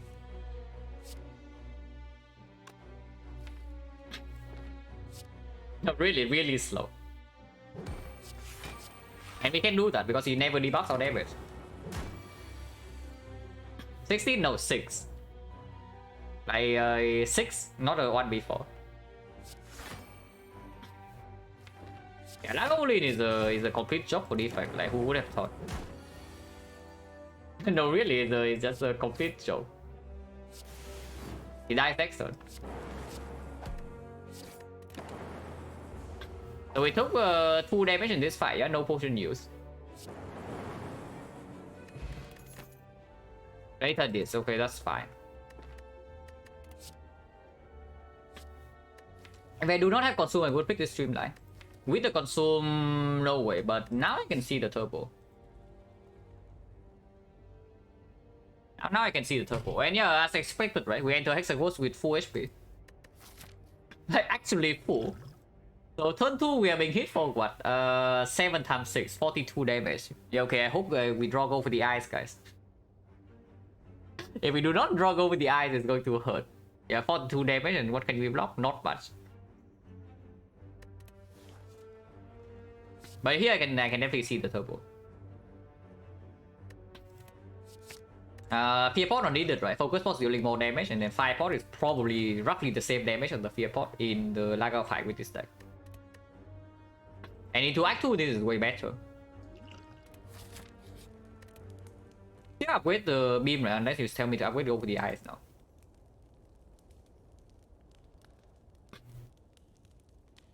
But our deck doesn't have any AoE whatsoever besides the sweeping beam. So Wembley Leader, for example, in Act 2 is still a pretty big problem. And with Self Repair, of course, we want to go aggressive, so farming elites. Go with the eyes upgrade matters in Hexaghost, but only on certain turns. If we draw turn 1, it doesn't matter. If we draw turn 2, it's already blocking the hit. So yeah, the go with the eyes upgrade does not matter until like turn 7. Yeah, turn 6 it doesn't even attack, so 9 times 2 we also need to draw it on the correct turn, so it doesn't even matter there. Matters on turn 8. Yeah, green go with the eyes only matters on turn 8 of the Hexaghost fight, that we draw exactly on the turn 8 and then it blocks Inferno. Every other turn is the upgrade is irrelevant. I mean, okay, not irrelevant as in it doesn't do anything, but it blocks for like maybe 3 extra. Yeah, we just upgrade the sweeping beam back too. But yeah, we actually took floor 6 burning elite in this run. We took 3 elites maximum. We did not press. And we end the act with full HP. Are you kidding me? And we even took life loss, yeah? It's not like we did not take the go for life loss here. Yeah, I guess that's what happens when you see floor 2 self repair, right? We are playing the Ironclad. We are actually playing the Ironclad because I have a suddenly burning blood on 4-2.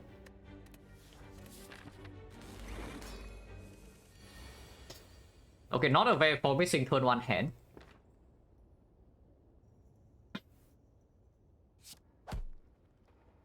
First question, focus potion, yes or no? I would assume no, right? Because yeah, it's attacking for 42, even if we cannot block at all, we still go to 39. And 39 can survive Inferno with our block density. And there's no reason to use this yet. At least I need to see the next turn hand, maybe at the turn 3. Go for the Eyes of the God, guys! Go for the Eyes of the God, it blocks the tail for 0 energy, and now we even draw 2 of our wood block cards. So we only take 10 here. If we are taking only 10 this turn, then we are never using the potion. Yeah, because the Inferno cannot kill us. But they upgrade the sweeping beam.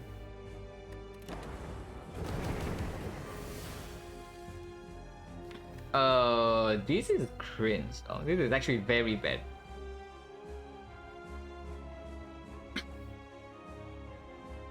Oh, this is actually insanely bad. You see it, right? That we bottom deck like every single of our wood damage cards, and now if I play FTL, we shuffle everything out.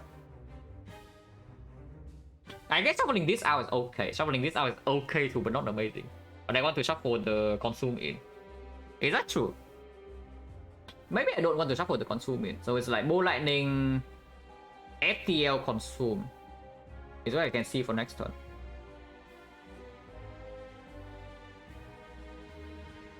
I can also rebound turbo. No, that's not even a kappa. It's true. I can rebound turbo. Because turbo will play next turn. Turbo plays fully next turn. As long as I draw into either sweeping beam or FTL, so it's impossible to break. You can shuffle? No, I might want to shuffle anyway because I might not even want to play consume the second time. But yeah, like rebound turbo, it's actually good here. We put 2 voids in the draw, but then we scale our damage up to the heavens.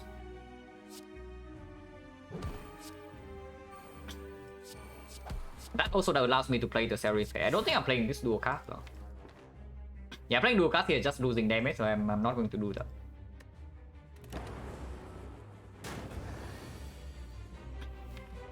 I do want to shuffle, right?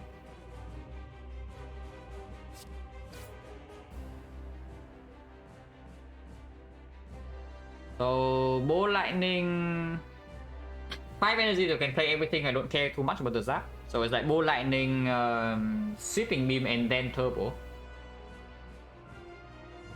If I draw exactly into the void, I guess I'm losing 1 zap, but not a huge problem.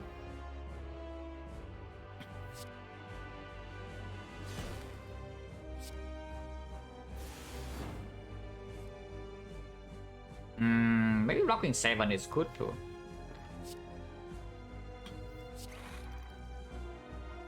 Yeah, maybe blocking 7 is good too. Energy next turn probably doesn't play, but maybe can counteract the void a little bit. Because I'm trading 7 my HP for 12 of his HP, that cannot be a fair trade.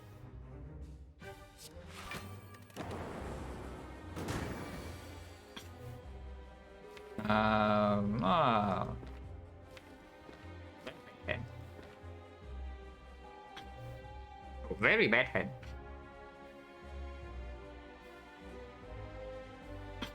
So now it's actually getting a little bit scary because Inferno is still 36.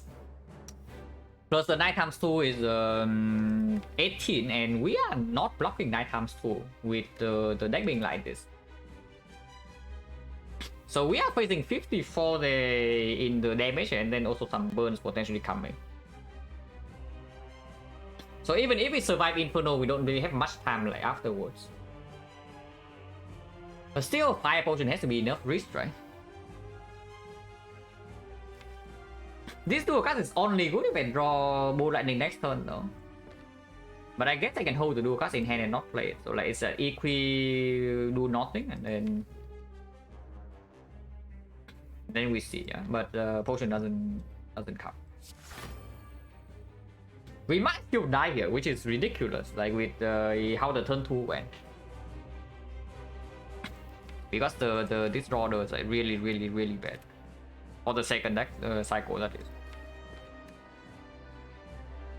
But yeah, I don't see a reason to potion yet. Okay, rebound Ball Lightning is good, and I do that. So dual cast rebound Ball Lightning, we take 2.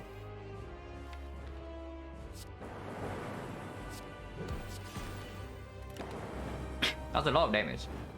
Maybe we go for the ice now? No. Oh. Okay, minus whatever here. Okay, that was pretty bad. that was pretty bad. Actually, -5. I probably would have defended. No more voids, right? Oh, 1 more void.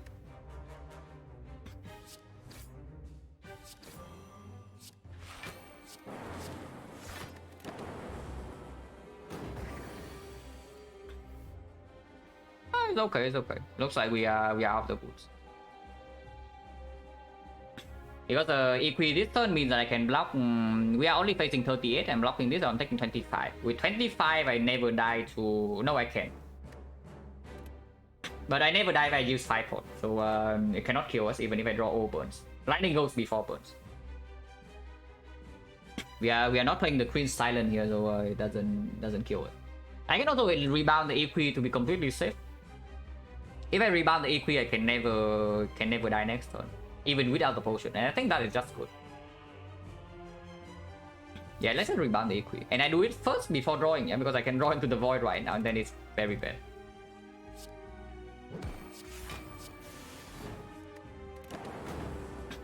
Oh yeah, there's no problem. Like this is already killing. Actually, yeah, if I calculate the damage, I also know that I don't even need to do that. Oh yeah, potion preserve, potion not being gotten back. That's good. Thunder strike. Yeah, complete garbage. What about the rainbow?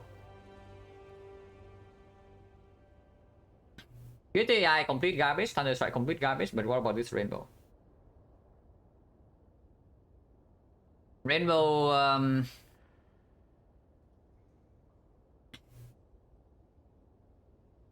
strike up, yeah, sure. Rainbow, even if we do Snecko, is okay. These are very bad rares, by the way, yeah? We could have gotten Echo Form, we could have gotten Honestly Buffer, Bioscope is still playing. 0 for 1 is perfectly reasonable. Electro is good. Hyper Beam is okay. And we had this card.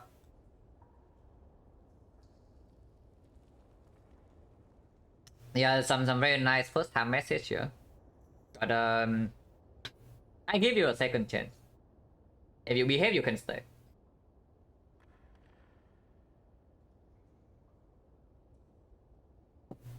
Yeah, you get a second chance. You do not get a third chance. I'm just saying. And I do not entertain banner pills.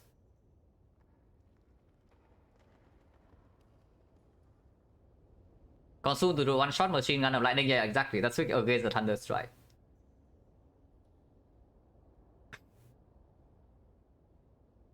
But yeah, Rainbow, Lightning, Frost, Dark. So Dark channel last, Lightning is evoked, and then I get to keep my Frost and Dark even with one consume. That's pretty good. If I play 2 consumes and it gives me the Dark Orb at the end, and then I get some block immediately from the Frost evoke, and I also get some front load damage immediately from the Lightning evoke. That's not too bad. One slot with the Dark, and then we also gain some block for the turn, so it builds up like pretty quickly for the turn after. If I see Inserter and we are picking Inserter, I don't know, I really prefer not to, but if we are actually doing that, then having some Frost access is okay. With the Rainbow. Probably better than Skip still. Reaper, free energy.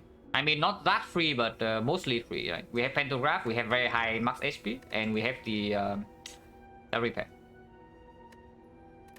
And yeah, like the complete trash, not so bad. The ExecnaR back is actually fine because we have very strong potions at the moment for the elite.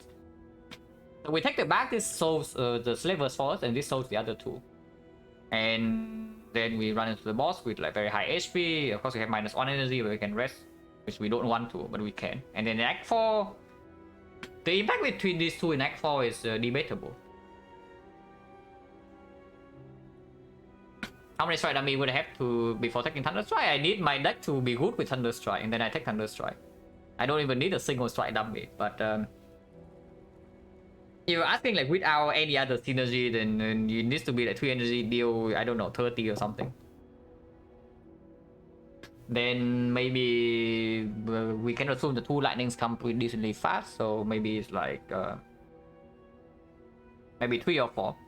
Yeah, 3 or 4 strike dummies, and then with the crack core, and then maybe 2 lightning cards, I can pick the Thunder Strike.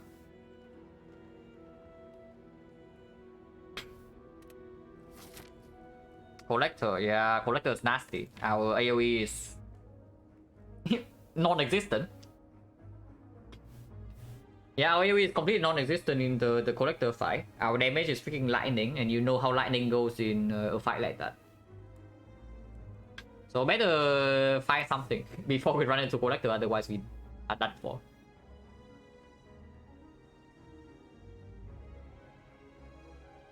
Shop here forces us to delete, but every other shop is just worse. This shop is going to 4 hallway fights, which I don't really love. If we get owned in this fight and cannot take this shop, yeah, and then the act is over, but Otherwise, we are giving up one elite. No way, right? Leader, yeah, exactly. I say that the leader we do have some problem, which is why I upgraded the sweeping beam over everything else in the icon file.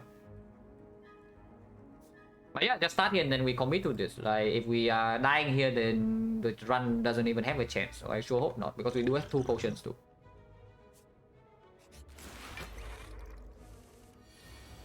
Minus 16. Yeah, free energy. Yeah, free energy. By the way, minus 16 to our face. I am not rebounding the consume, right? Or am I? Probably not.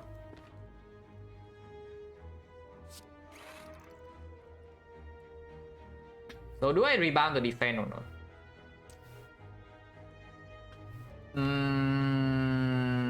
Don't mind it too much, but also don't love it. I mean, I think every card in here, almost every card in here is better than the defense. So probably not. And if I don't rebound the defense, then I make my strike dummy happy. It's not dual card yet. Ow. Defend. Block. Okay, some block. Yeah, the frost plays immediately. That's not so bad. What is bad is that we are taking like I don't even know how much already, but we do have cell repair. It's 16 and then the turn 2 was 3, so we took 19 damage in this fight, minus 12. Could be way better, could be worse.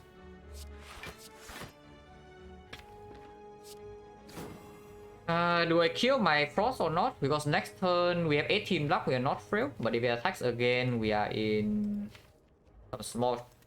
We do have some small problems. For 21, I mean. But otherwise, we do kill pretty quickly because Dark is in front, so dual cast draw is lethal.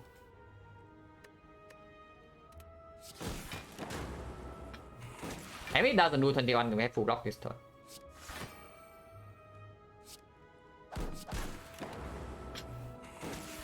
So yeah, 80 off right now is killing. Potion, 50%. Reinforced body. Probably slightly better with than the charge battery because we already have 4 base energy. We don't have a lot of card draw to make use of the extra energy from this, and we have a turbo. Also makes the potential can max here possible. What a garbage. If we have 4 strikes, they would take this. But we have 3 and there's also a strike dummy. Without a cell repair, I would probably also pick it. But we do have a cell repair. So probably not, right? It does make us stronger in the very short term. But 25... Oh, 25. Losing 25 max HP with the pantograph is like really painful. But it sucks, yeah, literally true. Literally true. You suck out the blood. This question mark is better, surely this question mark is good, no? No, really, imagine clicking bites. Like, imagine ever clicking bites cannot be beat. No, seriously, guys. Like, why would you ever take bites? Okay. That makes me feel a little bit safer. Okay, a lot safer for the short term at least.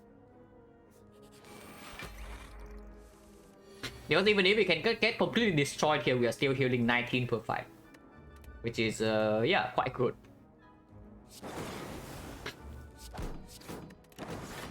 So Rainbow playing once again. Next turn we have a Turbo Reinforced Body.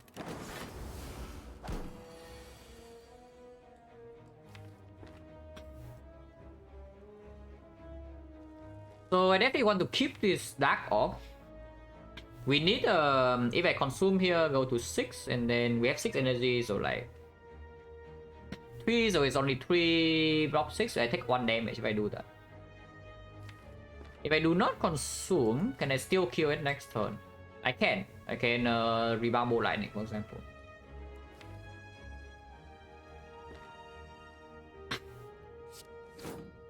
Oh, Cell Repair being here is slightly rude.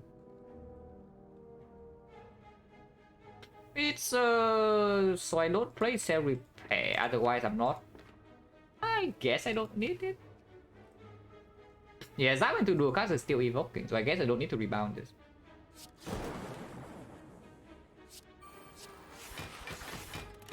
But yeah, turbo reinforced body also already playful. Oh, that's annoying. Oh, that's really annoying. Holy crap. Because now we need another orb card to evoke this dark next turn, otherwise this thing doesn't die, and then we get old.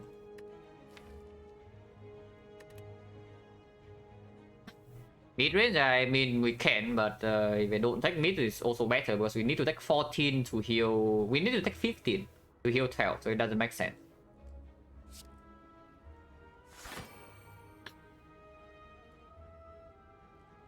And yeah, dual casting this force also makes no sense, so I would just that.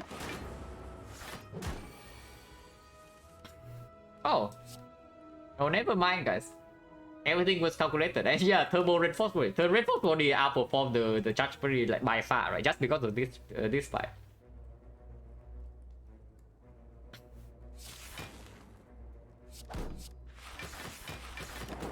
Not just because of this fight alone, the thing is already outperformed. No potion to 60%, actually quite good because now we can throw some potion in this fight and then we get back. Oh, Thunder Strike was calling us all along, guys. Thunder Strike was screaming that this is my time, but we did not let it have his time. Yeah, Tempest, Turbo, Pharmacy base, and then in the shop there's a Chemex.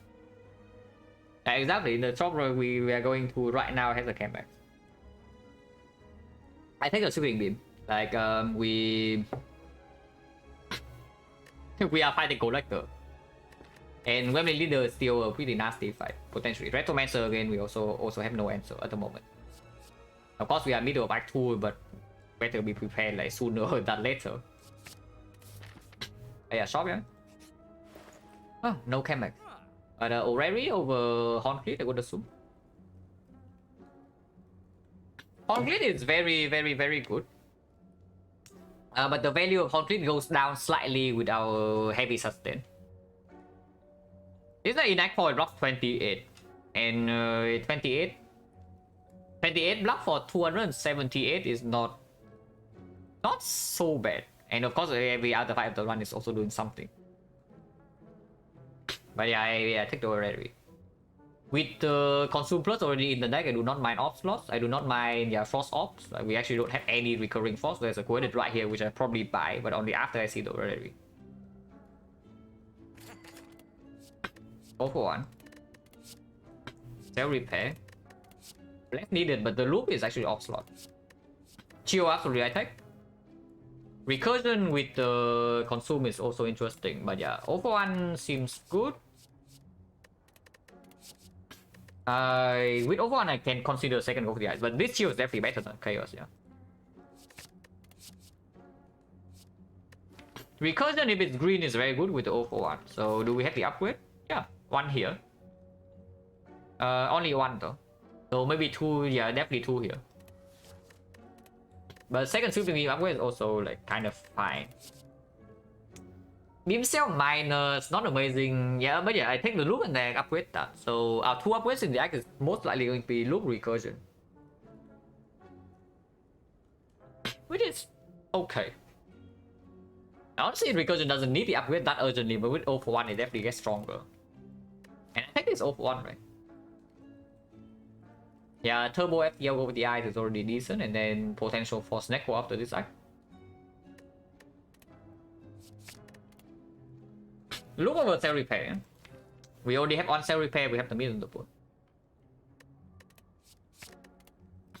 And second over the eye, slightly weird. Our deck doesn't actually have draw yet. So in any fight when we draw badly that 0 for 1 is top deck, the second over the eye is going to be, yeah, quite sad. No hologram, no actual card draw. But recursion over third Sweeping Beam is probably good.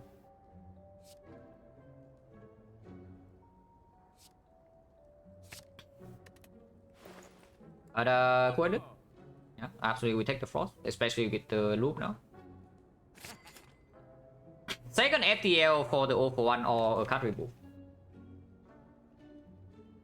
I do not mind removing either zap or defend here. I think I keep my strike with the strike dummy.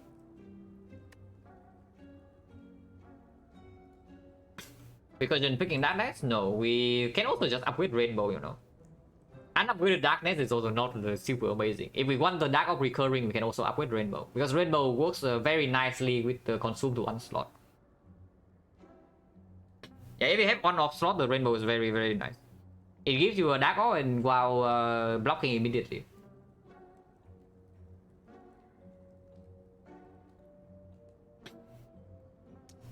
Also, yeah, chill with the consume is also pretty good. Like pretty strong for load block.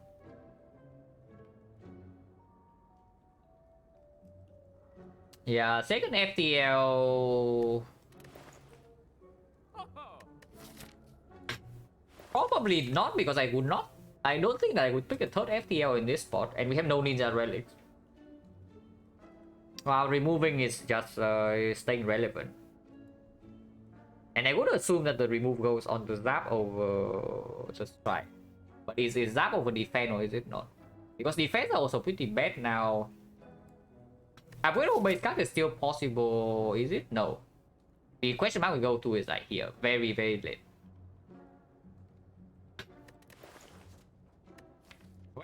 Why would I like to play defense? Because zap is still somewhat useful in bull stabbing, for example, when we consume down.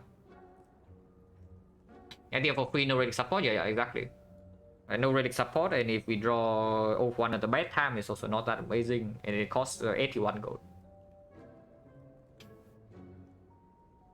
And yeah, that has no draws or remove is also pretty valuable.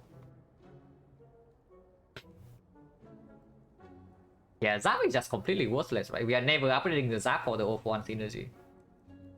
Before I upgrade zap, I would upgrade yeah, recursion goes first, and then the loop, and then honestly maybe even the rainbow, maybe even the turbo, maybe even the dual cast. Upgrading this to play with the 0-1 is just complete nonsense. So we get this out. There's also potential for a P-box after this side. And there's also that.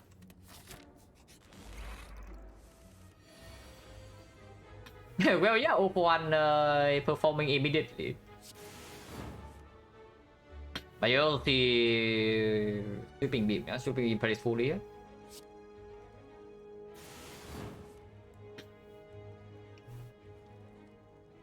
Now, recursion has a 2 out of 3 chance to kill one of them with the 5-4, but if he's the middle one, we are quite sad.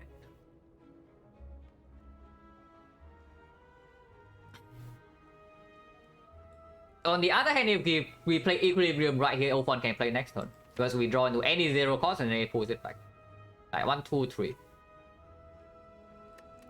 And blocking for 13 right now means we take 21. 21 means that we need to take 1 more in order to get to the mid range, but for some reason I think that taking 1 in this fight is not going to be an issue. Just a feeling, guys, that taking 1 more damage in this fight is not going to be very tough. Yeah, I play the Equi, yeah? Over rolling 2 out of 3. And but the sweeping beam you also see like it plays 4. And he hits the middle, which is not exactly not what I don't want.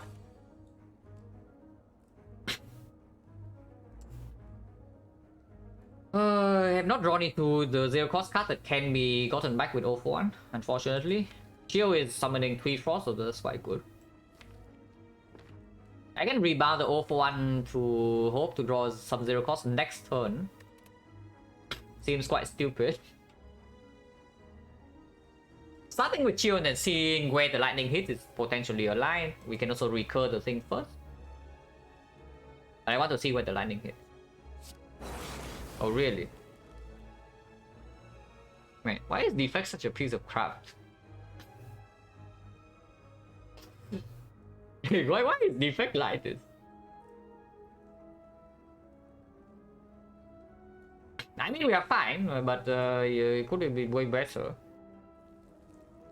Because now I need to spend 1 extra energy to play a strike. Are you kidding me? Yeah, now I actually need to play 1 extra energy on the strike. But yeah, we are still okay. Yeah, this turn we are taking basically 0. But yeah, strike here, charge battery, and then rebound reinforced body or what? Yeah, probably, right?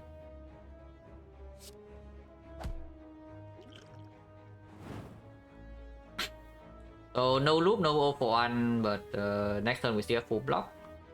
Damage wise, we are quite low though. Maybe rebounding the charge battery. Yeah, rebounding charge battery just better than reinforced body. We don't need this much block. Next time we definitely don't need this much block because that's weakening. So it's only hitting us for 17. Oh, 17 and we block 16. That's very convenient. No, but I also get to play loop. What if we just take this damage now -5 to play the loop? Does it make sense? Probably doesn't. Yeah, probably doesn't make sense. Play the loop over the reinforced body.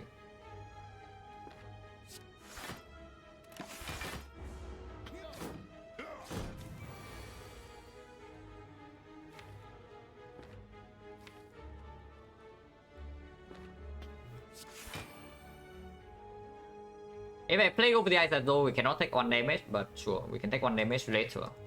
Maybe, somehow. Probably can let this guy deal 1 damage, but we can also just hit this. If we kill Taskmaster first, this guy can only attack for 13, yeah? And with consume double force, we are blocking 12. So eventually we get to take 1 damage. While not getting more wounded. Actually seems quite good. To hit the Taskmaster in this point. It's only 3 more HP because the lightning double hits here in the first place.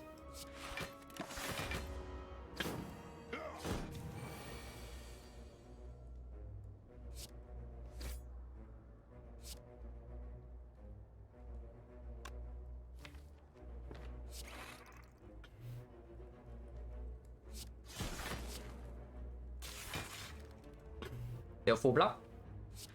It might be a bad idea, but that's also why I want the lightning in front, so that maybe I can get more frost. Actually taking 1 damage is difficult. Taking 1 damage actually is pretty difficult.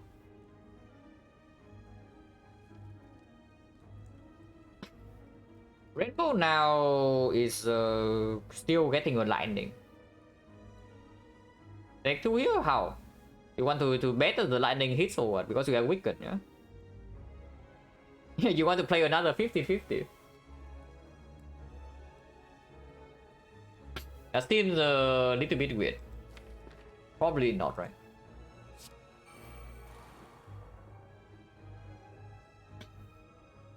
Yeah, Rainbow here doesn't make sense. I would just strike this and then reinforce body. If lightning hits here, dual cast still doesn't kill this, and then we can take damage afterwards.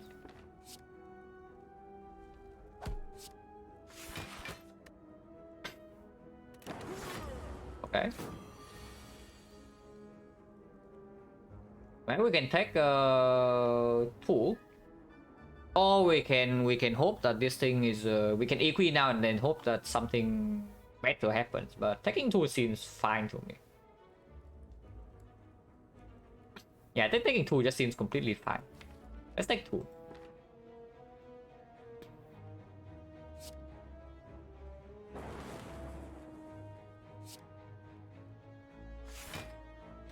And then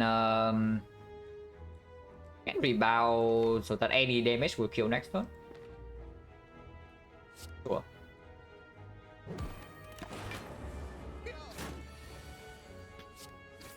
Not so bad.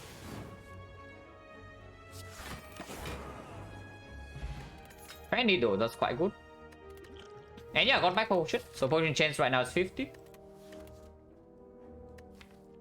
Force field eventually quite strong with 0-1 if we can make it 0. At the moment, not doing much. Players with the consumes are interesting, but once again, it's unupgraded. And you know, yeah, it plays with the Frost, so it's pretty nice. And overall, honestly, this is just a good relic. Yeah, not really, right? Third swimming beam is also a little bit strange. Probably not. Yeah, probably just a skip. Like plan.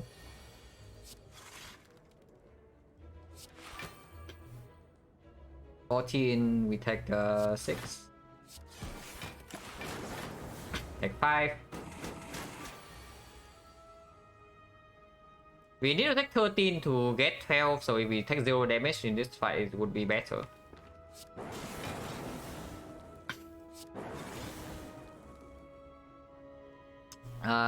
This block how much? 15, so I only need 2, so I can do this.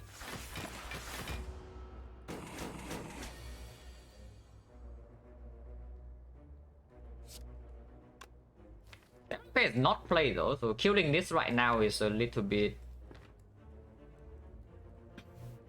It's not that good to just straight up kill it. We can kill it now. I would prefer to kill it after I play Cell Repair. Or is there any way to? There's no guarantee, but I can get it to pretty close. I can get it to down to 5, and then this kill, this kill, this kills. This also kills. Otherwise, we have some block. It's okay. And we still have 2 Frost off.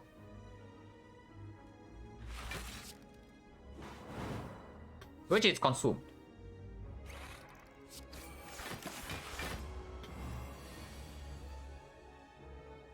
Unfortunately, yeah. It's blocking 15, 18, so no. But yeah, Equilibrium would also full block, unfortunately. So we can try to take mid-range, is it possible? Because if we can take mid-range here, minus 13 to heal 12, and then we heal another 7 is positive. We take, we know that we draw next turn, yeah? Yeah, FTL can still be playing on a Wicked, it doesn't kill this. So we can always draw into our block cards. So Equi is blocking 9, it's blocking 3, which blocks in total 12. So we do have full block next turn if we want to. So this turn, how much are we taking? We are taking 9. We want to take another 4. Equi next turn is blocking too much. Equi next turn we only take 3. Oh no, that Plated Armor also loses. So Equi is still full block, but what if defend? 15 I block defend 1, so I take 6. But I lose 1 plated. So I go down to 14 next turn play another defense is 7, so 17 I take 7. This turn I'm taking 6. Wait, that's perfect, right? If I defend now I take 6, next turn I play the another defense I'm taking 7, so I go down to exactly 40. And then I heal back 12 with mid and 7 with the Cell Repair, so that's positive. And I cannot break on this defense next turn. Oh, that's perfect, so let's do that. Yeah, double check, 18, I'm taking 6. And I blocked 2 hits, so Plated Armor is losing 1. Next turn I'm blocking exactly the same, but minus 1 with this, so I'm taking 7. It's 13. Yeah, perfect.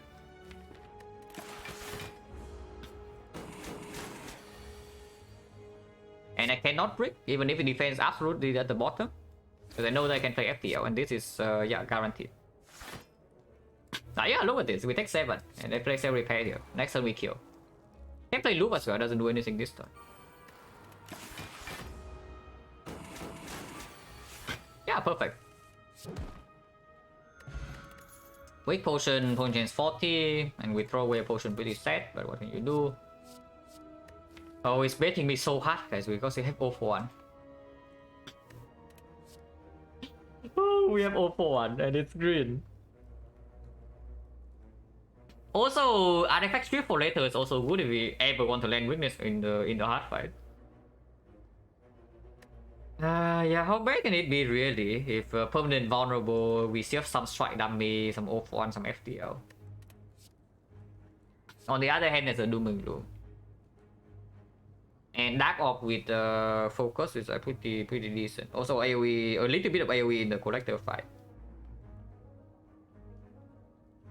But yeah, probably not as good as Beam Cell Plus, right? Recursion, yeah, exactly. We also have recursion. And with the Doom and Gloom, we do not need to upgrade the Rainbow. But yeah, how bad a green card? How bad can green card be anyway? We are fighting either Gremlin Leader or the Bootstrapping here, yeah? If we face Bootstrapping, the Beam Cell is massively performing. Even if we see the leader, the Beam Cell is not that bad.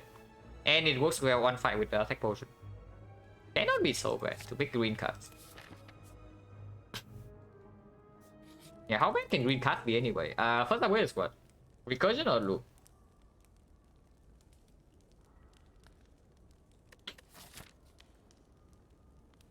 I would assume that the loop is more important for the collector fight. So if we see something more urgent, we can also just forsake the we can just ignore the recursion upgrade for a while. And if we end up picking XecnaR, then the recursion upgrade is actually empty. And yeah, I know XecnaR with like 0 cost, but off-1 XecnaR is pretty freaking broken. Probably loop upgrade first. Loop upgrade plays less in the next elite fight, but we are healthy enough with the meat and the bone, so I would assume that we get away with it.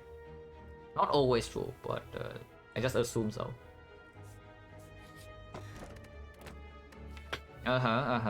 Interesting. Tell me more. At the moment, not that strong. Because our deck doesn't have draw and it only has 2 powers. But of course, you know, Manfai has no defect. Eventually, it should be good. But yeah, at the moment, not that strong.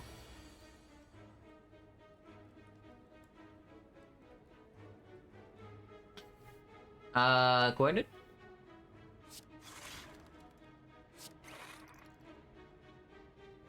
This is 9, this is 12, but they put the frost in front. We are taking 4 damage this turn. No matter what, and then if I draw exactly into the loop, pretty sad. ODI is full block this turn, chill is fine, strikes are fine, defense are fine. This is why I should not draw. Oh yeah, really? Oh really? That's the only miss, right? Actually no, there are 2 misses. Like this one and this one are the 2 misses in the 23 card deck. And everything else is a hit. So now we cannot pull this back whatsoever, yeah? There's no hologram in this deck, so we have lost a significant amount of output. Just by that. This is actually like a pretty ridiculous amount of output. Especially when it doesn't even cost energy. And we have 4 focus here. That is not bad enough for me to open the focus pot, right? No way.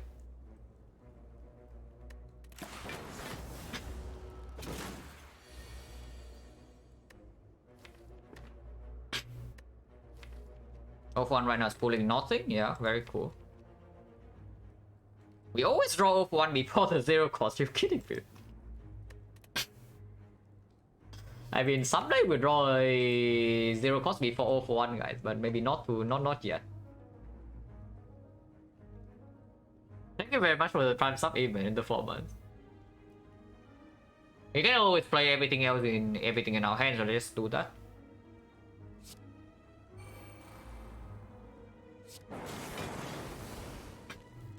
Do not need to turbo, like reinforced body on energy is already full block.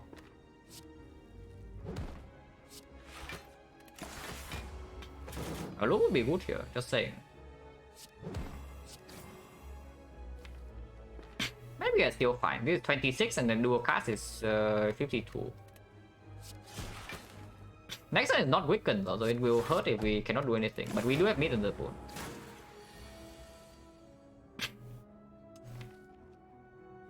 Yeah. If I kill right now, do we still have enough to kill? Because I am otherwise taking 23. Chilling right now, we deal 26 and then we deal another 26 or 52, 52, 59, 22. Yeah, we have a kill next turn, no problem. So chill can be played. And yeah, like I can potion here for 17, but 17 is only actually 12. Only 5, so I do not potion. If I do not rebound anything, I cannot brick, so I don't rebound anything.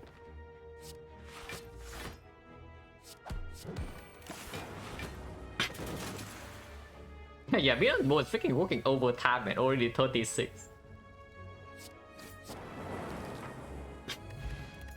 Ah, another potion. 1, 2, 3, 4, 5, and we drop 3 potions, so now it's 30. Team Barrier Plus with our 041. Or the first actual card draw that we can get, but this thing is slightly weird because of the Consume Plus. With the Rainbow is fine, with the Rainbow is good, but the moment we play Consume once, it only draws 2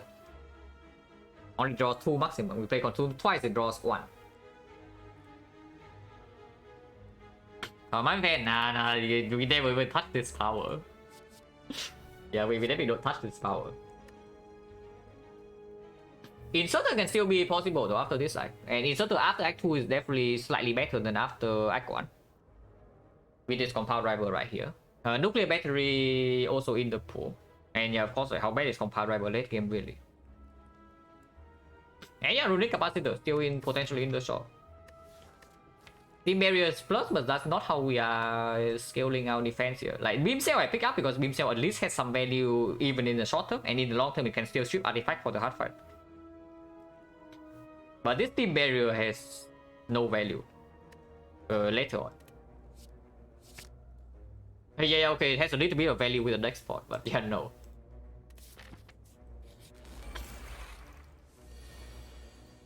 Finally, 0 cost. Being drawn with before the off-one. Where the holograms? Yeah, I ask myself that question every day, guys. Where is the hologram?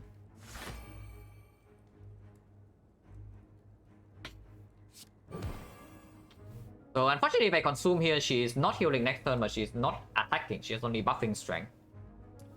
If I play the off-one, I do not have... I have a beam cell back, but I do not get back some other stuff. Probably still fine.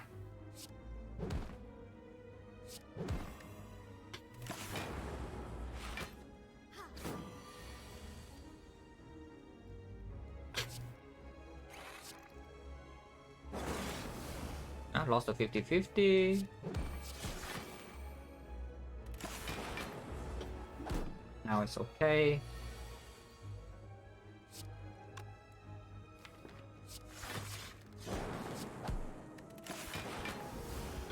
Okay, these endings are good though. Still need to play Cell Repair before killing, yeah, but we are fine.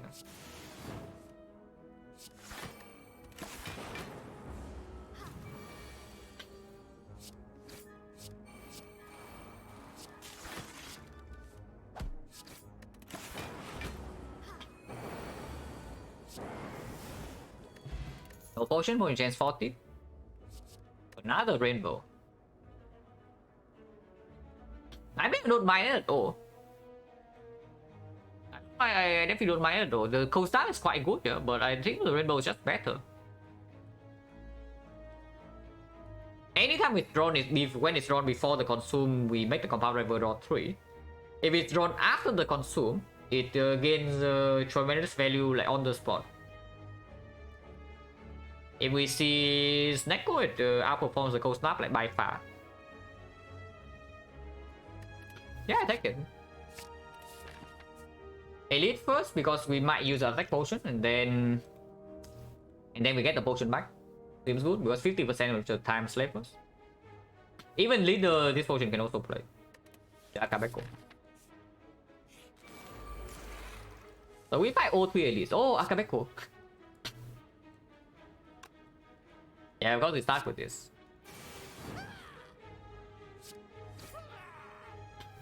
Are you freaking kidding me?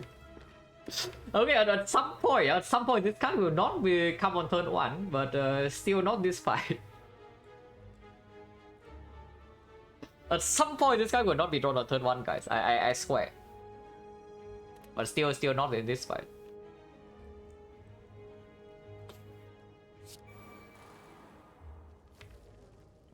But honestly speaking, I don't even want to draw 3 with this. I want to play Rainbow, I only want to draw 1.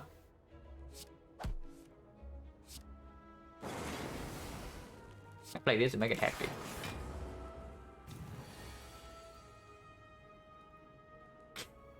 So I can see Equi this hand to save the Sweeping Beam plus for next turn. Like Equi Consume, for example, we consume kills this Dark Orb, which I don't really love. I can see Equi Beam Cell on leader into strike the leader, it's possible.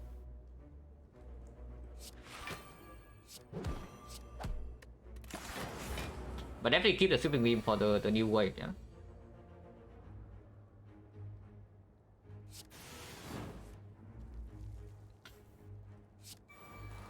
Okay, that's actually very good. That I hit the consume here.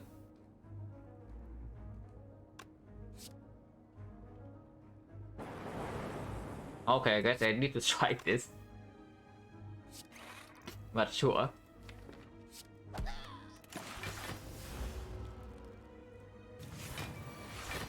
She attacks, but we get to loop our frost and now we don't even take damage. No problem. Yeah, easy full block. And next we have this dark loop, so dual cast is killing both. Okay, we don't have dual cast. Yeah, it doesn't matter. She still dies, and we have nothing else to set up, so we just get out of here.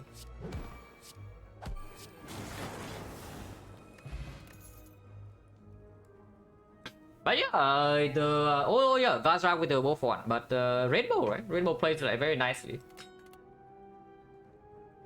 I don't even know, man. I still do not want to go take over the eyes, right? Yeah, especially unupgraded. Upgraded I would take. Unupgraded, not too interested. Streamline, yeah, irrelevant, no. So it's only about the second reinforced body. Not very good. Yeah, not very good, especially now that we have some loop on Frost. Like if we do get our consume into loop in play, we don't need the reinforced body to block. And energy generation one, there's only one turbo. Don't think so, right? Not the thing. Oh yeah, no potions. The potion change right now is 60. 1, 2, 3, 4, 5, 6, 7, no 50.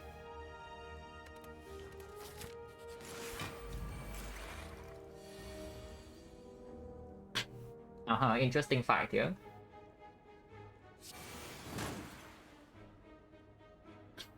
Need to chill first because this will kill this, and I would just kill it turn 1. We are gaining +3 block from the chill. If I draw into more block, the turbo can always play. MOP, yeah, Sweeping Beam is pretty good card.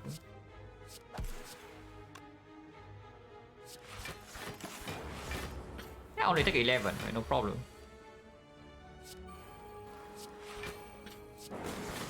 Compound Rival draws 3.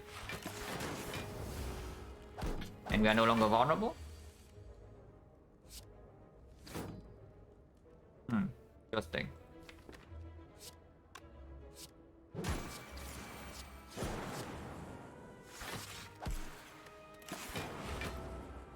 And some repairs to replay, so we just get out of here. Yeah? Quick potion chance 40.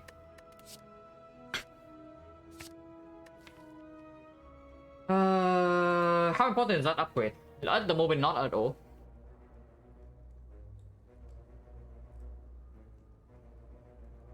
If we don't upgrade that, I would probably upgrade Recursion, yeah. I can upgrade Two-Headed as well for the draw. But upgrading Recursion to be able to pull back with 0 for 1 is kind of strong.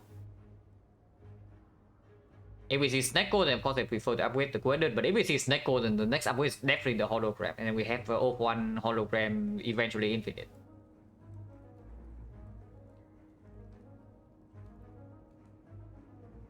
But at the moment, hologram upgrade is completely irrelevant. We don't draw nearly enough to shuffle the deck in any fight. Like Collector probably will shuffle once, but not twice. Weak 4 is interesting, but maybe attack is still stronger. Late question mark Act 2, we saw buys already. The second event was a chest, so we have no clue what this is. Forgotten Outer, no problem, we have Pantograph. Other things are good. Maybe Apparition is not that good. But Ritual Dagger, even this data, it will still take. And everything else is fine. Literally cannot remember last time see track. Yeah, me neither. And it's not even because I do not go to late question mark Act 2, right? We just don't see it. So surely it's here now. Okay, it's not here, but this is fine too. We upgrade all base cards. So now our strikes are hitting for 13. Interesting, with a beam cell plus. So we are with vulnerable is 20. That's not bad. That's not bad, you know. 20 damage strikes. Recursion upgrade? Coded upgrade?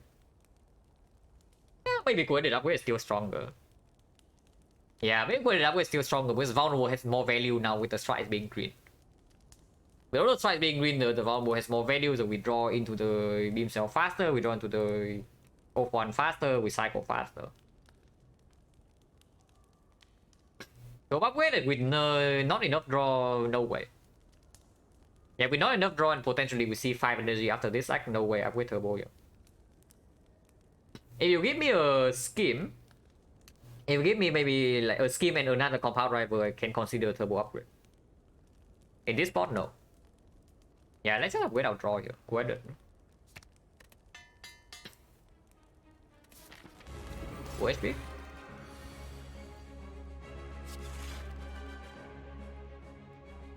Preserving Akabeko is like a line, but that loses so much damage here. It's probably stupid.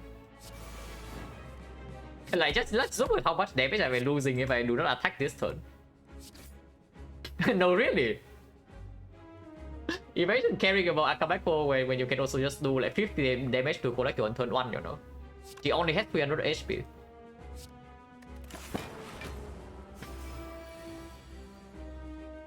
Okay. Off one, this off one is going to be a big one. Good hope. Beamcell minion is a consideration. If she buffs this turn, I definitely want to kill at least one minion. Oh sure.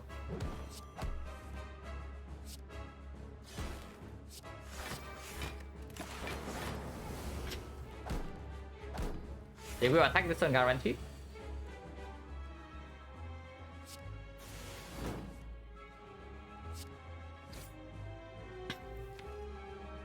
Wait. Picking monkeys 4 here. yeah, exactly. Picking monkeys 4 here. I asked for O1 to be bottom of our deck, but if it's bottom too far, we shuffle it out, then it pulls back nothing. So hopefully we draw O1 soon. I can make sure that O1 is not shuffled out by rebounding something, and it's probably the wood play. Next one is the debuff already, yeah, so I do not need to recur this Frost.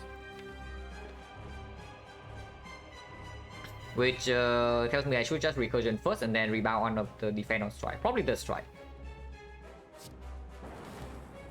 Oh, very nice. So I get to kill this with lock for 12. If that's the case, then definitely rebound the strike. Because next time we are never being attacked. At 11, yeah, no problem. Well, good thing I played rebound. That's the only thing I can say. Good thing I played rebound. But next time we have a huge turn. We can O1 pull back all the 0 cost and hologram the O1 again and pull back everything. Yeah, pull back everything else and then we have a huge turn. So I hope that she attacks next turn because if she resummons next turn or buff next turn, the go for the eye is going to miss.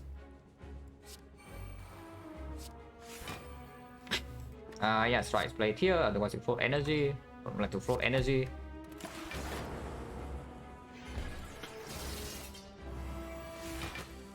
come on. Collector, why do you like this? Well, that makes our job a little bit more complicated because it pulls back like what? 1, 2, 3, 4 cards. It is also possible to just shuffle now, yeah? I play off 1, pull 4 cards. And then I play the FTL immediately to shuffle out all the 0 cost. If I shuffle out all the 0 cost, the off 1 immediately becomes a very strong draw. It's just that, and I don't draw the void. Because I am going to play turbo this turn. But the only problem is that the hologram will become useless if I do that. Probably still worth a trade. So yeah, over 1 for 4. I do not want to redraw consume, right? And these things exhaust or like doesn't happen. So it's only about the dual cast, which I probably also don't care about. We only have 6 energy this turn. No, I can hologram the turbo, so we can get up to 7. So this is 6 and then maybe plus 1 draw. Cannot play double rainbow, we can play dual cast.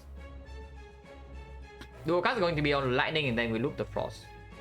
And yeah, dual cast before consume also good. Yeah, that's fine. So 1 first, yeah. Pull back exactly 4 cards. 1, 2, 3, 4. Yeah. And then FTL shuffle everything out. We can beam cell before the FTL, but that shuffles in the beam cell. Is that a problem or not? Because if I have nothing to do, I guess I am hologramming back the turbo. I guess drawing beam cell is not so bad. Oh yeah, it's true. No, it's not 2 cards, only 1 card. Like the Equi was last time. The Equi was last turn. This turn I only play 1 card. All 1 was the first card I played. So I can beam cell into the thing here. So I want to redraw beam cell.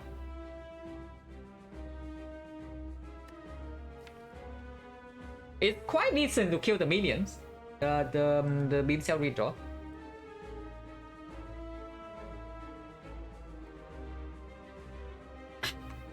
It's not so bad to kill the minions, you know. When she resummons, now we are vulnerable, and next turn we are being attacked for what?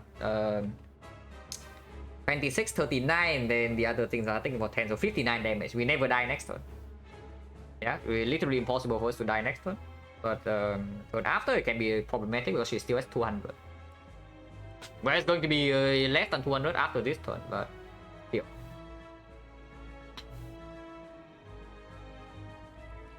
Weakened Strike is still dealing 9 damage though, so maybe we don't need it because the Sweeping Beam also is a good draw.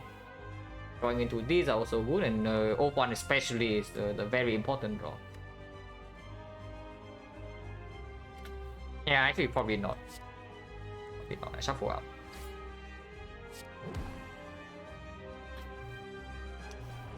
So turbos every play.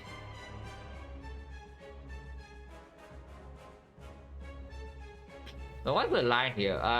Chill actually gets pulled back with O1 as well, so I do not want to play Chill this turn. Yeah, that's another nice thing about shuffling immediately is that the O1 also pulls back like a lot of blood.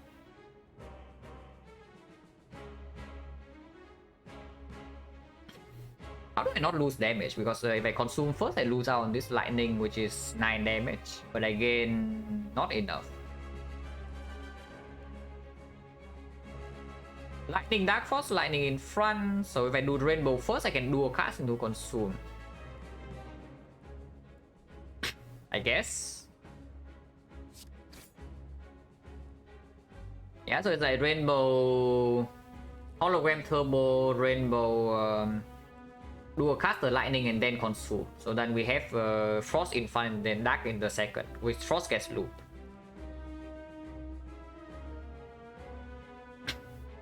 It seems fine. We can loop the dark, but that will mean that we have no frost. So the only op we have is a dark op in front, which seems honestly not very good. Yeah, that seems fine. So rainbow dual cast, consume, yeah, and hologram turbo.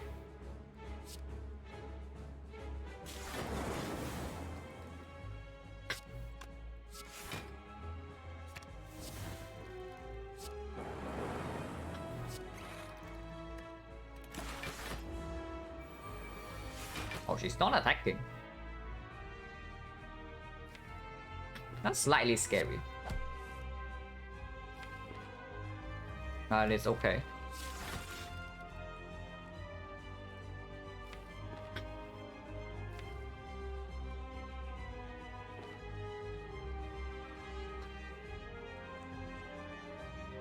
Rebound recursion is a line which does allow me to bow lightning and then recur the dark orb again.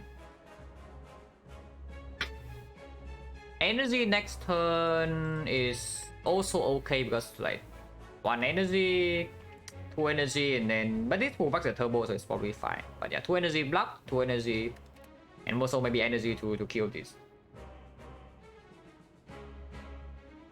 Sweeping beam right now runs into the risk of drawing 0 for 1, and then slightly annoying. But once again, if I bottom deck the 0 for 1 completely, then it's also bad, and there's no guarantee that I can not shuffle it out. But recursion is probably just stupid, right? In this spot. But honestly, it's just either recursion charge battery or rebound recursion, which I think rebounding recursion is slightly stronger because it also gains 9 block next turn unaffected by frill.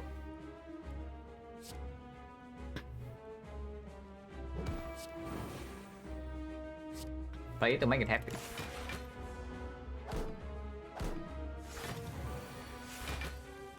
A lot of damage. And we did not draw 0 for 1, so 0 for 1 is going to land on nothing unless we get card draw from this attack potion, which I might use because we with this draw we actually cannot even kill the torch here for 18, and I am actually pretty scared. She buffs twice already. It's pretty difficult to kill this now, and we are being hit for 82.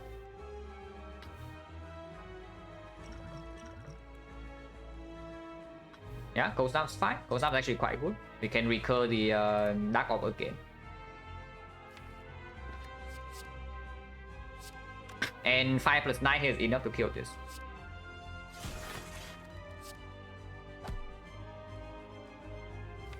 In fact, I do not want to even play Recursion this turn. I just play Equi Defend. And next turn I recur this Dark Orb.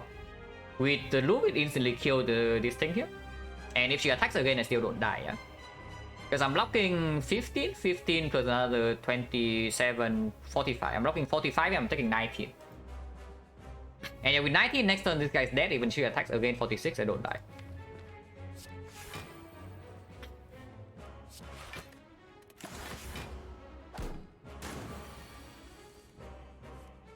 She did attack again.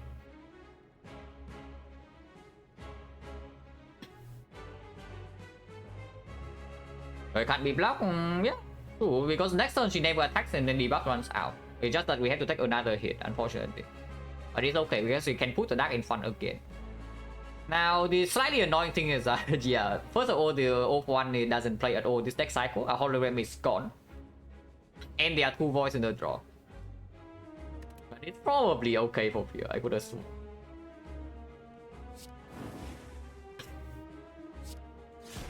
It's definitely like this, yeah, in double defense. Ow. She's dead.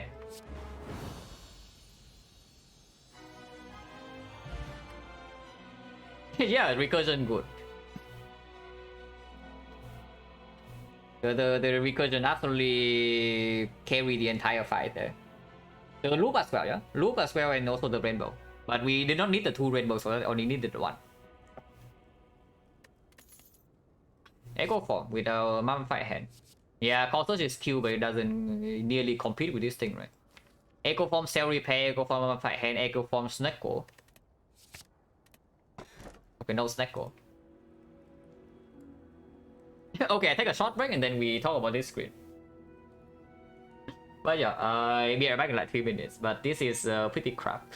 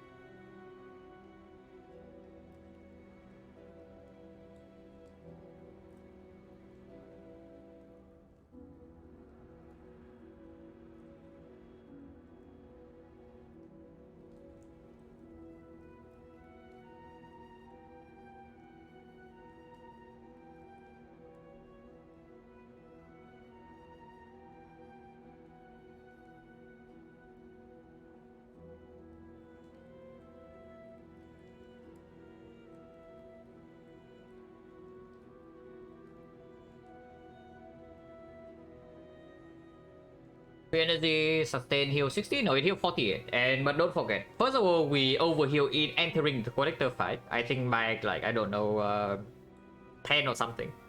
And secondly, we did take 13 damage intentionally in the book stopping fight to get a cell repair. So in that fight, only heal 6. So relevant healing of this thing so far is like it's like 30. We also took 2 damage extra in the slavers fight to get value, so it's lower than that. It's probably like something like 20, yeah, 27, 28. Which is exactly what we have left, so we could maybe make it, but maybe not. But we also have a potion unused. I thought that we would still not die in Act 2, even without the meat. But yeah, by the way, the consume. No, really, imagine not picking up the consume in Act 1. Like, forget about Hexaghost for a second, yeah? Because I think that if we do not have a consume plus in the Hexaghost fight, we're straight up just dead. But let's assume that we miraculously get through the Hexaghost somehow.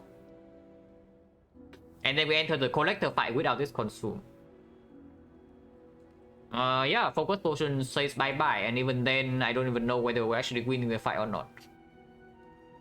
So far, not too unhappy about this.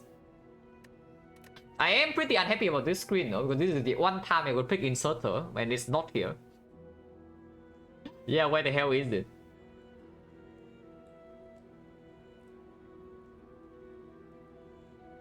It's definitely not Final Stone. We currently have 0 way to mitigate first cycle of the HUD. Like, yeah, no genetic algorithm. Only one hologram, not a lot of deck manipulation. Weakness is inconsistent because only one goes the ice minus, no buffer. Max HP is okay, but also no relics like Incense Burner, Tori, Lizard Tail, Helix. Actually, not Final Stone, then no Catcher. So no, I think it's a force catcher. I generally think it's just a force catch. Like, how much do we need the 5 energy with the Mummified Head and the turbo in our deck already, and no draw? Like, what does it actually do, the 5 energy? Tozu in this spot actually is way more pickable than usual. Because we have heavy sustain. Catching and striking strike at me? No. Who says that we're catching strikes here? Where's the idea that we are catching strikes coming from? Because we can catch away, honestly, even this ball lightning. Like, this thing has done its job. It can go. And defense plus, yeah, defense plus is a good card, but like it's so freaking good because any charge battery is better, you know. And at the moment we are skipping charge battery. It's never the stone. I'm just wondering whether it's ever the Sozu over the kids because Echo Form, even with Mummified Head, Echo Form still difficult to play on 4 energy. Number 1.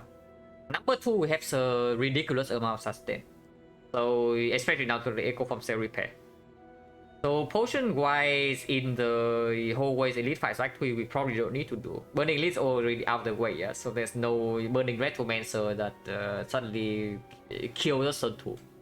We can take heavy damage on turn 2 against Retromancer, but we probably don't die because of 2 Sweeping Beam, the Vajra, the Akabeko. Final Stone mitigation? No, the problem with Final Stone is exactly you saw it last run. I mean, maybe you didn't see it, but you died turn 3. So do we have a way to not die turn 3 here? I don't care about second cycle whatsoever. We just die turn 3 in the hard fight. So what is the plan against that? At the moment we have none.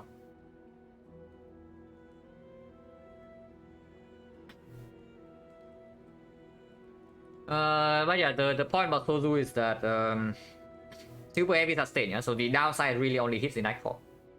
I think we get through Act 3 without using a single potion decently well. But in the Act 4, the downside hits. Spear and Shield, we can still maybe get away with not using potion. Even if we take an insane amount of damage, maybe even 60 in that fight. We heal by how much? We heal 12 with the mid, we heal 25 with the Pentagraph, we heal 14 with Cell Repair Echo Form. So that's, yeah, 51 damage. We can heal back 51, so most likely we can get away with not using a single potion in the Spear and Shield. and we just trade our HP there. It's just that then we enter the hard fight. And yeah, we do have a focus spot, which is a good potion in that fight, but only one slot.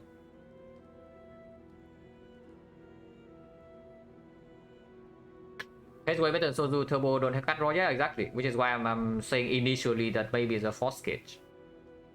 But I don't even know, because it's true that first of all, not a lot of good things to cage. Like Bow Lightning can go, but then second card is slightly weird. It's Philo, yeah, it's cage Philo Sozu. Cage is slightly good, and again, like the fact that we don't have draw right now is bad, but we would love to pick up any draw, right? With 4 base energy, we are always scared of the case where we draw into our Echo 4. You see, that's another thing. With 5 energy, is a lot more lenient. Don't draw upon, no deceive. But yeah, you don't need to tell me how bad Sozu is. Like, come on. It's not like I'm new to A20. I'm saying, oh, Sozu is OP and everybody else is stupid. I'm not saying that. But I am saying that maybe the downside matters a little bit less in this one because it's only for the hard fight. It is only for the hard fight that downside matters. So we are basically comparing, if we compare like Sozu with the Final Stone, yeah, for example, and we say that actually they are exactly the same. In Act 4, what is the impact? Like, because Spear and Shield with the Final Stone, we take extra. So if we use a single potion in the Act 4 Elite fight, then Sozu is already better. They can get wrecked by time meter as long as we don't die, we don't care though. We have 81 HP to spend. You think that in one more act with free passing and a decent amount of gold, like we never actually get stronger. We can spend every single point with this 81. Okay, not every single point. 80 of the 81. If we go to 1 HP, it doesn't matter. It's fine. But that's the thing, like, but yeah, it's about the cases afterwards. But I'm saying, like, comparing between Philo and the Sozu. If you have to use a potion in the Spear and Shield, then the Sozu is just straight up better. And the potion in Spear and Shield is used if we straight up die, yeah? And the chance of we straight up dying in that fight is higher with the Philo Stone compared to the Sozu. It immediately deals plus 7 in the first 2 turns. And this deck at the moment doesn't look like it can kill the spear before we get on for the second time. So I could assume how the Spear and Shield fight goes roughly is that we do we deploy Dark Hawk, we snipe the shield first, and then we block the we block the oh yeah, what about what do you mean time meter? I mean sure, time meter deals some front load damage, but we have do not forget, eventually we have Echo Form in this loop here. Now this hate Philo Stone a lot more than most people. Yeah, you can watch the last run to know exactly why. At least on defect. On defect, Philo Stone is complete utter garbage. On Ironclad it's still pretty bad, but it's more tolerable because you have like some disarm. Okay, with Silent again you have Malaise, you have Piercing Wheel, so you don't mind that much, and also Red Form doesn't care. But on defect, yeah, defect the defect loves 16 HP in Act 4. It's not 16, it's more than that. But in the hard fight alone it's at least 16.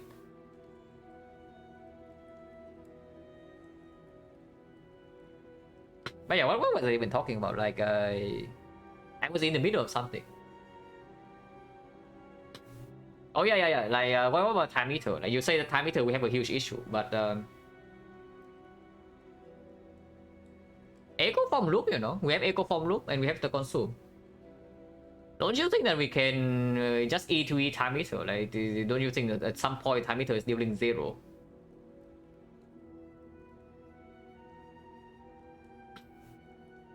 Yeah, I take Sozu here. Take Sozu here. I don't see what we would catch to make it towards the boss relic or the Sozu. When the Sozu downside is only in the hard fight. Jordan pattern, yeah, exactly. That is what I'm saying. We can spend all our HP. You see, right? We enter the boss gauntlet with basically 50 heal here. If we go below half, we get another 12. So we have 62 plus HP, and Echo Form Cell repairs another 14, yeah? So we heal 76. Do you think that we are dying in Moscow late with like 150 HP? Because if we are, we have no chance in Act 4. I'm just saying. Like, if that is the case, then we just straight up die in Act 4. There's nothing we can do there. Yeah, bro, yeah, that is 50. We take 50 damage and then what? Doesn't matter.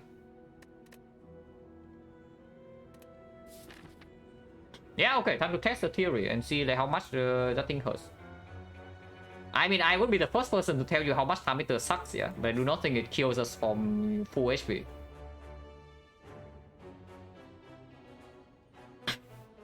Upgrade wise, how is it? Hologram upgrade probably wants to happen at some point. Not super compulsory, but it is an upgrade to be mindful of. Especially when we can get magnets. Yeah, do not forget, there is always a chance for magnets into hologram O1. And with O1 in the deck already, I do not think the magnets is so insanely terrible. It's fine. Of course, hitting exactly hologram is very sick. Hitting the coordinate is good. Hitting the power driver is good.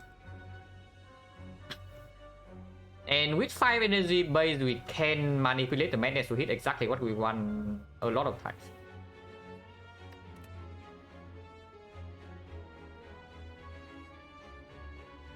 What's my point? My point is that maybe question marks are not terrible. I don't think I want to go to all of them though, but I don't mind a few. Oh, that's also the only 3 elite path, so we go to the 3 elite path then. There's 0 shop in that path. So we don't get to spend our gold at all, which means that we have too much gold back for, because we cannot even buy potions. Hollow, yeah, hollow reinforced body, maybe recursion still, just because of the O1 synergy. Not because we need this energy upgrade, but it can be pulled back with the O1. If we see any other coordinate, we can upgrade that. And I do think that we might want to upgrade one rainbow. I do have a feeling that we might want to upgrade one rainbow. Definitely not both of them, but one of them is fine. And go for the eyes eventually, this upgrade is not terrible. Is a 3 elite path, basically it's plus 1 elite. I guess we can answer here. We can always dodge the last elite to go to this shop if we say that we have way too much gold. So we just start this way then. So we can choose to take 3 fights. We can take 1 fight, 2 fights, or 3 fights. Double question mark, we go to the shop, we do not go to a single one afterwards. So there's 2 question mark or 3. We say that yeah, our worker is good, the my room of God is good, Madness is good, Sensory Stone is amazing. Dual Cast for one not as good as Recursion, right? Dual Cast is not being played in the hard fight at all until way later on the Dark Orbits. If we are saying that our damage in the hard fight is just recurring Dark Orb like in the Collector, then the Dual Cast is an empty card a lot of times.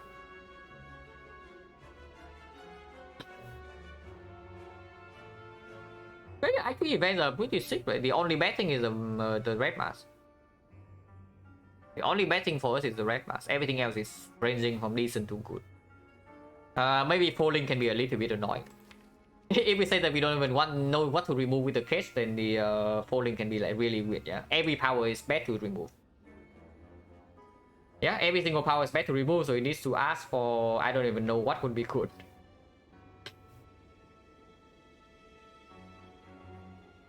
Yeah, falling is terrifying. Capacity minus will upgrade. Well, probably not in Act 3, but in Act 4 maybe. In Act 4 it might. But yeah, my point is that we probably don't want to take triple fight here. This is way too many fires, though, is the thing. Like 3 fires, 4 fires in total. With 4 fires in total, 1 to recall, so we had 3 upgrades in this act. At the moment, 1, 2. If we have nothing else, maybe 3 here, maybe 3 here. It's fine. I guess 4 fires is okay. So we do not. It's not super urgent that we go to the fight to get a card to upgrade. So yeah, I can definitely see opening with this into this, into this, and then see whether we go here or not, depending on the event quality. Because after this question mark, we are not going to another one unless we take this elite over the storm. Storm and question mark is also perfectly acceptable.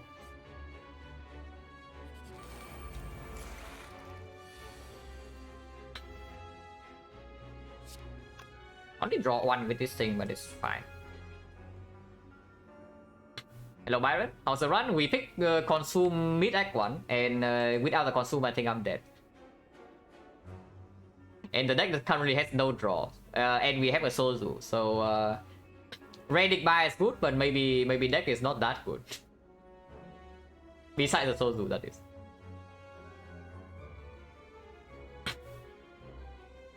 Yeah, but yeah, honestly I haven't seen a force consume in like quite a while. But in this run, if I do not pick consume, we are most likely already dead. Because yeah, first the Hexaghost fight, even with the consume plus, I was still not killing by the Inferno turn. I was killing around turn 10 with the consume plus. Actually, was it turn 11? Don't really remember. I think it was turn 10. And then in the collector fight without this consume, we are so toast. And this potion is only covering for one of the two fights. It cannot cover for both. I think we had focus potion since Act 1. Yeah, we did. 81 HP into what? Like, we had 81 into both the collector and the Hexaghost. But in case you are saying that because we have high HP into Hexaghost, like that is irrelevant, yeah? The more HP you have into Hexaghost, the better actually. It's just that your HP loss matters half as normal, so usually you want to spend HP. But it's not like we considered anything, you know. We took Frost 6 Burning Elite. And we took maximum Elite in Act 1 without ever resting. And we entered the Hexaghost fight with full HP. While still almost always dying without one card. That's ridiculous. Had ISP and hardly live, yeah, we also made it survive. Even because we had to fight Stang Inferno. But yeah, here, what do I do? Start with... I can wait with Cell Repair, maybe? Cell Repair, yeah, we had Cell Repair from floor 2. How much am I blocking? I have 4 focus. And I am evoking 2 frost, yeah? So it's 18 plus another... So 30. I'm blocking 34 this turn. Yeah, we have full block. And no matter when I play Compile, it only draws 1, so it doesn't matter. It's just like whether I want to save the Cell Repair for the Echo Form or not. With the Loop Plus, we are pretty safe. And if we kill them too quickly, we can also hologram the thing back. And also, if we get on afterwards, then of course I would like to wait. So I don't see a reason to play this Cell Repair.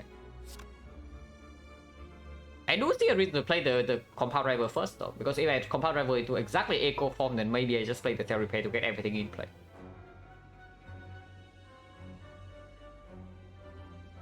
Yeah, I would. So there is a reason to play this first. Oh. Yeah, sure. Now if I draw into Echo Form is slightly weird, but I guess we don't need Echo Form to win this fight.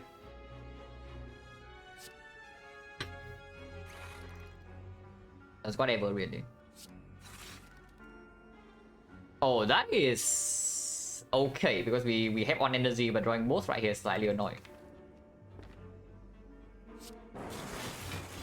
But yeah, we have full block. We don't even need to play any other block cards.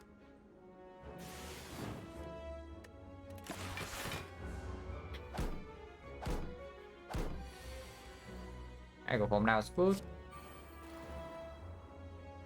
Rainbow, then Frost in front, Dark, and then we have Dark in front for next turn, which... no loop yet, but we can do a cast the Dark maybe.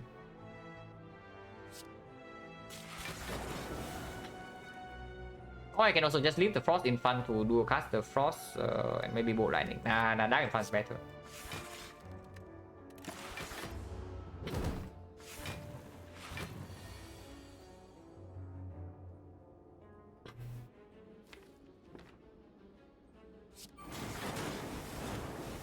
Also, yeah, this is definitely one of the better rainbow runs I have had. It's pretty rare that we see rainbow and we think it's a woodcut, but definitely performing in this one. So how much do I care about this 1 HP? Because I can hologram self repair right now and then we just get out of the fight. Oh, am I stalling for +1 here? It's 1 not, it's 1 not. No, I would assume that 1 is worth stalling for. Yes.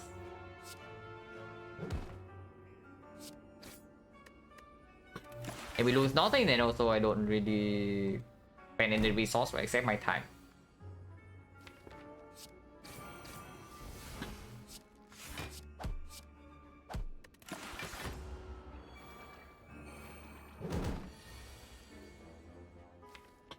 Here a bit.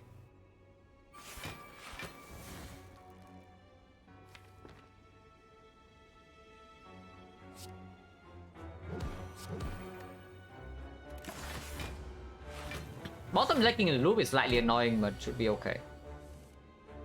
A pyramid.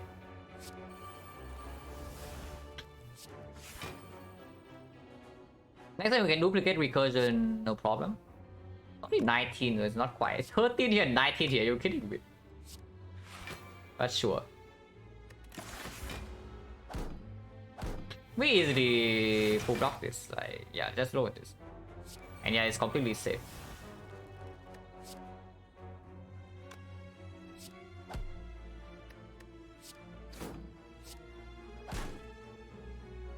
We still have retain, yeah? So next turn we can just double the recursion and it dies.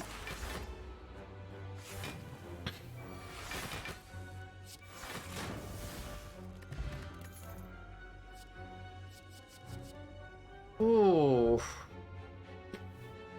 Why is the Doom and Gloom green? If Doom and Gloom is not green and hologram is green, this is a very easy choice.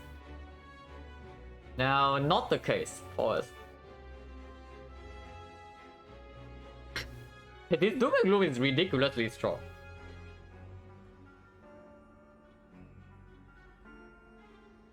And hologram is common.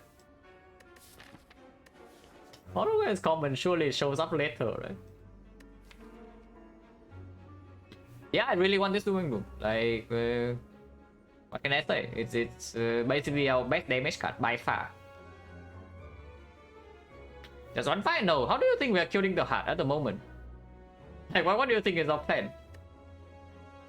Damage in Act 4, not even the heart, yeah? What about the spear and shield? No, really, how are we killing spear and shield?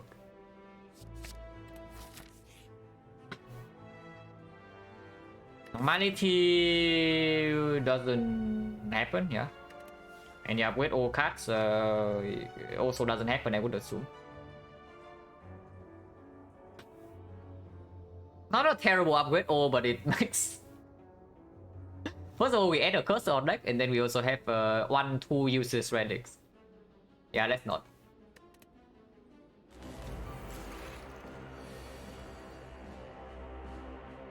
And also we don't have draw. That's the thing. We are basically mitigating a lack of draw with our insane amount of sustain.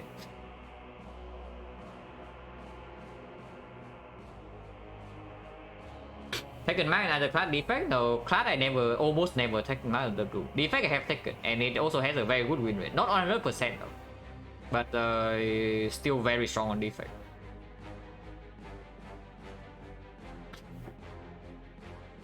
But yeah, with all on class is usually throwing. In the sample, sure ever, yeah. Okay, in the sample not, but on stream, yes. In the practice runs, like the 30 practice runs, I think I picked my blue, and it won, like pretty convincingly. In the sample, I picked it once and it died. To the hard bond, like turn 2 or turn 3.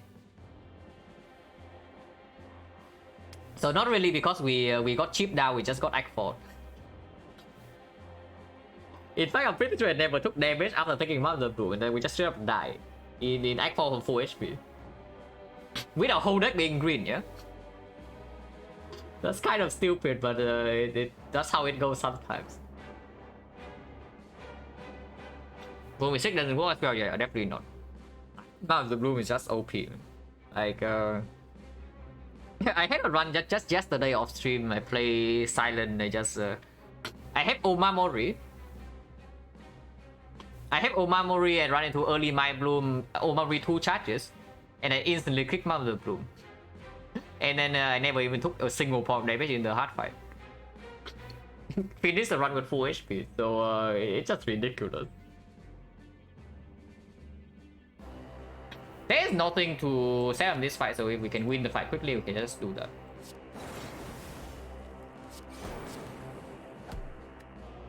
Save the shield for later or put it in front. Probably saving the shield is fine.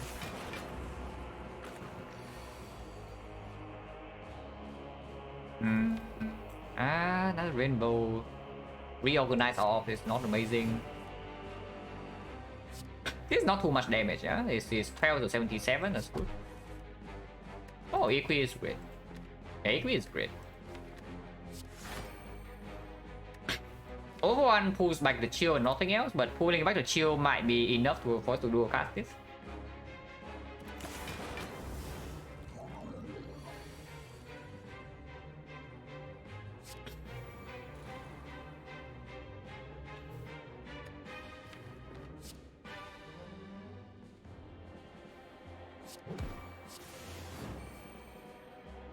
Yeah, exactly. We can recur the thing now. And now we end with the rainbow when it dies. Rainbow wheel. We can only take one normal fight anyway here. But here we have 2 more, so it's not too bad. 3 cut rewards. If we see fight in the question mark, it's more. Oh, multi-cut on 5 energy. With the echo form. That does not say cut roll, but I don't think it's better though. It's quite good, right? Yeah, multicast 5 energy with echo form, how bad can it be? KMX, no. KMX is still potentially in the shop, but we don't even go to a shop in this side. So pretty unlikely that we see it. I mean, we can go to here if we had too much gold. I mean, I take it. First question mark first, because all workers can happen here. We are never going triple question mark with player wheel, right? And we just saw basically the best event. Maybe not even the best, but Sensory Stone can outperform. But it's definitely very high up there. So I would assume that we are never going to triple question mark. If that's the case, then Pfeiffer is better. We get a little bit stronger before double workers potentially. On the other hand, you can argue that we go to all workers first, for example, and then we heal back up in this fight before the elite. But yeah, hopefully not. Question mark now, red mask going to question mark? No. With player wheel, I don't think so. With player wheel, I think I take at least 1 fight, no matter what this is. And yeah, if question mark is dropped, then going here first is also better. We have like 15 more gold.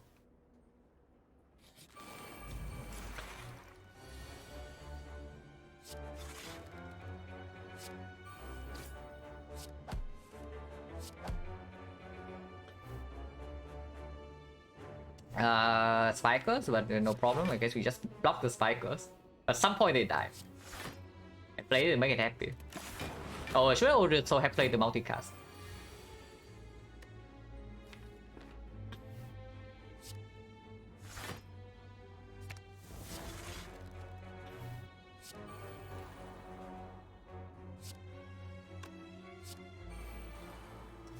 But do not forget our deck doesn't have a dark, but we have 2 rainbows, so it's probably still okay to kill this. To kill this lightning ending. But looping the lightning is not bad either. Looping 4 is probably slightly better because we can slowly deploy the rainbow and then win. Yeah, and I also get to play that.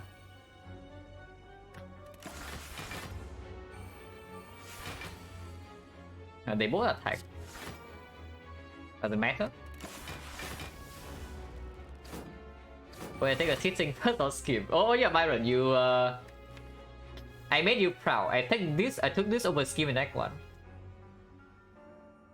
I thought AP was a scheme on like floor, I think, when was it? I bought this, and no, I picked this. So this is on floor 4, I think. Yeah, this is on like floor 4 and I took this and run into Burning Elite floor 6.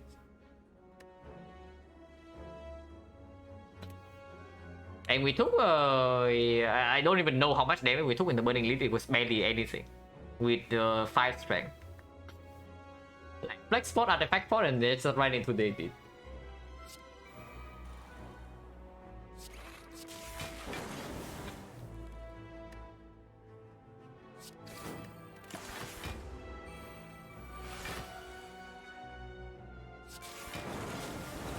And yeah, Rainbow's a lot of damage, right? And it also gains like pretty sick amount of block. I really like Rainbow Consume actually, because you get rid of the lightning immediately. And then you have 2 high value orbs with focus.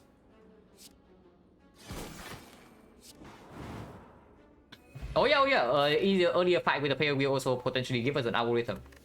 Right here. Okay, not here, but here. Okay, not here. But Quaded plus with tech. Compound Driver, sure, right? 5 energy base. Of course, some anti-synergy with the consume, but still not too bad.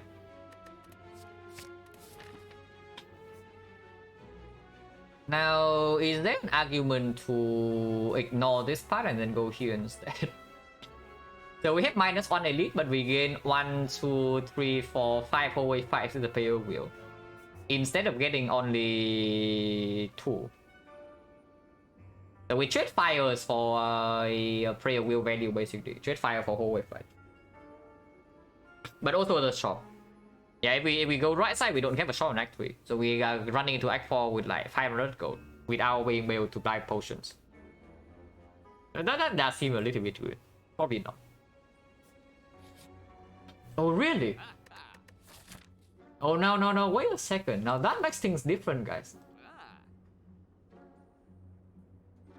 This shop sucks though. Yeah, no, unfortunate to say, but this shop sucks. We can buy buffer on sale.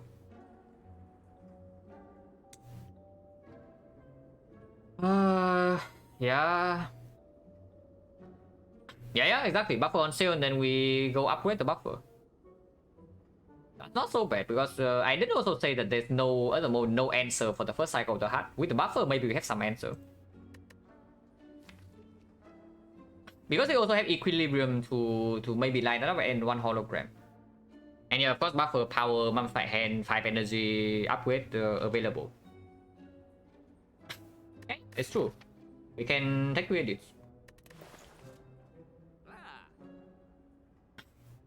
How much do I have if I just buy the buffer and then leave? Because in here, beside the buffer, there's only maybe reinforced body I'm slightly interested in. Like maybe the sling, but I don't really love the sling.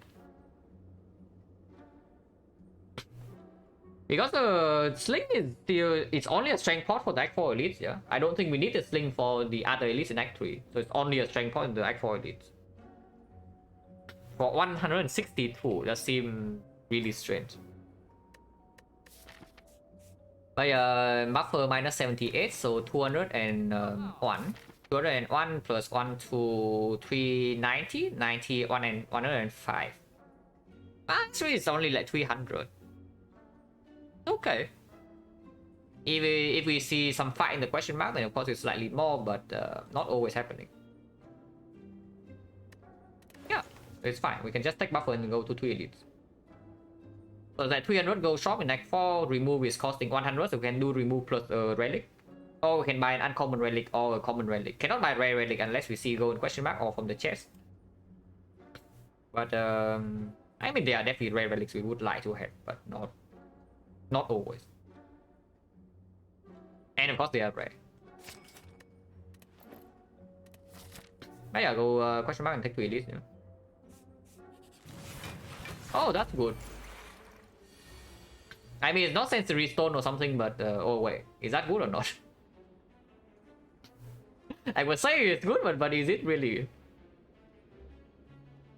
23, and then this is what, 26, so 49 damage. That is not killing. So we need lightning to hit on up 3, otherwise we are facing 20 damage to 22 damage to our face, but we heal back 14. Yeah, exactly. If I'm good at the game, I'm killing. And yeah, it only makes sense to hit this, right? Because lightning hitting here doesn't kill. Unless I play multicast over defense. That seems incredibly stupid.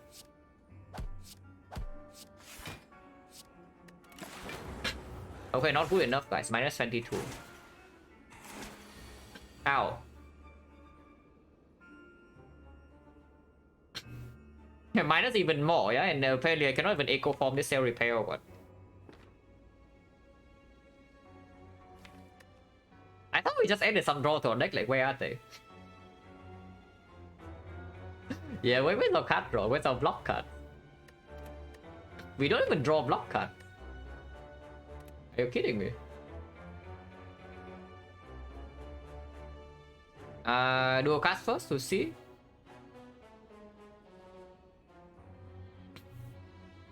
I don't think I'm rebounding dual cast, right? Rebounding dual cast has killed them all, which I might not want to do. We have mid? Yeah, we have mid. But only if we don't take too much. Because we might still need some HP to deal with Retromancer turn 2 with some draws like this.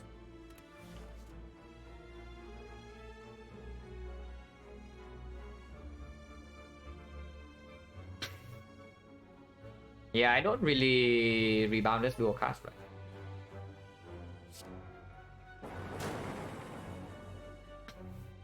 I might rebound both the eyes though.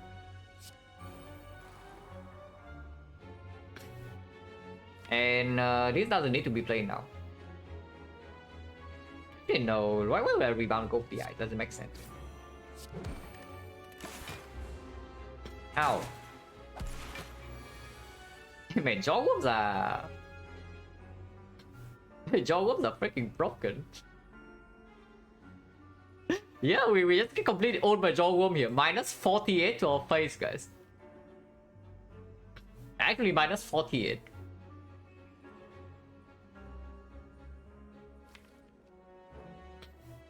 Oh yeah, even buffer would have blocked. Now I really want to echo form the cell repair if I can.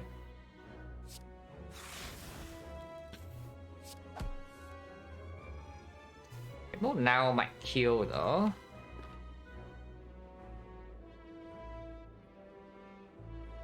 Yeah, Rainbow now will kill it before we get to. I nearly evoke this once with like the equated. This is not doing it. Oh, this is way too much damage.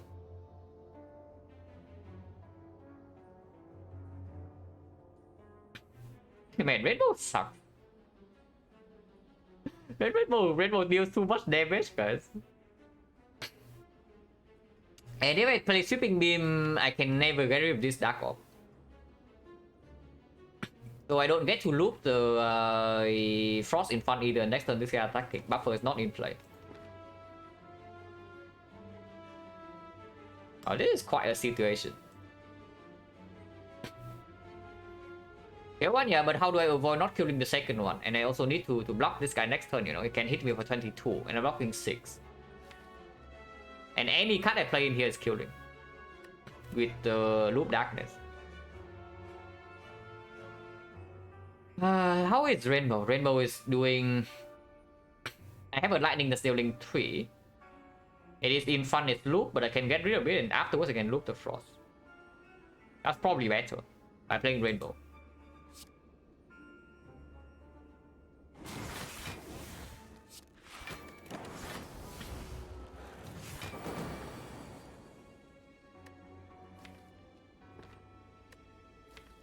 Yeah, I don't even have the co-headed in here, so it doesn't work.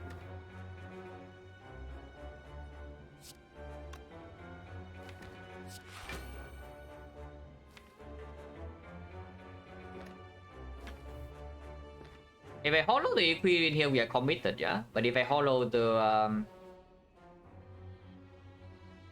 if I hollow the Equilibrium or the Consume, then we are not.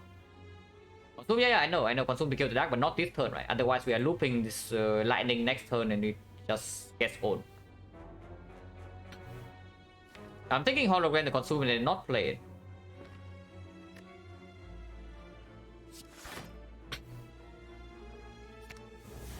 Yeah, it's probably what I do.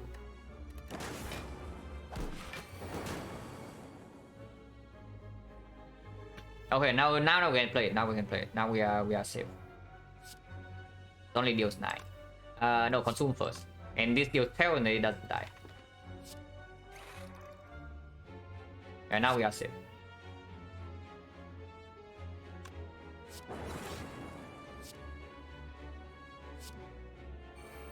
Oh, discount buffer, that's perfect. But I mean, we don't need the buffer to happen. I just get it out of the deck now to... It's fine.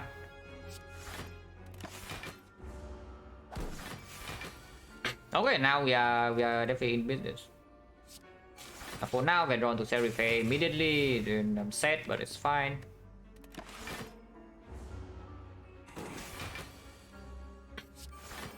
So now, even if I draw to Serifay, I don't care.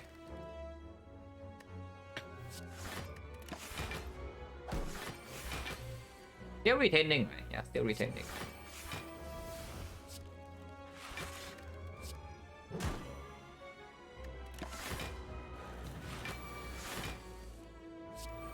Okay, +7. Could be way worse. But we are at 59 now. Single quit this screen. I mean, I'm not complaining, but sure. And yeah, what about another comparable? Recycle can be upgraded. And we do have 0 for 1. So how many upgrades? Now we suddenly are short on upgrades or what? Because with triple quitted right now and 2 compound rivals, maybe I can see recycle being a thing with the hologram and 0 for 1. But actually, if we pick recycle, we upgrade that, yeah, so that 0 for 1 can pull it back.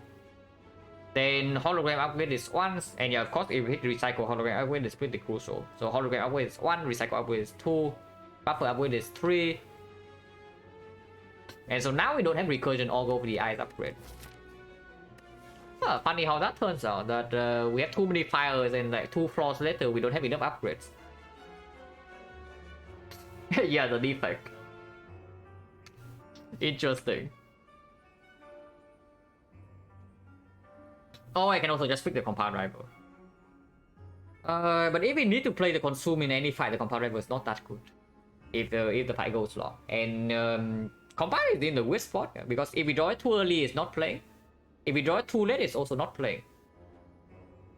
It's useful in the middle portion of the fight, but not even that amazing, because we don't have Ninja Relics.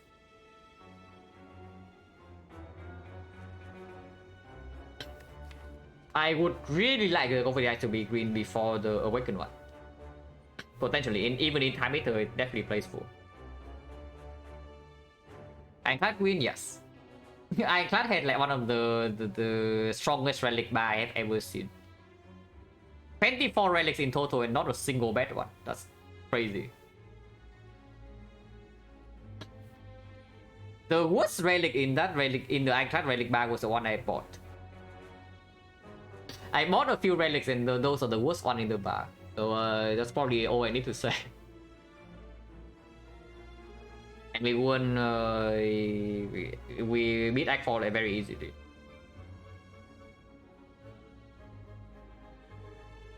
Yeah, Perfected Strike OP. What can you say?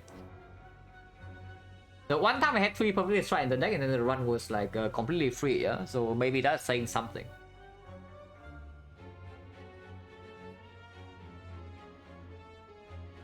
But yeah, here. The Combat Rival is not...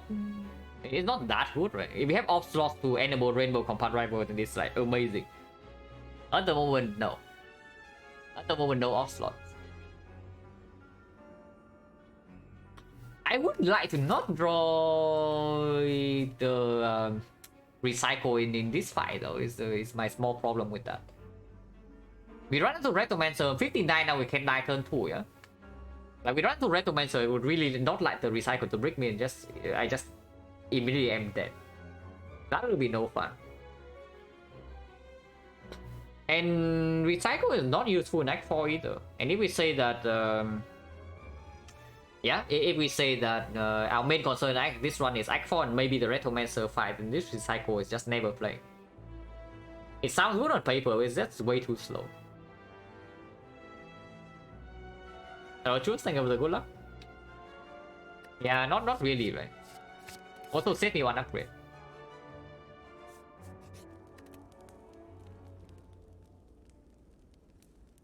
First upgrade I assume is buffer. Great against Giant Head, great against Nemesis, even against Retromancer you can save like 25 HP. Because we can control which dagger we kill first. Very good with Echo Form. Yeah, and can definitely see first upgrade being the buffer. Also, one of the upgrades I definitely want to make before Act 4 happens. Before the fight in Act 4 happens, I think. Not that I need this in Act 3.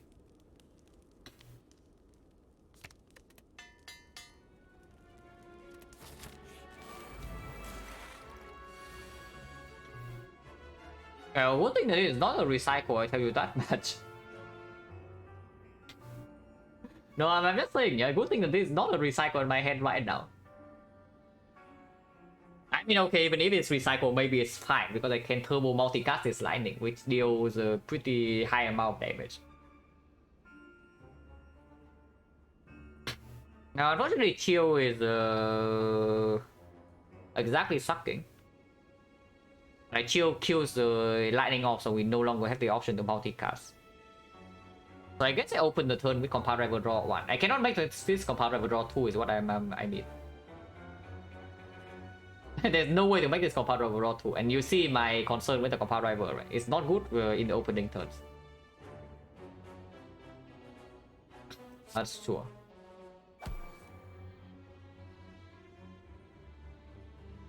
Hologram now. Okay. I can make the other two compound driver draw 2. Like I hologram the compound driver here and then chill for 2. Of course that means I do not multicast this lightning, but it's not that bad. Oh. Oh, that's better then. In that case, I can even leave the chill in my deck. Yeah, in that case, I can even leave the chill for the 0 for 1. I don't care about the reshuffle, right? So I am playing the turbo this turn, which means the line is what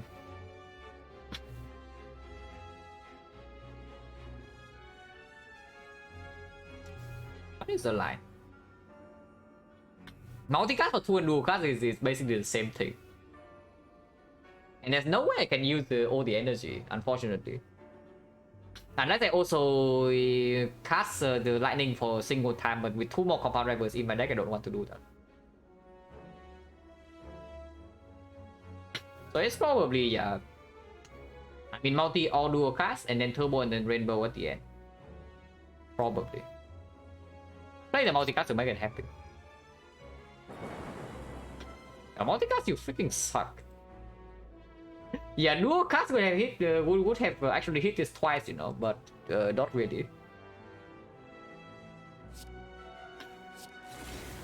So now, of course, you can also let the dark in fun by playing chill. Command River will draw -1, but dark can be evoked immediately to kill the minion, for example. And we also have more lightning, but if we draw 0 for 1, it's not blocking nearly as much. And this one we're taking 0 either way. I would assume that the chill in my discard.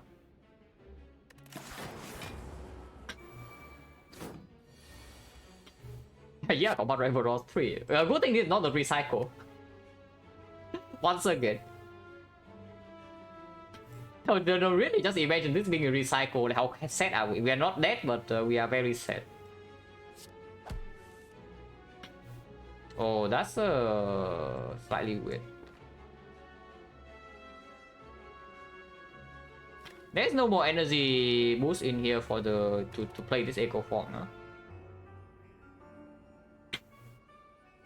If I'm playing echo form, I'm not dying at all, but we are taking. I'm locking like what? 7, and I'm facing 50. I'm taking 43. With Echo 4 we play afterwards, I don't think we take any more damage though, but and we heal another 7, yeah, so I'm taking 36. Still very strange, right? Yeah, still very strange. Wait, this is 8 damage. Wait, hang on, that is 8 damage, not it's not 9.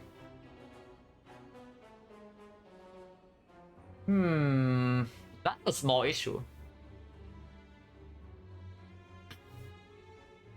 But I mean, I guess they can kill 2 daggers. So 8 plus 13 is killing, and then rebound can also kill, and then we strike once here.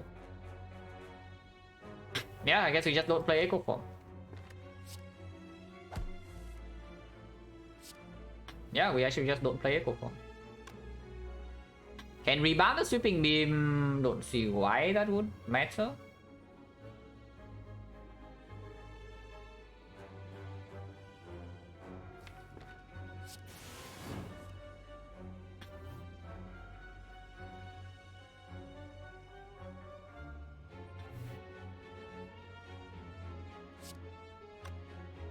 You can kill the 2 daggers this turn with a 50% chance. But I can also put the draw a little bit and kill 1 dagger guaranteed. If I draw into like FTL, beam cell.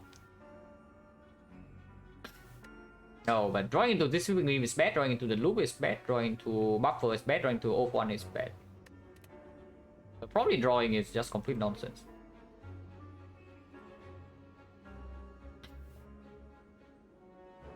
I really want to play defend here, but we cannot afford to. Because then next turn this guy is not guaranteed to die. It's only 25 though. We don't really die next turn even if that happens. We are weakened, but it's not very healthy. Yeah, second rainbow also kills it immediately. What Dark will hit this. Yeah, probably I am allowed to play this defense. But I don't want to rebound it.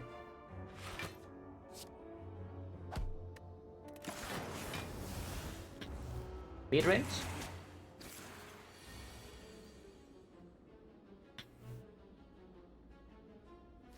O1 is still in here. We are already killing this with 2 attacks. So Beam Cell can go on Retromancer.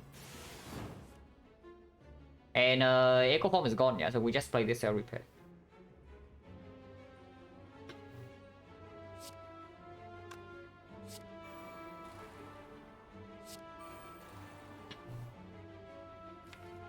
Keep the Frost, I would assume. And Dark is in front.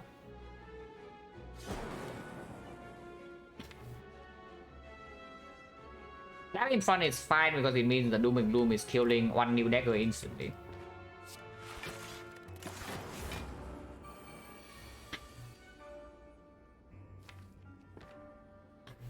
We summon again.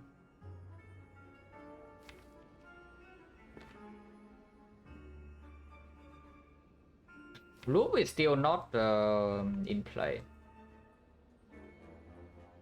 Now Rainbow kill this thing instantly and then we retain over the ice next turn, but is that good or not? Probably fine. Probably fine.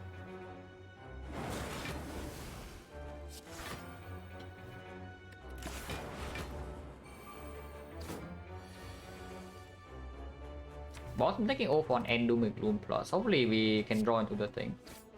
Oh, come on. Come on, are you serious? So we do not get to actually play O1 at all this first deck cycle. Well, that's unfortunate, but whatever.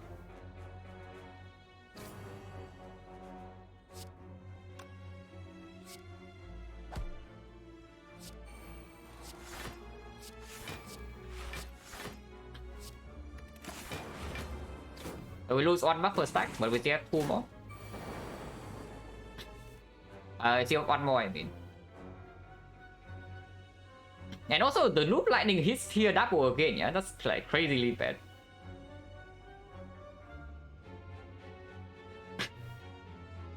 But 6 energy this turn, we do have a void though, so we need to be slightly careful. I can see starting a Doom and Gloom and see where this lightning hit, because it tells me where to play FTL too. Yeah, okay, cool. Thank you very much. Oh, I love the defect. Oh, I really love the defect, guys. Amazing stuff. It's crazy, right? Every single lightning has hit Retromancer, like 5 or 6 of them. The draw order was bad, and then we also hit Retromancer like 5 or 6 times with lightning that we cannot actually kill the daggers. I'm actually serious. And now do I draw into the void or what? I hope not.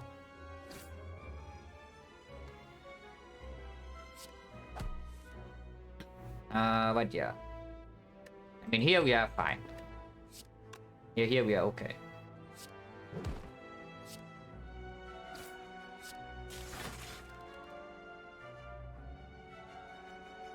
Move this down, we still have on buffer. Once again, this shield is useless, so I would assume I can even play the shield. Recursion is no longer in here. Multicast being drawn with the loop being on here is killing anyway. So just deal 20 now.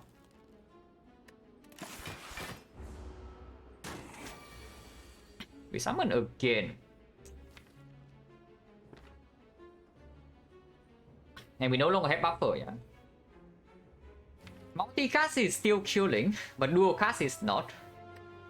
And Quirder, if we leave this dark in front, is not doing enough.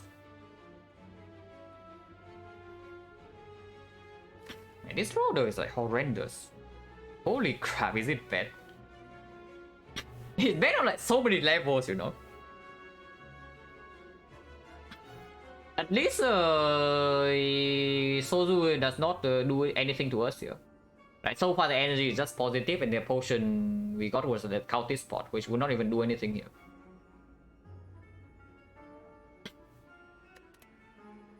So far the Sozu is positive, it's just that this fight is not even over yet. If I play this, it goes down to 30 something, which might open up a kill with Beam Cell. And we have to loop Frost in front. So we block 13. We block 13, 46. We can still die next turn. Yeah, if she attacks next turn for 50 and we draw, we have like more than 5 bricks. Leaving the dark in front means that this is killing, this is not killing, but it kills the dagger. That's not even good, right? Multicast is killing. Nah, I play Gold Lightning.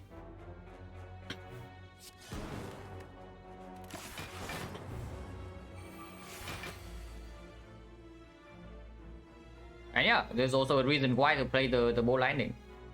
So that now we can kill her next turn. Holy crap, if she attacks this turn, we are not dead, but we would be close. Yeah, if she actually attacks this turn, we are not dead, but we would go down to single digit. But at least she resummons.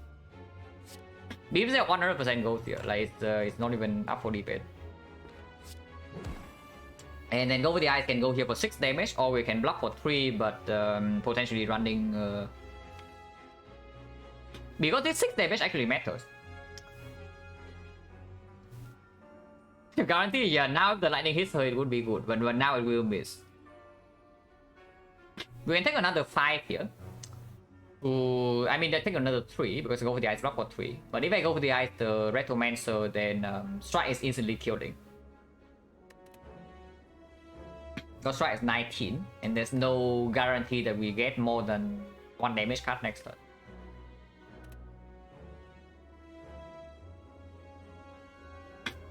Basically, if we don't kill her next turn, we are dead. Plain and simple, because she will attack, we can have no way to kill both daggers without killing Retromancer.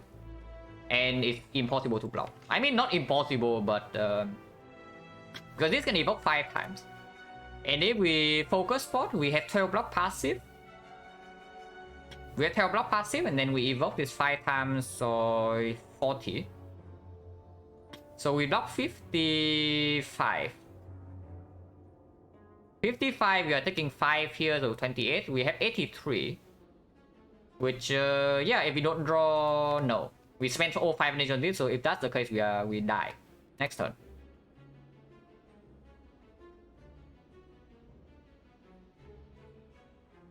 If I do not go with the Ice Recommencer, I need to draw 2 attacks. Yeah, I would just go with the Ice here. Oh, Lightning actually still hit Recommencer, so now any attack would kill. Any attack? Any attack? Hello? Okay, if we die here, the defect just completely sucks, yeah, and there's nothing to do about it, but with this hand, there's no line, right? I mean, I can focus spot into dual cast into multicast.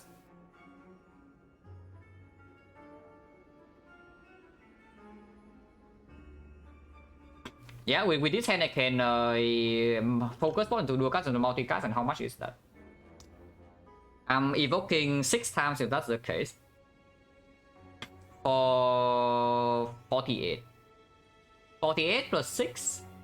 53? Yeah, no, that's dead. So I need to draw into an attack that kills her. And not every attack in here is killing. Okay, we kill her. But holy crap, like what the hell was that?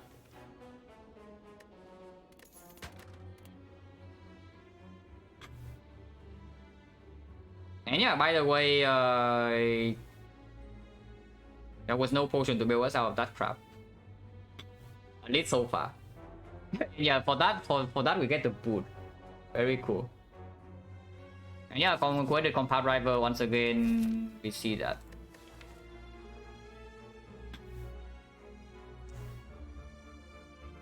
What's the next upgrade? I would assume next fight is either Nemesis or the yeah, next fight is either Nemesis or the Giant Head.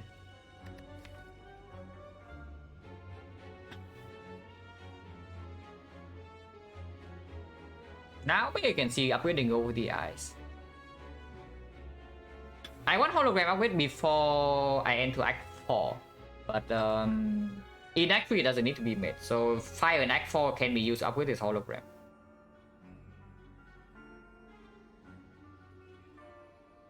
So I would assume next upgrade is go for the eyes, right? And do we pick any of these? I don't actually want another compound rival. But co-ended, unupgraded, how is it on 5 energy? It's not that good, right? Cost-wise, 1, 2, 3, 4, 5, 6. But we can also manipulate with the recursion, and we don't have off slots.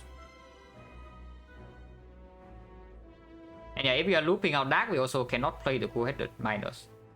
And co-headed minus is not even, yeah, it is not draw positive, so not really. I think this is a skip. I do not want a force compound driver without maybe a virus or something. And yeah, auto shield plus with the loop, of course not. I'm waiting for the eyes, yeah. And that is even with taking looping loop plus, are you kidding me? We took 2 sweeping beams and I took a looping loop plus and we still got owned by Recommencer because the both draw the end attack pattern went wrong. Really now?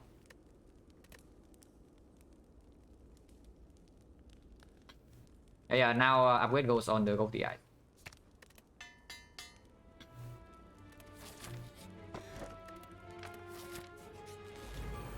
Amethyst, we have the boot.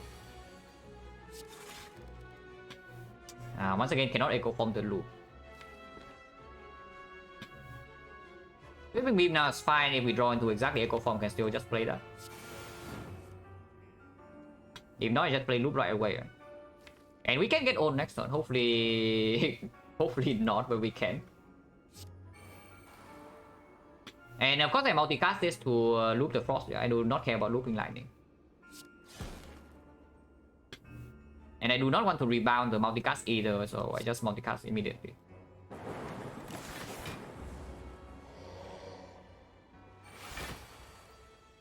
Wow, interesting play you are making there, Nemesis. So yeah, burn into 45, the classic pattern really. But we do not mind taking 7 damage.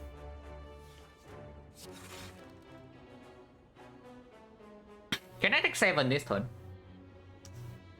Doing Rainbow into Chill means that I get to loop Frost again. And I'm blocking one. I'm evoking 2 frost only and again another 2 frost. So I'm blocking 666. 18. 18 another 6 is 24. 24, 28.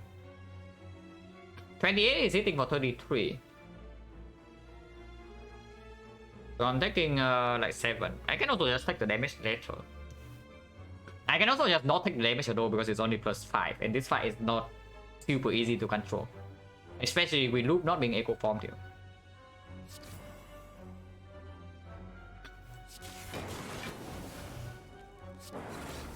Yeah, this is currently 20. This is currently 28. If I play charge battery, I'm taking nothing. And Echo Form is still in the deck that is not played yet. I should just do that. And I don't play Cell Repair, yeah.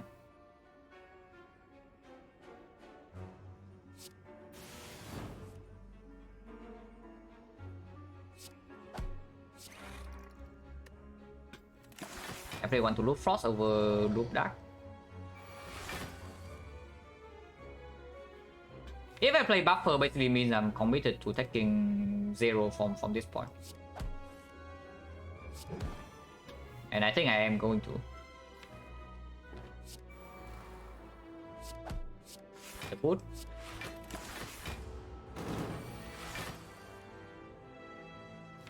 I'm playing Echo Form, yeah? Okay, Echo Form here. Your castle is fine. Going now is fine too.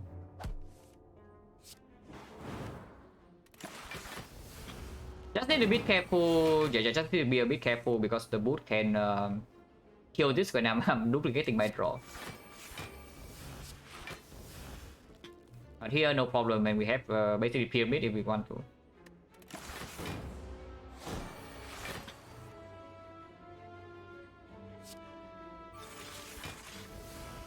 Still retaining this hand is slightly annoying.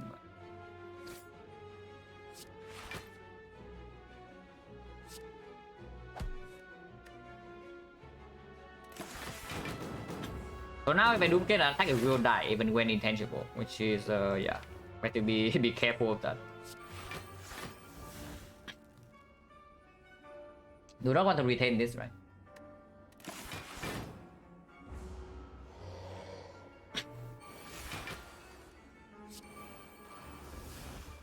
Okay, so now if we can take 6, it would be great, but that involves killing 2 buffer stacks and then after taking 6 and then killing with 15 burns in our deck.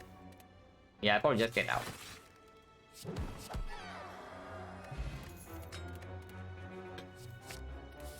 Oh, that we definitely take.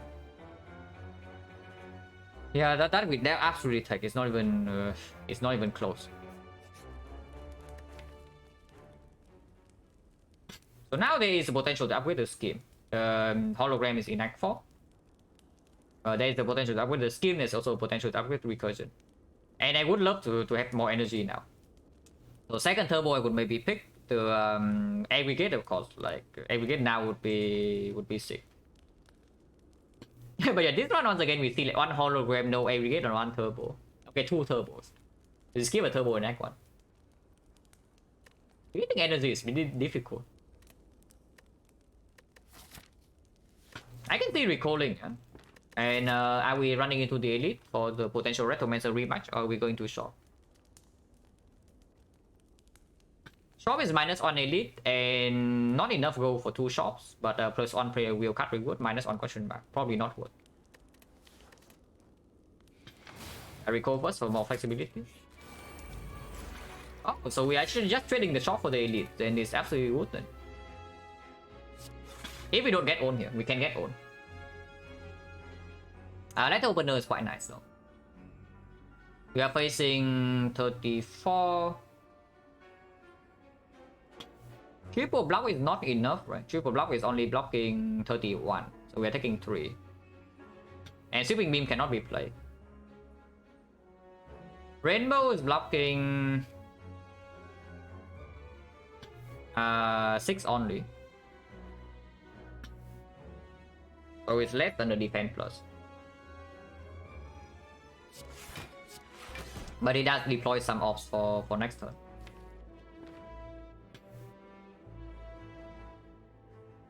Cell repair in here is probably not a good idea, right? Because we can store a spiker very easily. Even 2 spikers, and then we can kill them always with Lethal Opener. But yeah, we do need to kill this on before we get exploded in our face. Not worth taking 2 for it though.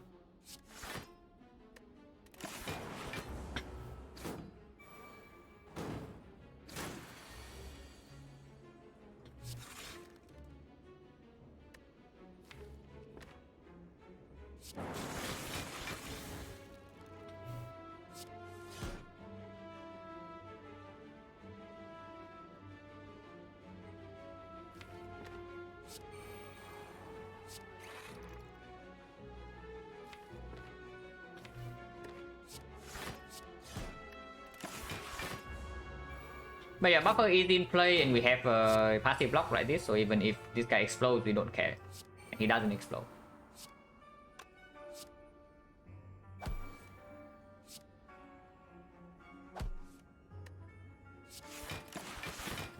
But yeah, so now we just wait for Echo Cell repair. And this is what I mean, right? Like even if some fight goes really wrong, as long as we don't die, we are going to be full HP. So the downside of this is not that scary in the before Act 4. But in Act 4 it's real.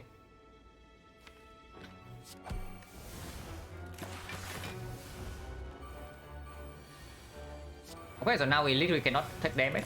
And we wait for the cell repair and then we kill them.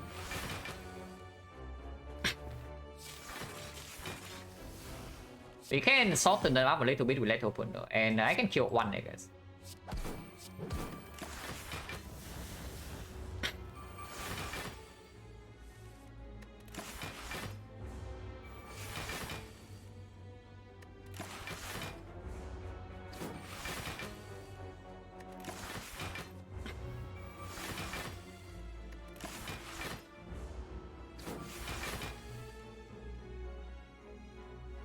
We need slightly more scaling though before we can actually press end turn against time meter. Because right now you can also see our passive block is 33 per turn. That's not enough.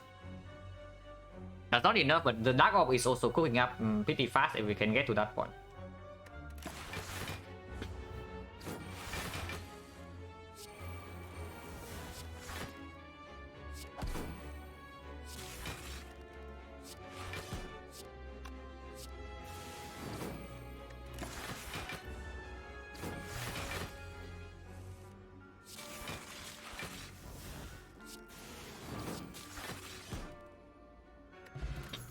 Oh, that would have been nice.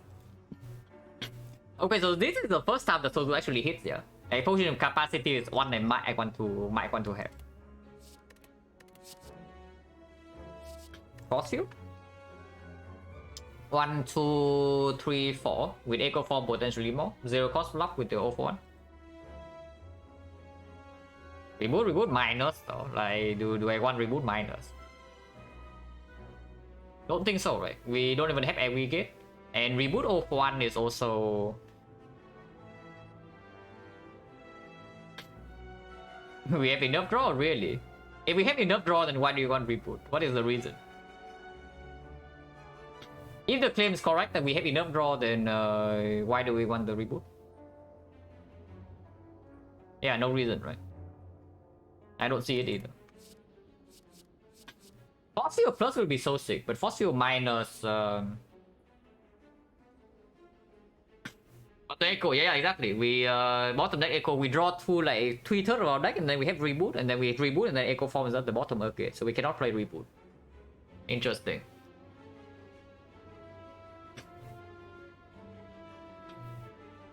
Man, this Fossil is quite good for if we have to play a long fight against our heart. But once again, it is a card that doesn't... It breaks early turn, and now we don't have consistency potion, so like, can we actually risk block breaking turn 1, turn 2? 81 HP... It's not that bad. if we assume that we enter the hard fight with like maybe even 70, then dying first cycle is not actually that likely. And then afterwards, of course, Force Field is very, very good. With 0 for 1, yeah, 0 cost block 12, 0 for 1. Let opener too. It's probably takeable. Yeah, this one I don't want, yeah. It is probably takeable.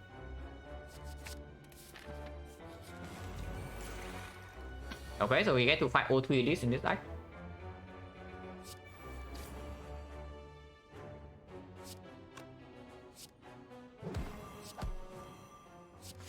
Yeah, good job, Force Field.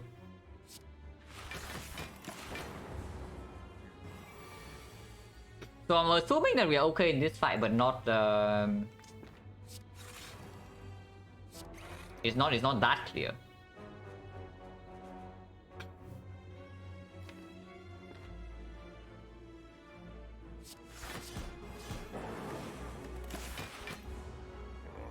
Especially if the echo form is late. And yeah, what do you mean we have enough draw? Just look at this. This is turn 3, and how much cards have we drawn? Like, yeah, +2, +2, +1. And now another +1. So, where's my draw, please? Where's my echo form? It's not here. Yeah, our draw runs out, man.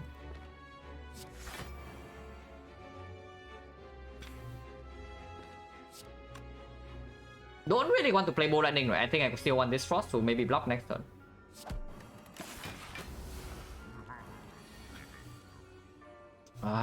Echo Form is at the bottom and now it's single buffer. Single buffer is really bad. And yeah, what's your build? We have enough draw. Just look at this fight. This is supposed to be a free fight for us, you know, and I don't know. It doesn't seem very free to me.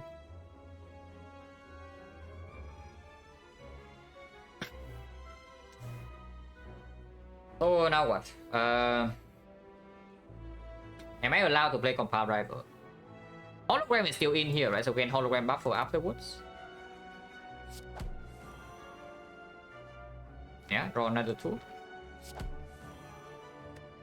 Yeah, I guess hologram buffer is not a thing.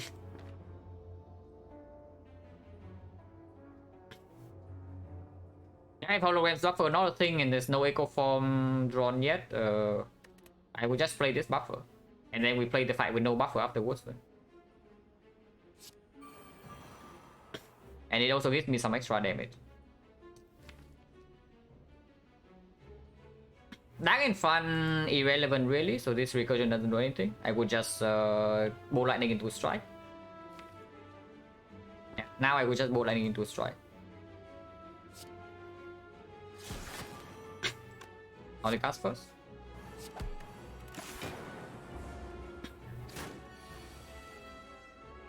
The echo form is still hiding, yeah, interesting.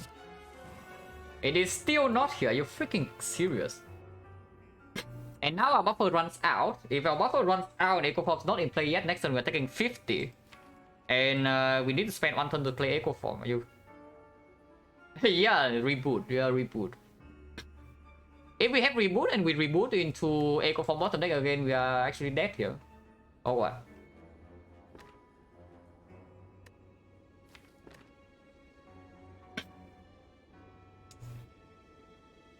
Put it into echo form and then can play echo form. If we lose a 50-50, then I can 0 for 1, I guess. We do pull back the turbo. Okay, I understand. I understand, guys. No problem. Yeah, the defect. 41 cards. And here's our echo form. Very, very interesting. And unfortunately, Force Field is 1 energy and not 0. So 0 for 1 doesn't even pull it back. Yeah, we have enough draw I hear. Like last run we have enough energy, this one we have enough draw. So what's next run? Like we have enough HP or what? No, really. Last run defect has good energy options, and this one we have enough draw. Yeah, what's coming next? No, really, what is coming next? I cannot wait, guys.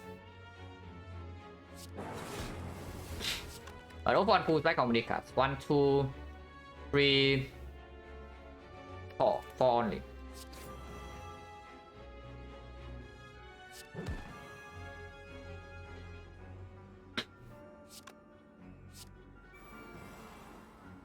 But we can block this turn without the buffer. So that's very good.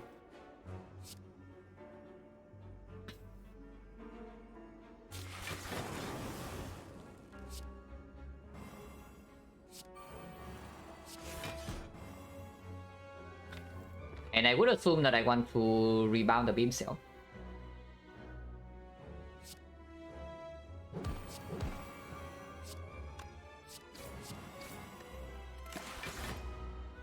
Preserving this buffer is huge, by the way. Because now we get to play Echo Form for free, and it's still weakened.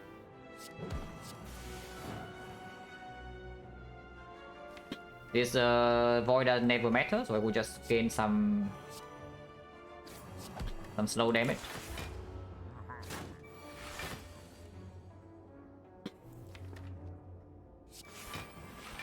Oh yeah, with Echo Form in play, this fight should be pretty trivial.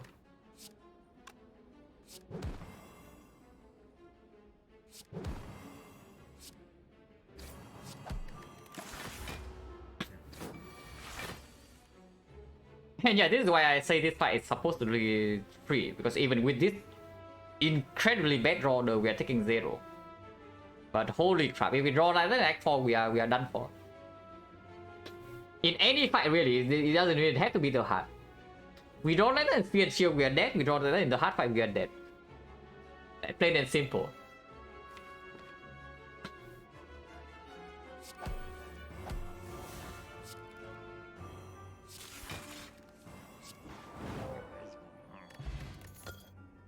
Oh, so this is why I should pick Reboot. Oh, now I see. Yeah, why don't you tell me, guys? This is not very good, yeah.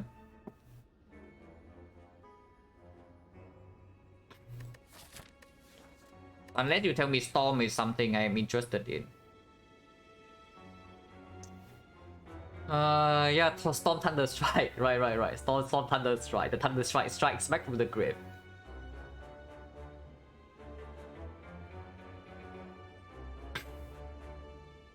Storm in the hard fight probably doesn't perform. It performs a little bit, but not enough to kill in, let's say, like 5 turns. So we do need to block, and if we need to block, I don't want the Storm. And in the Spear and Shield fight, it performs. In Spear and Shield, the Storm is actually very good. It's just that, yeah, if it's bottom deck, it's useless. Even if it's top deck, we also need to draw Echo Form relatively early for that to do anything. So honestly, it's just when we draw this card.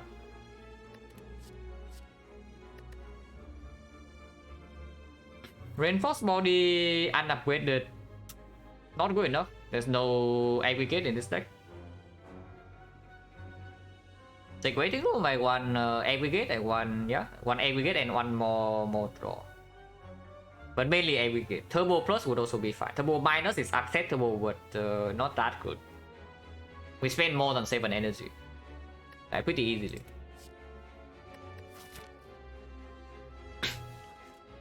Yeah, it's just a skip, yeah. Hopefully, if we are already having draw problems, I hope I don't get cursed.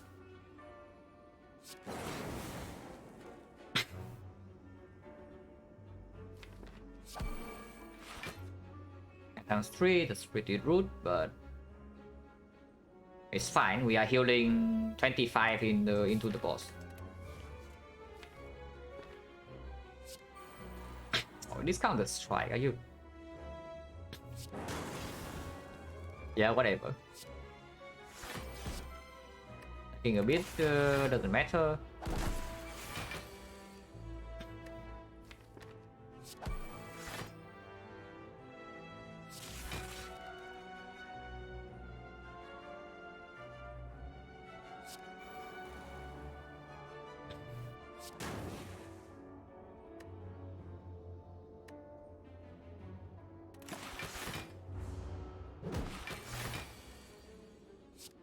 Do not need to echo form self repaint this fight. We just need to win it cleanly.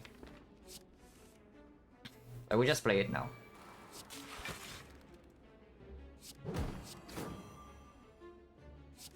And yeah, of course I do not risk the curse. Like debuff doesn't matter.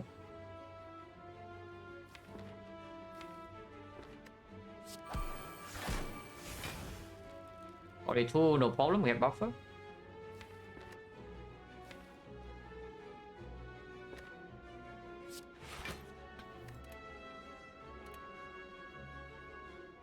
Do I have kill next turn? No, but I have double equi.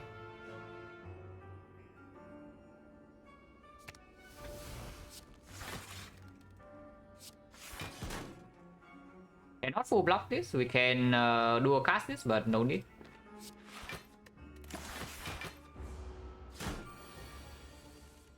I give the good luck DJ only. Set up the Sunner a little bit. 1. And now we just kill, yeah. I don't think I want to stay here until Sunner is 2 because there is always a chance it goes wrong. Not very likely, but it can happen. Oh, it's green. We take this. And with that, oh, the aggregate. Oh, we take that. Man, player wheel is so good. On this character at least. Like, holy crap, like the defect cards are pretty sick, guys. And yeah, of course we take that. Recycle is also green next to it, yeah, but I don't care. And yeah, now we have the upgrade, and the 2 upgrades would, I assume, would be aggregate hologram now. Yeah, I assume the upgrades would be aggregate and hologram. So what comes first? Probably... I mean, it doesn't matter too much as long as we don't die really, right? In the boss outlet. In Awakened one, I would assume hologram plays better. In the Time Eater, honestly, roughly the same. In Donut deck, probably hologram also plays better. So I would assume the hologram upgrade gets made first. Because there is also turbo, you know, in case even if we bottom deck or we draw aggregate in the middle of the deck, there's also still turbo to cover for a little bit. And we have 5 base energy.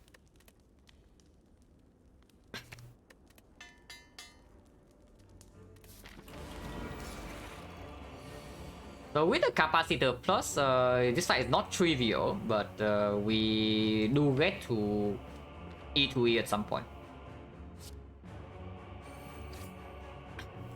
And over there, landing turn 1 is good.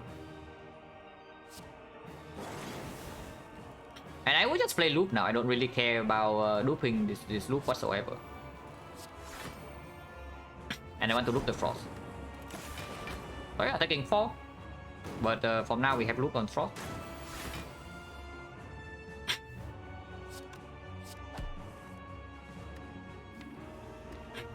Unfortunately, hologram being here means that go for the eye does not land next turn unless it's like 0 for 1. Slightly problematic. Buffer is not down yet, and I risk drawing into echo form now if I keep drawing. I can play Wounded, but then I do not loop the frost, and next turn I am debuff is not weakened.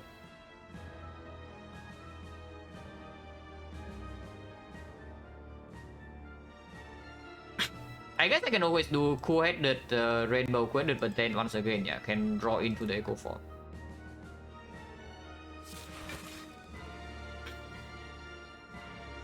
Oh, that's fine, that's fine. We can rebound the hologram.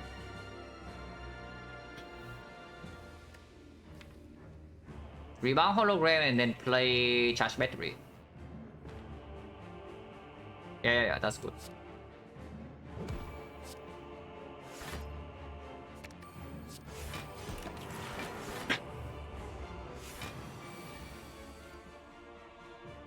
(15×3) and echo form is still hiding, yeah.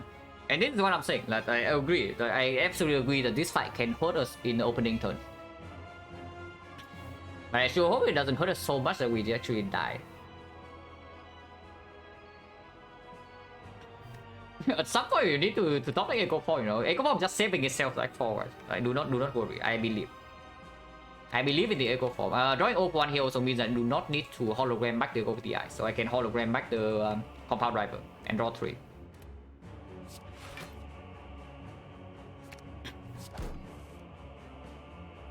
So we can play Terra Pass this turn, I would assume.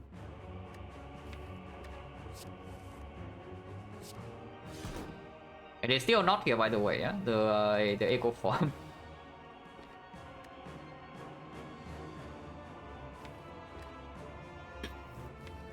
Not looping this capacitor is their problem. Probably because looping, yeah, not looping this capacitor is slightly weird. It is slightly weird.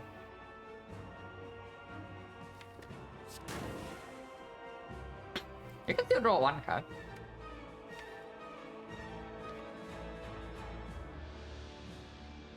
So how many cards do I play? It pulls back 1, 2, 3.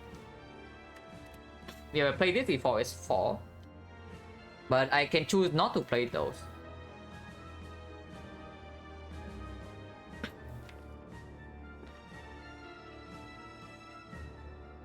Otherwise, energy-wise, I'm doing what? Like, O1, Dooming Gloom, Defend.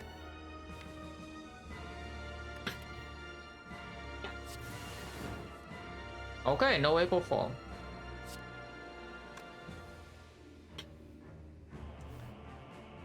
So 6 cards, yeah. Goldie Eyes needs to be one of them, O1 needs to be one of them, so I have 4 cards. 3. 2. 1, 0. That does not loop the Frost, but it gets to loop this very big Dark Orb. And it multicast the thing for how much? I spend 4 energy, I'm getting 5. It's only cast this 1, so it cannot be worth it. Yeah, that's definitely not worth it.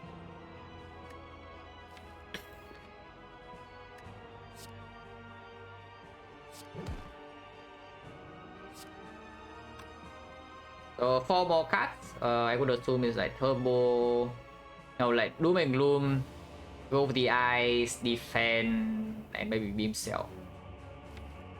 If that's the case, then Beam Cell first.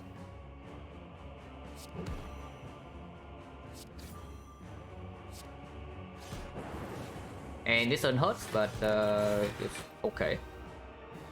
Only 24. No, not really. It's just saving itself for later, guys. Trust me, trust me. No, really, believe me. This thing is going to top deck. Most fights an Act 4 for us. No worries, guys. I believe.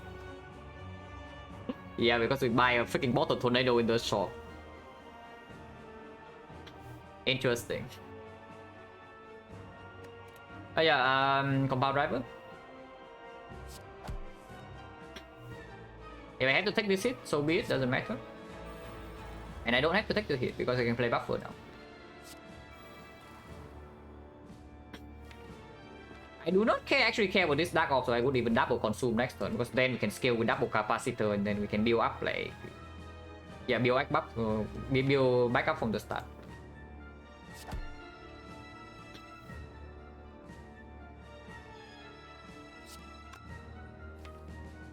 It's 19 damage, doesn't matter, right?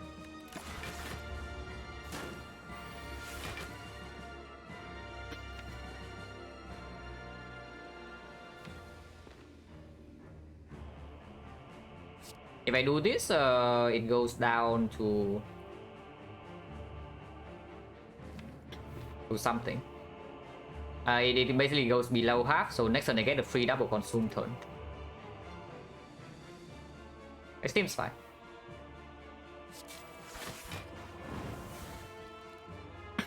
I'm still healing 25.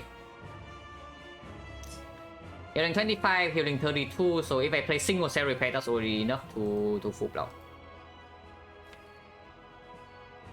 And then it makes this cost 0. I still have 1 buff first time. I see no reason not to play it.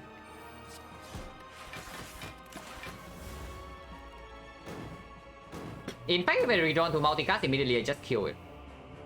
Okay, I guess not.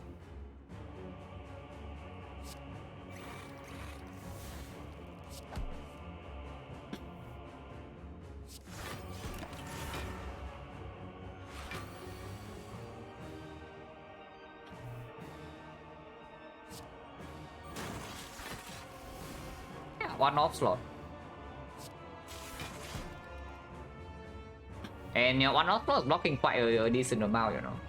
It's not that bad.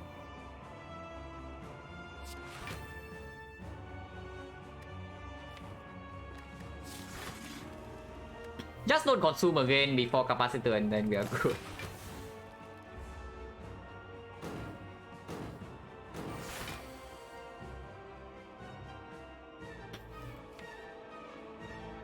Buffer side still intact.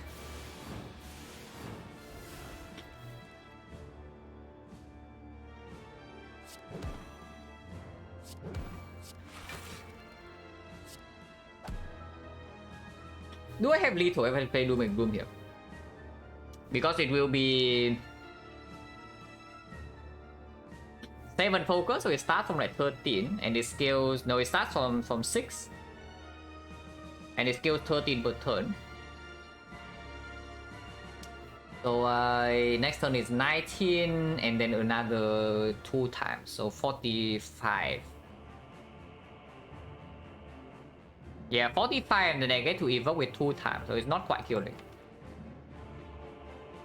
So yeah, probably not. They just play the shield to activate the clock.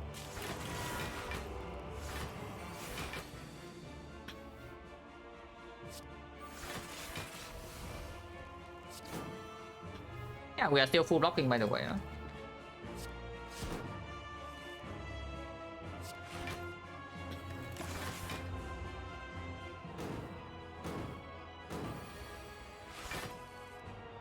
Oh, so now the capacitor is at the bottom of the deck. Okay, I see.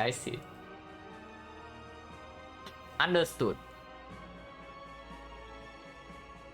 So now it's the capacitor's turn, and next time we draw only 4 cards. So if we multi-hits again, I have some small problems. Not much to do here. Double rainbow doesn't kill it, right? So no point.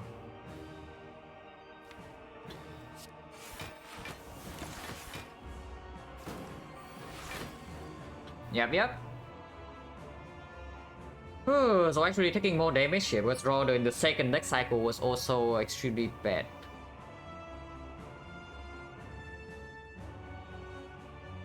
How much am I taking? It's only attacking for 18 times 3. So if I block 36, I take nothing.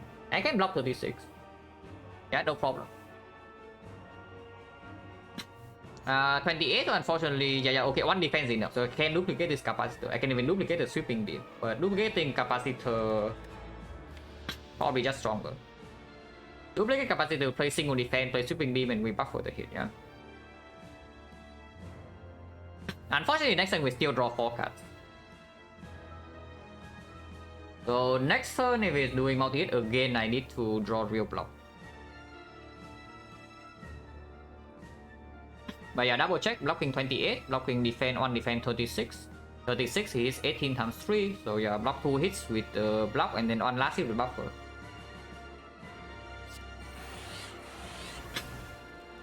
I can even play this first. If I draw into the frost, I will just play the frost off.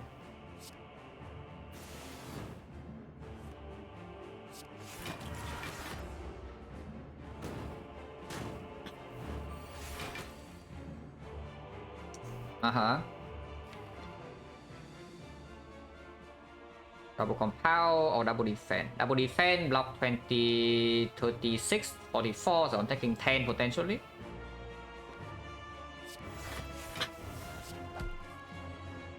I guess we are taking 10. If I do a card in here and it's doing big hit next turn, I can suffer. 10 is none, right? 10 we go to 43 and we heal back up. Wait, 42 is bad. If I can take a little bit more damage, it would be good. But maybe you can do that.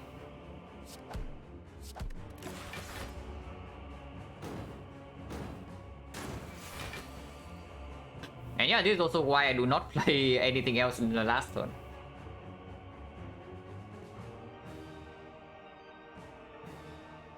So we want to take 3 damage. Currently blocking 27. So we need to block for 40 in order for that to work. Which means that 1 recursion is good enough. Yeah, one recursion, and then we have mid in the bone range here. And next time I can double recursion, that is full block. So double rebound. Doom and Gloom, double Doom and Gloom is fine. Double Doom and Gloom, rebound, recursion, and next time we have 3 cards. I mean, I don't even need to play Doom and Gloom, right? So why would I play Doom and Gloom? Yeah, 39 tech 3. Mid range, exactly.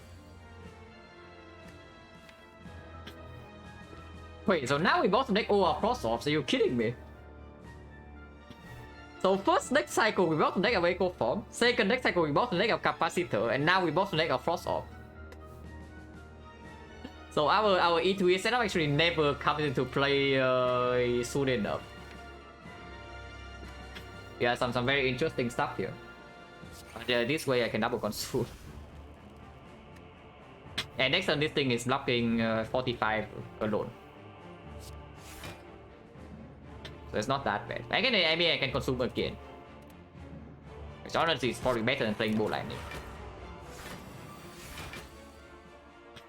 Yeah, so good thing I did that, because otherwise this turn will take damage. But yeah, you see, this fight is very annoying, we drew extremely badly. And yet, how much are we taking? Yeah, 0. So no problem, right?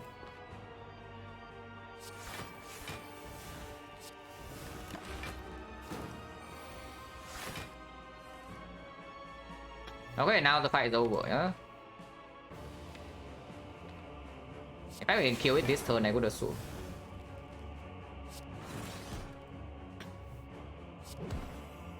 Yeah, Sundial, I don't care.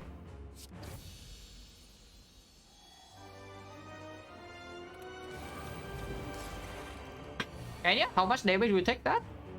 0. Now we both we top deck our Echo Form. This fight is very easy to E2E if we get our setup. But of course we still want to finish at high HP if possible, because Act 4 we don't really have healing before we actually enter a fight. Discount this or this is both good, so sure I can play it first.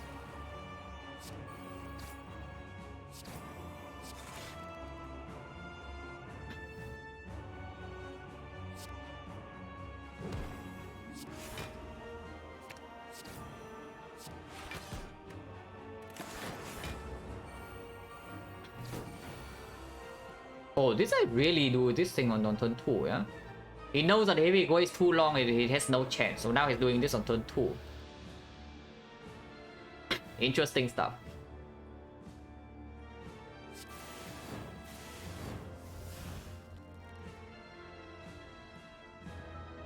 We can heal 14, so if I just like strike here into reinforced body block 24, 28, I'm taking 6.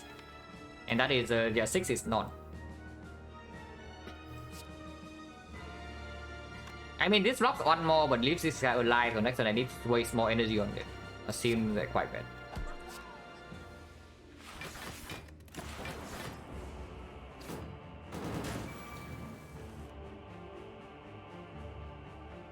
So now double charge battery seems good. The rainbow number 1. The rainbow number 2 really. Because yeah, it kills the cultist immediately, and now the fight should be under control.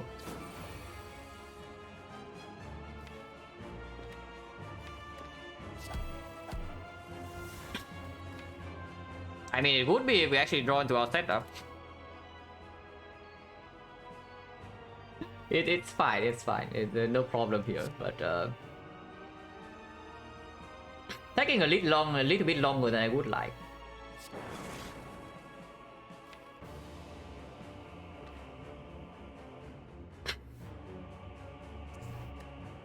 Goldie Eye pull back 3, so we need 3 space for the Goldie Eye to land, yeah?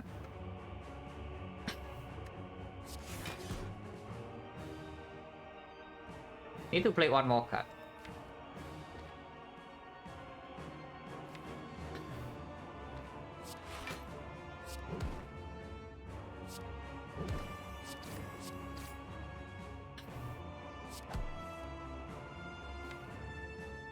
Yeah, interesting. But next I guess you can double equi.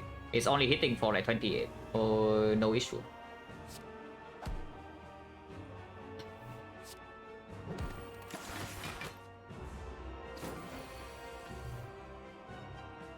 I mean, if we draw into the double equi, we would play that. Apparently we don't. So yeah, interesting stuff. Double consume into multicast is like full blocking this and then we can double equi, I guess. And we wait for the next cycle to play our powers. Because playing double power immediately it goes to 9 times 10 times 4. Even with weakness. Then afterwards we'll have enough. If I do anything it's probably the loop over the capacitor. So if I do that into the multicast for 4, I'm blocking 24, 30. So yeah, and then I lose real HP.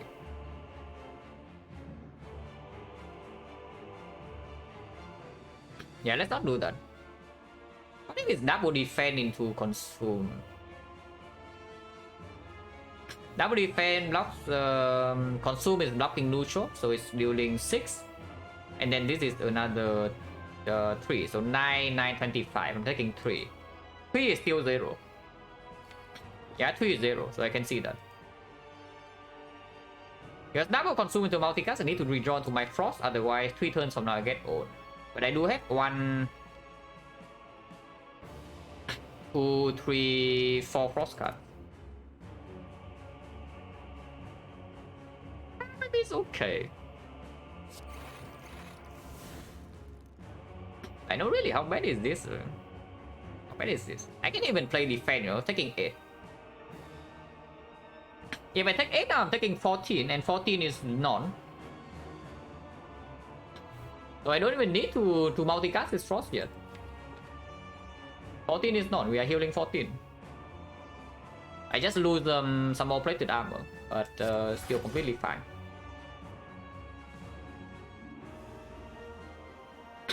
Yeah, I just take 14. Huh?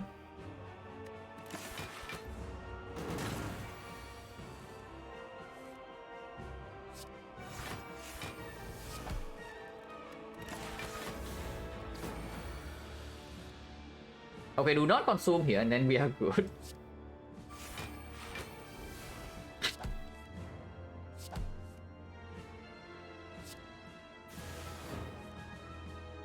Okay, next turn can double loot.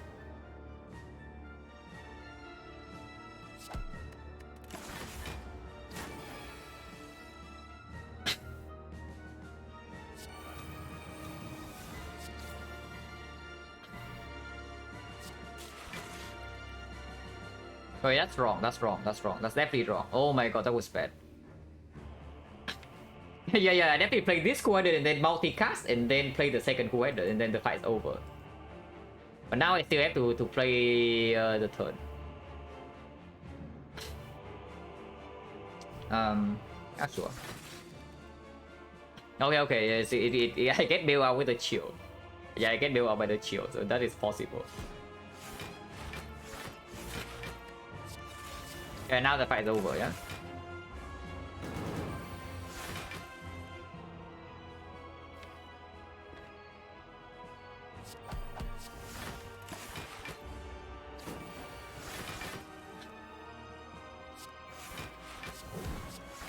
I mean, I could have double the beam cell instead, but doesn't matter.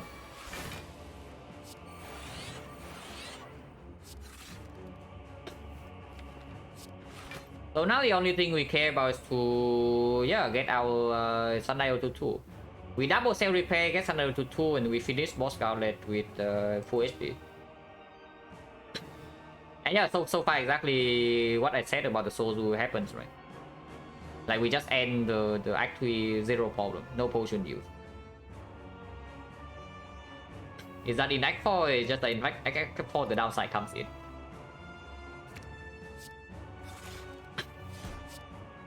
But Act 4 is the problem for the Act 4 version of us. Not now.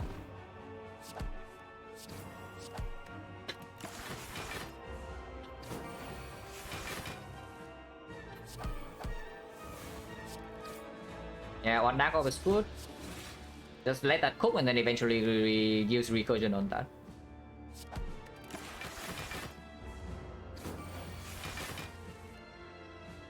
Yeah, Echo is my future self problem, and surely he will figure out something.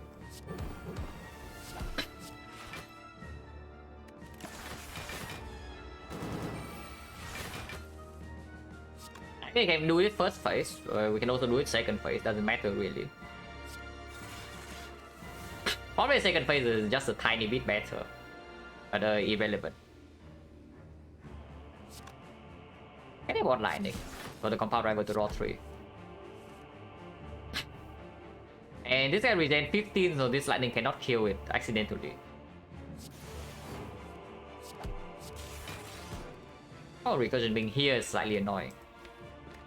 But whatever, I guess we come back to it. I mean, we just hit this guy with physical damage. Yeah, we just kill this guy with physical damage.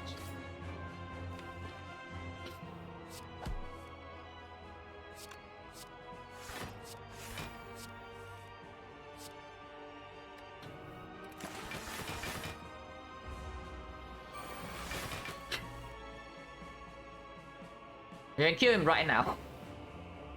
If we do this multicast, he's dead, but of course that's very stupid, right? So let's not do it.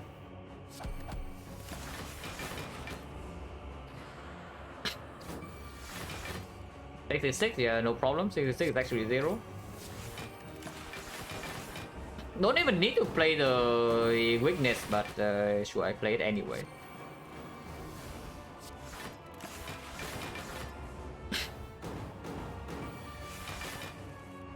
Literally cannot take damage here.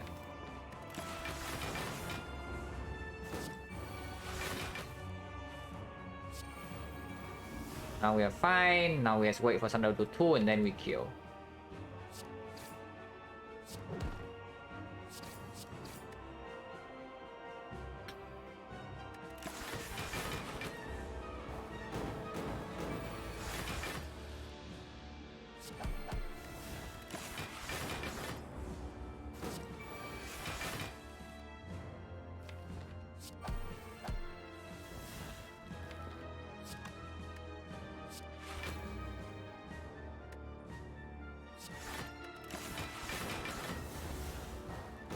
It will be very easy to kill this cycle.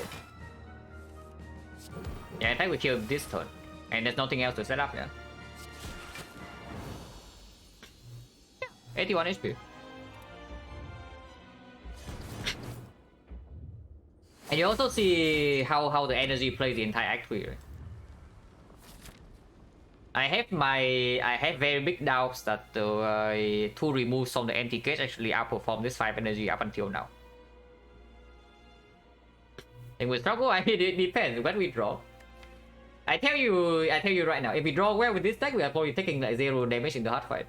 If we draw badly, we die turn 3. That's basically how it goes. We top deck Echo form, we buffer the big hit, we set up our powers quickly, and then we take 0 damage. Or we die turn 3. What can happen? Just how the defect rolls, guys. That's just how the defect rolls. But aggregate upgrade over scheme, right? Pretty sure that is the aggregate is just stronger with triple compound driver and the hologram. Recursion? No way. Like recursion upgrade doesn't matter until we are already winning the fight.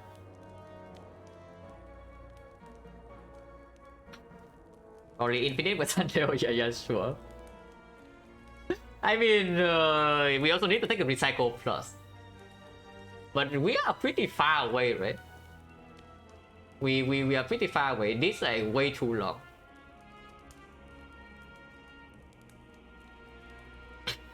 Possible though. Maybe possible.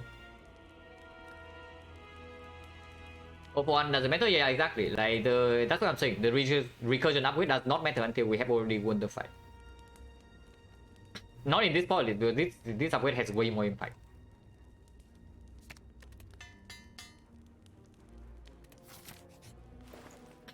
Ah yes, we save money for this, guys. It's exactly what we save money for. So we buy half an anti-cage here. I see coded, like apparently we actually don't have enough frost. So I can see another coded minus. And we also have way too much gold here. Violence, yeah, violence is okay. It's actually quite good because we have honestly pulling compound driver, pulling O1 even is not so bad. It's fine. It's completely okay. It's just very expensive. Buffer big hit without hitting buffer minus doesn't do it. Yeah, without hitting I don't believe in this buffer minus at all. Western writing, yeah, it doesn't upgrade anything relevant though. Like compound driver upgrade doesn't matter.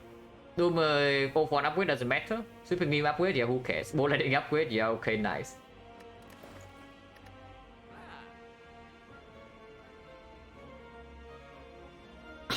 I think I buy the violence. I think I buy violence. I think I buy cool-headed, and then we have a card remove, right? Still, that is 336. Perfect. Yeah, that's 336. So we do that. We have one goal exactly left.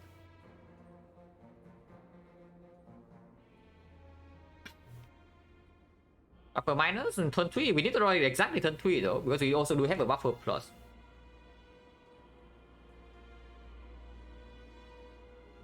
Start for red form. Okay, sure. Yeah, we have red form with echo form turn 1 into double red form, and then we don't care about the next down whatsoever, and then we win.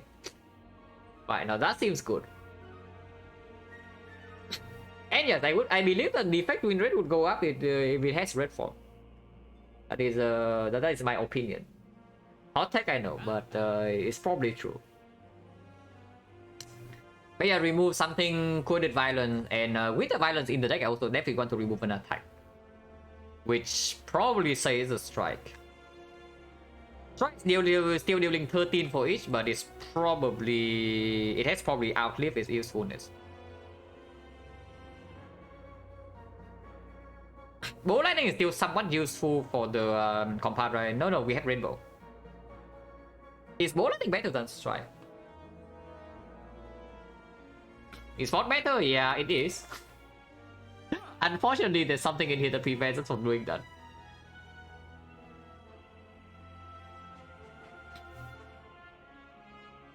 Yeah, of course, if you can, you always should buy the potion in deck form. Like, potions are very, very powerful for its cost in one fight, and you only have 2 fights deck form, so of course you want potions. That for Malaysia, yeah, sure. But yeah, remove violence squad seems good, and I remove the strike. Ball lightning still has to be better, right? It's like way more damage even in the hard fight. In the spear and shield, at least comparable damage, not pinpointed, but not super important.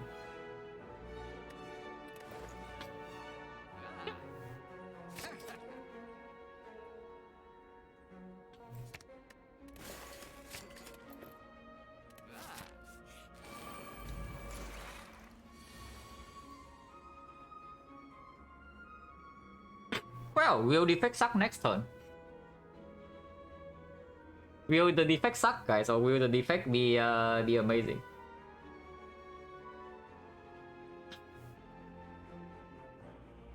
We heal a lot, yeah? We heal a lot. So I say that we can take like maybe 60 damage in this fight. And so we heal 14, we heal another 25. Which is what? 51.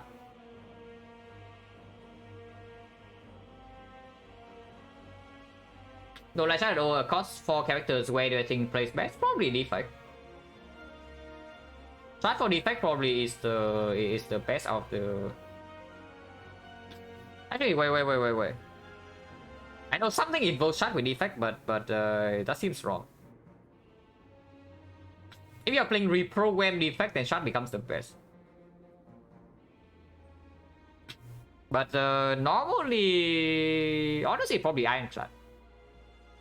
And probably Ironclad, just because you see Feel No Pain in the shop, and then you get Blade Dance. You see Crescendo, yeah, basically you see Wrath on Ironclad, it's good because you have vulnerable access. You see Blade Dance, you just chill because Feel No Pain is showing up in the shop. And you also have like Exhaust Relics. Yeah, you also have Exhaust Relics. Or 30, yeah, go, if we are at 30 HP, we are full HP. So as long as it's not below that, we are completely fine. There is also a chance that we just die turn 3, but hopefully that is not the case. I'm pretty torn about this consume because we have triple compound driver in the deck.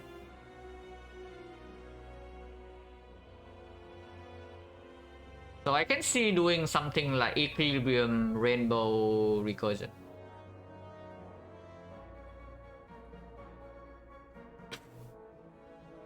Anyway, we don't know. You forget the fact that your normal card pool is diluted. So even if you have Shard on Silent, it doesn't mean you see Nightmare. But in the shop, there is always a power slot, which is why I'm saying, yeah, I can see Feel No Pain in the shop.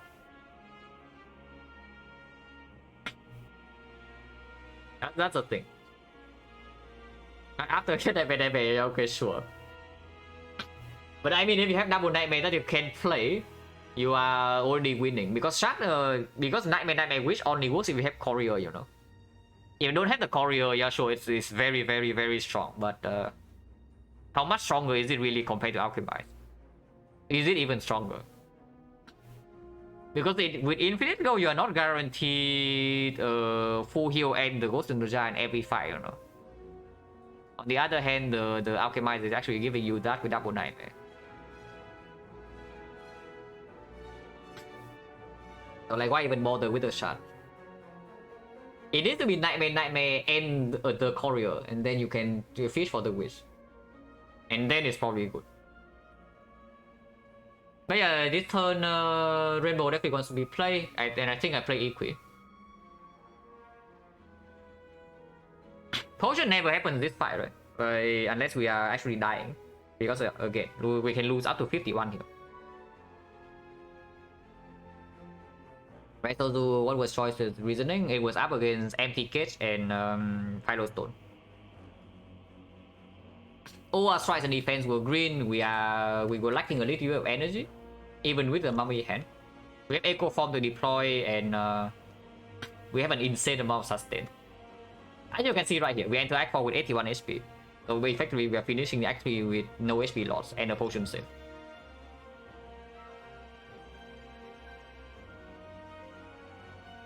On Keika, yeah, that only happens if you have the Courier though.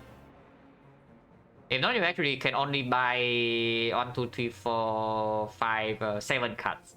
Yeah, you can only buy 7 cards per shop. And you are not even guaranteed to see a Mind Blast. That is why I'm saying you need the Courier, otherwise it just doesn't work. But I mean, if you have the Courier with Infinite Gold, you just buy every single relic and then you can't really lose.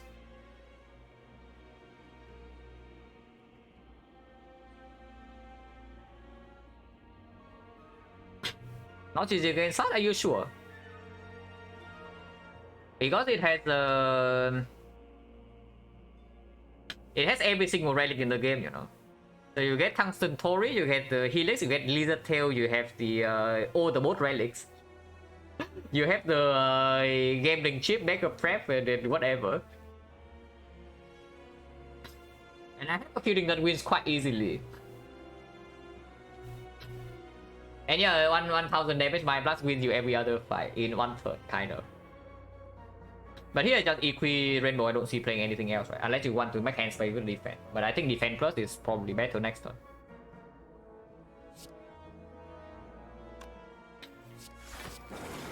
And yeah, I don't play consume.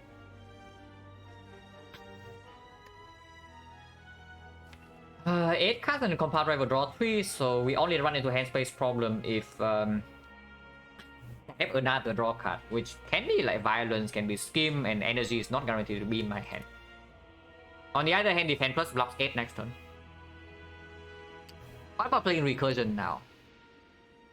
Playing recursion now opens up potential multicast on this force on turn 2. And I don't see why I would like to keep this recursion around in my hand when there's a real risk of overdrawing next turn. Yeah, there's no reason to keep this, right? And it also deals less opener damage.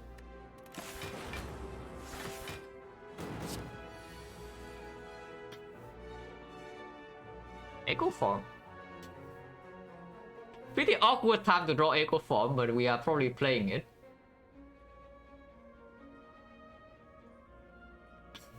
And yeah, because we say that we can take 51, I would prefer to win the fight. I can open with coordinate first and maybe we draw into some meta stuff, but I don't even know what that is because it's coordinate minus. If it's coordinate plus, maybe there's a chance or the compound driver. Maybe we can draw into aggregate plus more card draw. For example, if the Echo Form discounts the consume or coordinate, we can also do consume the lightning and then coordinate for a little bit more block. But when consume, yeah, exactly. Yeah, exactly. The consume definitely matters here. So Echo Form first, yeah, and if we have to take this hit, then we take this hit. Okay, consume 0 cost. So now I can play consume into coordinate, blocking a little bit more. It makes the triple compound driver in the deck a little bit sad. But Echo Form is now in play. Not so bad, right? Consume into coordinate. And next turn the dark is in front, yeah, which means multicast can deal like maybe 100 damage here even.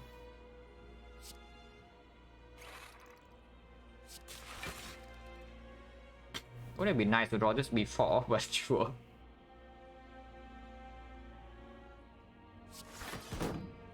How much are we taking? We are blocking 27 and we are taking 65 here.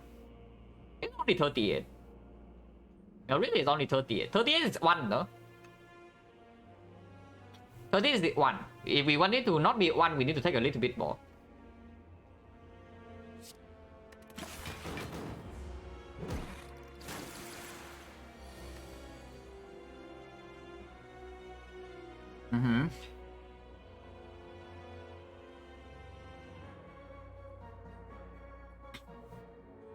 Well, maybe taking a little bit more is not too difficult. Yeah, multicast actually killed this instantly with 23. Yeah, and 23 times 5, it just dies. Oh yeah, by the way, it happens again, yeah? Do you remember last one when I say that I literally cannot remember the last time I don't face Burn Strike on turn 3. And it happens again. Supposedly 50%. Just saying.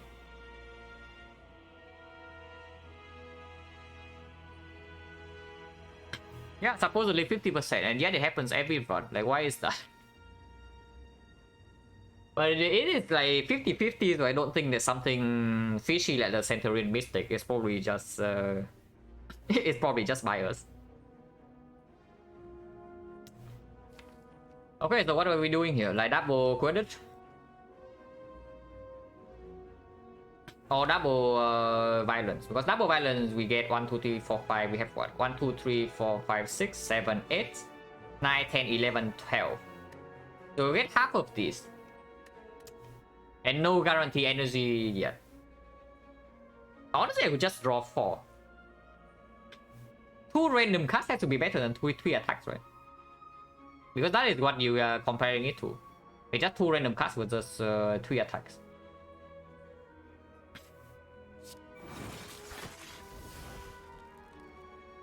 Now we can play violence. It improves the quality of the coordinate as well.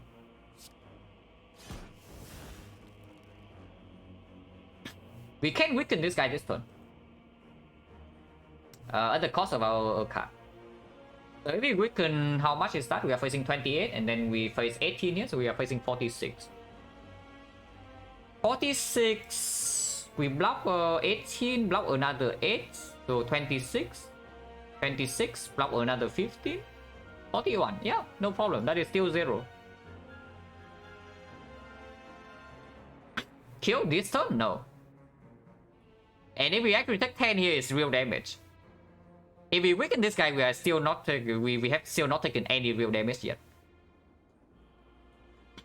And if we take bonus plus 10 here, we actually are losing HP for the hard fight.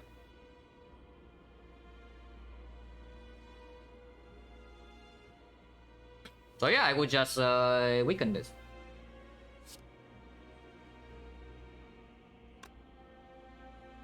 Beam cells 4, this is also 4, so it's the same. 53, 51. But this is not full block. I'm not full blocking this turn. Even without weakness. 53, no, I heal 51. I heal 12, 37 plus another 14, so I heal 51.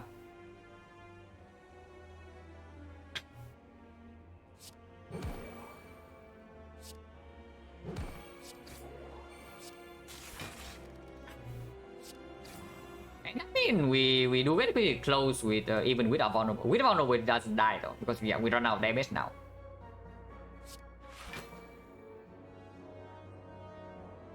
So we are blocking what? 20... Currently 33, block 41, we take 5. 5 is still 0. Yeah, 5 is still 0. I can turbo and then strike as well. I don't think I want to multicast this even if it's full block. Keeping 2 force is more important because there's potentially loop capacitor coming.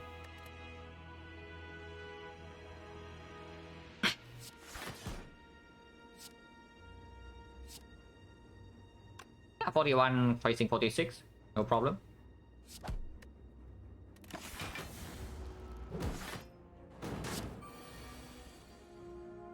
Yeah, nice heavy kit.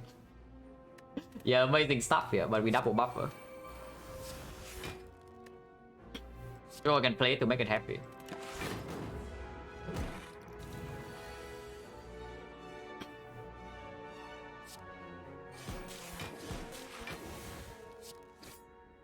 So now no problem, yeah? Fight is already over. As long as we double the cell repair. If we don't double cell repair, how much do we have? If we don't double cell repair, we are healing 44. So yeah, we are full HP. Even if we play single cell repair, we are still full HP here. So there's like 0 issue whatsoever.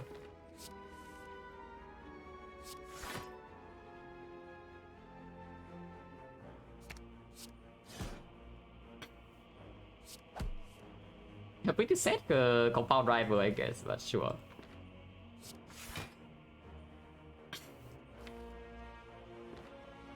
Don't really think I want to play dual cast, and drawing now into the cell repair is going to make it weird.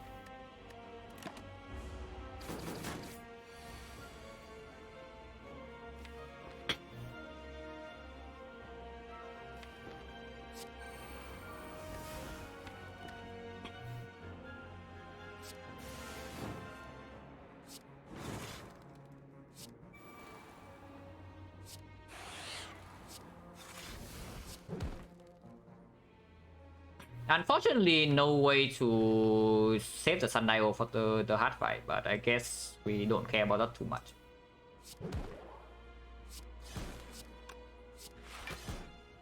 Opener.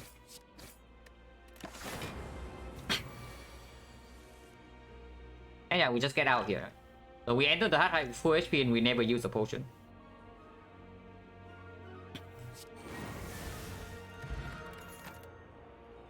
Equilibrium, that has to be good. Yeah, I take that. Full HP. Violence pop deck. Is there any reason to not potion right now? No, right? Why potion? Yeah, there is no static discharge, no emotion chip, no ornithopter, so potioning now is completely fine.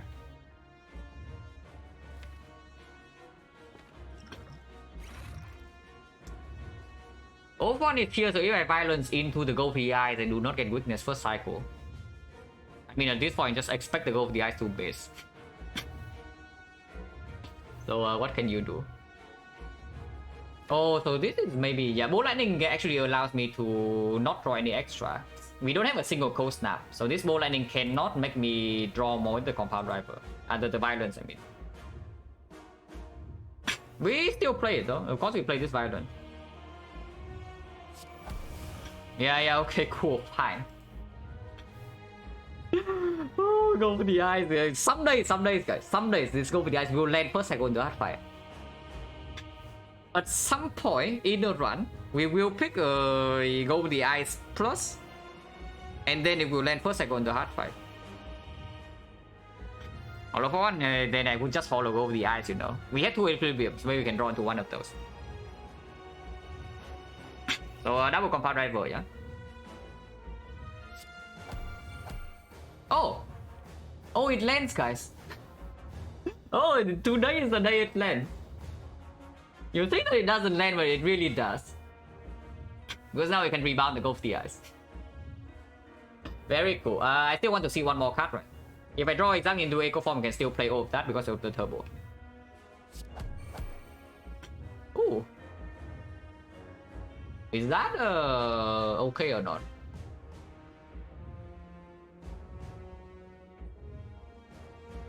And are we believing in the 50-50? Because there's no frost here, there's no block in my hand. Can play that? Yeah, I can play that even without the Fed, but I'm thinking because we only have one hologram, so leaving this unplay is probably a very stupid idea. Because after the first deck cycle, it also doesn't matter whatsoever. And we are floating energy this turn, yeah. Like we just do that, like rebound, Go the Ice. We go down to exactly 0 block, and then buffer lose 1 stack, but we still have 1 more stack for the other thing. The slightly annoying thing about that play is that if we draw into the burn, no, burn is fine. We have Tiny Needle completely block the burn. We bow one instead of Go with the Ice? No. Don't get loop? No, but loop is also not that important at the moment. We can also just hologram it later. Buffer is different from loop because buffer is only good for 1 attack. But the loop is can be played later, it is still fine. Second cycle still performs.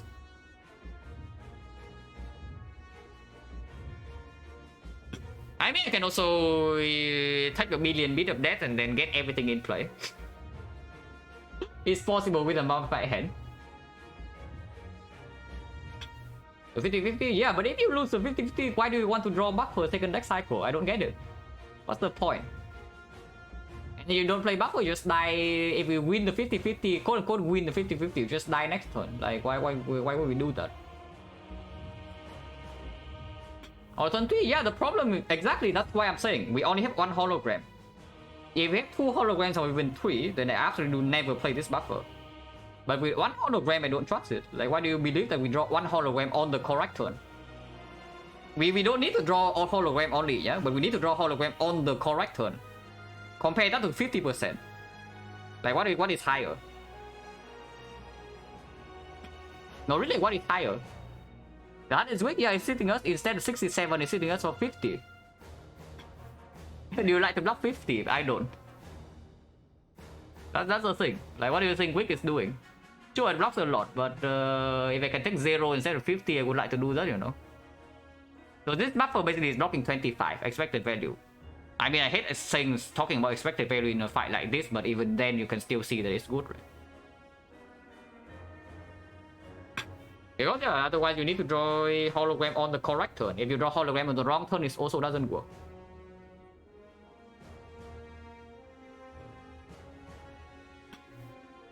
And is there any chance we block next turn with multi-hit? Because it is 30 and we have 3 focus.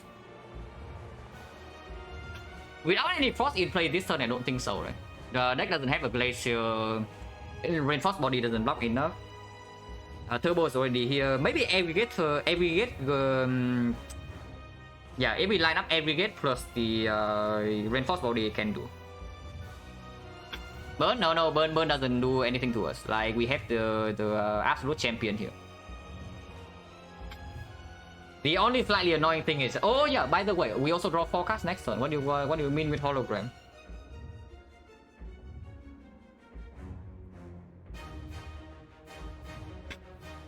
The only slightly annoying thing is that if we win 50-50 and our deck and our hand has no block, because I am losing 1 buffer stack this turn. Yeah, I am losing 1 buffer stack. I can avoid losing the buffer stack if I lose some HP. I can trade some HP for one buffer stack so that I am allowed to play Go for the Eyes next turn if I win the 50-50. Avoid, yes, I can. I just lose some more HP to beat up that. Because I can play up to 5 more attacks in here, so the way to save that is just to play Rebound as the 5th attack and then Go for the Eyes as the 6th. And then we have 2 block remaining, play buffer, we go down to 0 block. That's not good? No, why is it not good? I'm probably doing it. 1 stack? No, we need 2. Otherwise, if we have only 1 stack, next turn it attacks big hit, Go Dice is in my hand and no more block. I cannot play that and suddenly I lose 15 on turn 3. And yeah, also like potentially card draw, like aggregate card draw. For example, we lose a 50-50.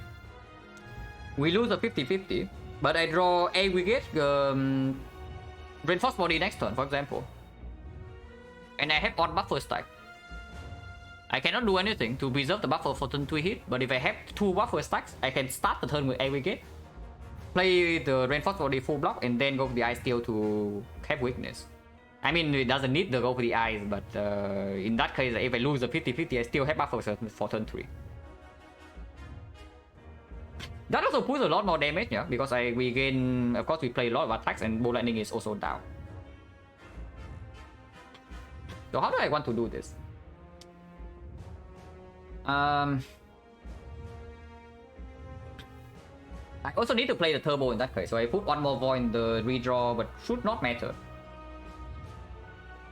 So Rebound and Go for the Eyes needs to be the 5th and the 6th cards, which means I play 2 attacks beforehand. I would assume those 2 would be Bolt Lightning 0 for 1. So energy wise I need 6. I also need to play the 2nd turbo or what? I can play the loop. Yeah, I can play the loop. But I do not need to play buffer. So basically what happens is that we play these attacks, we play the turbo, we play these attacks, and then I loop to make the buffer 0 cost, and then I gain block and then play 0 cost buffer. So that I even get the loop in play on turn 1 as well. That's like, that sounds very good, right? Yeah, that actually sounds extremely good. So let's do that. If that's the case, the line is oh no. Rebound needs to. Yeah, I cannot rebound into the loop. So 50% of the time the loop discounts the rebound, and then we are running out of energy. But then I just play the 2nd turbo. Already know Bolt Lightning is played first. It's just that the rebound can be discounted, and then we don't have enough energy because I also need to spend 1 energy on this. You see the problem, right? If it discounts the rebound. I have 5 here. And now I have 4 energy on this. And I have 1 energy left, which cannot play the buffer. Always discount on 2 costs? No. Why? Why do I want to always discount on 2 costs? Oh yeah, I guess I can do Go for the Eyes first. Right. I do not need to the yeah, I can gain fan block after. What am I even talking about? I can gain fan block after. I don't need to Go for the Eyes to be the last attack.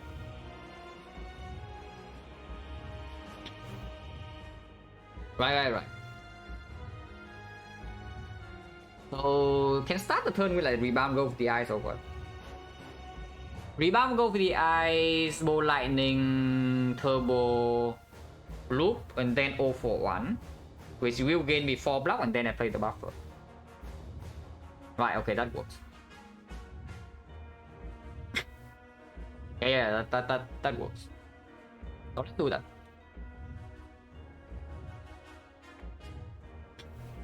So yeah, Bolt Lightning, Rebound, Go for the Eyes, and then we continue, yeah? I mean, order doesn't matter.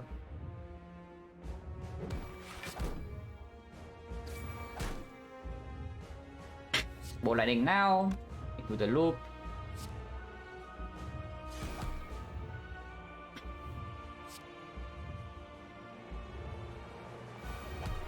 You need to play this turbo, unfortunately, but then it's fine.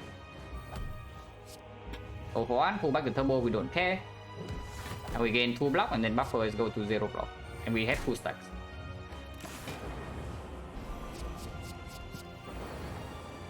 Yep, winning 50-50, challenge impossible. But this hand we are probably okay. Yeah, winning 50-50 literally impossible. Like even in the spear and shield now into a heart. But we should be fine. It is weakened next turn is only 50 damage, and we are having Echo Form in play here. So good is okay. It could be way better, but it is not the worst. Unfortunately, it needs to be equip first, yeah? Equip first into Echo Form, and then it discounts the Quadrant, and then I play the Quadrant. Because if I Echo Form first, and it discounts the Quadrant, I don't know, then I just play Equi after. Basically, I'm just trading on buffer stack, but there's no chance to... Yeah, starting with Echo Form actually gives me a chance to preserve buffer here, because I can still draw into the aggregate.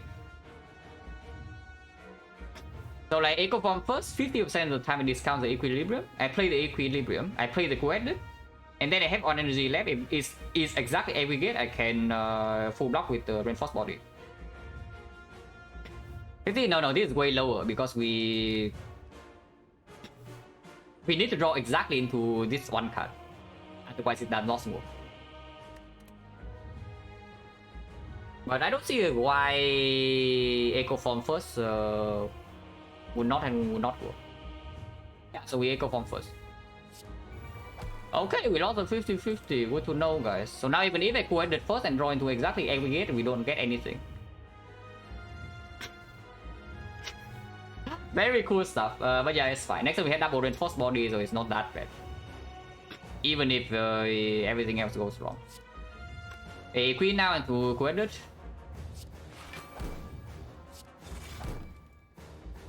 Oh, more Quadrant. That's actually nice, man.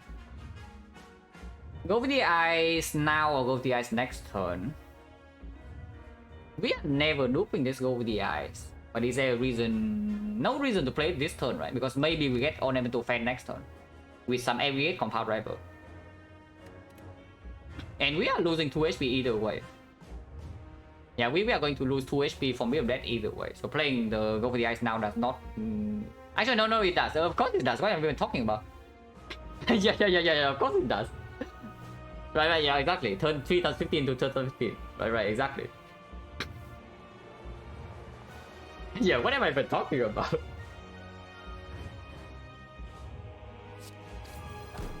Oh, the boot.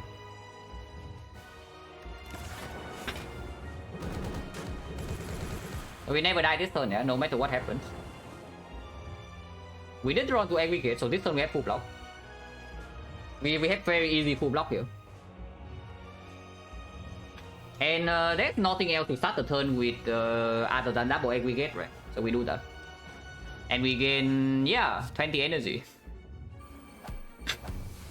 Extremely easy full block. We only need 10 energy to full block. And we have 3 force down.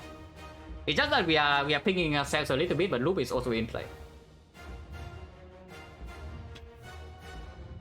Caliper Square, yeah, sure. But FTL first and then Compound Rival, right? FTL first, yeah, I want to see more cards. We have infinite energy this turn, so I want to see as many cards as possible. Of course I want to draw. Because we can draw into something like, for example, Equilibrium Capacitor. And if we do Capacitor into Loop Consume, we win this fight on the spot. And here, of course, I play this, yeah, because it draws... I mean, there are double rainbows in here, so it's not even true that I play the Compound Rival. I'm just thinking I play Compound Rival now because of the fan. Because then I can change Sweeping Beam to draw, and then I get to play one card for free. Probably okay. The cards can also full block.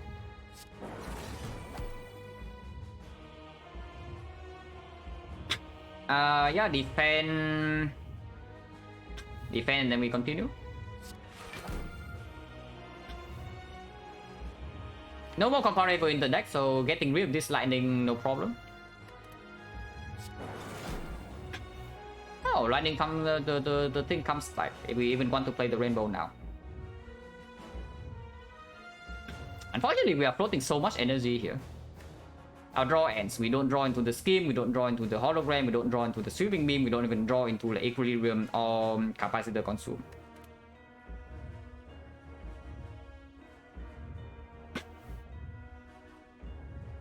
Rainbow Shield Dark Cooking? Why do we need the Dark Cooking though? I have a feeling that I just want Frost. I have a small feeling that I just want Frost for the second cycle, because after we set up the damage some point, yeah, that is not the point. This is not the point yet, is what I mean. Do you really think that if we survive second cycle and get everything set up with Echo Form in play, we can lose this fight, even if it goes to 4 cycle? Do that on the auto? Yeah, but I don't care about that. I just care about not dying second cycle here, because we will now have weakness, so we need to block 60. And our powers, our focus is not in play yet. I do not play this rainbow.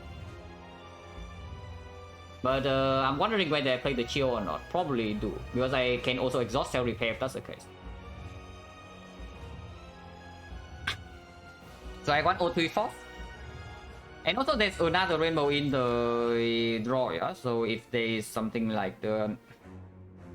If we get enough slots with double capacitor and then maybe compound rival redraw can happen, then I play the second rainbow. This rainbow I definitely don't play.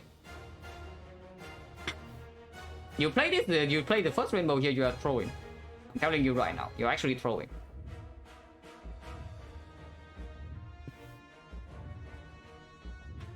So, yeah, chill. Oh yeah, chill, cell repair, and source body, right?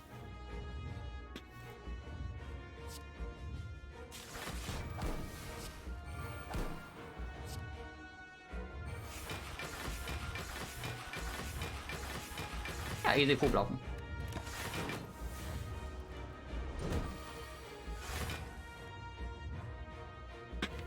And everybody you've been looping frost on the looping down the off turn. Like, don't you want to loop your thing here?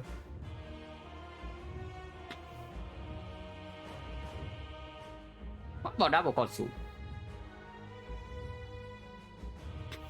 Yeah, what about double consume immediately? And I go up to 11 with the loop. I'm blocking passive 33.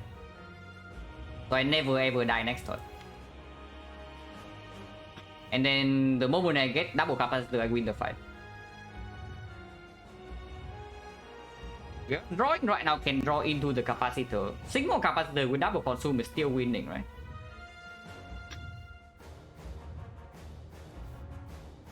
But yeah, what about single consume? Because I can also open the turn with a double scheme and then we see way more cards, you know. There is a... After I play the double scheme, I can still have for energy to play equilibrium consume, for example, and then the next turn I double the capacitor.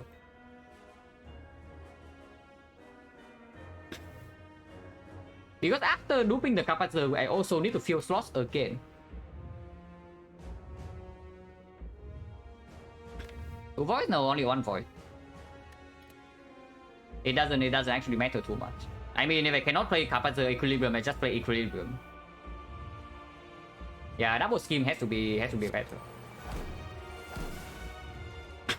Oh, guess what, guys? Oh no, guess what, guys? Very nice stuff. And now I play single consume. I don't care about double consume. Next time we know that we always full block. 60, no problem. The other hit, no problem. I can also make hand space by doing something like double... playing single strike and then the sweeping beam. That doesn't make hand space. It just draws one card deeper. Force field has to be good to keep in hand, man, even if we are only drawing 2 cards. We can play this side very slow. 60? Yeah, no problem. Now we can play Rainbow if we want to. Rainbow here immediately is also dealing a lot of damage. So Rainbow first, we are doing... Yeah, it always evokes 4 orbs, right? So it's the final one is always Frost into Dark. So we get to loop Frost again for next turn.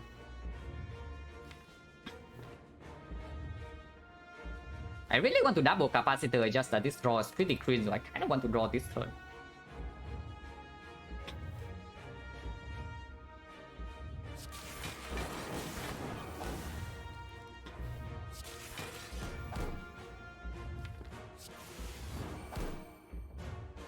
Okay, next turn. So now we need to recur this, yeah, because I need to loop the Frost.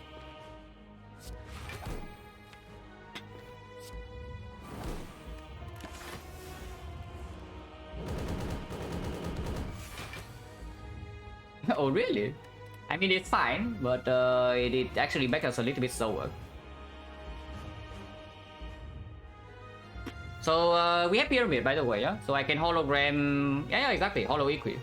We holo Equi, holo, and then we have Pyramid.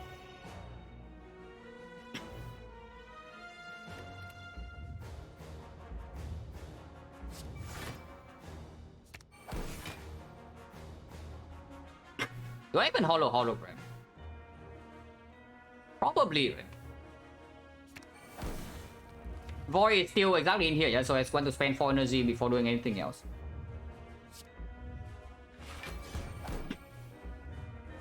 Holo back the Equilibrium. And then Sweeping Beam. Oh, I just charge battery. Charge battery is fine too, because otherwise I'm taking damage.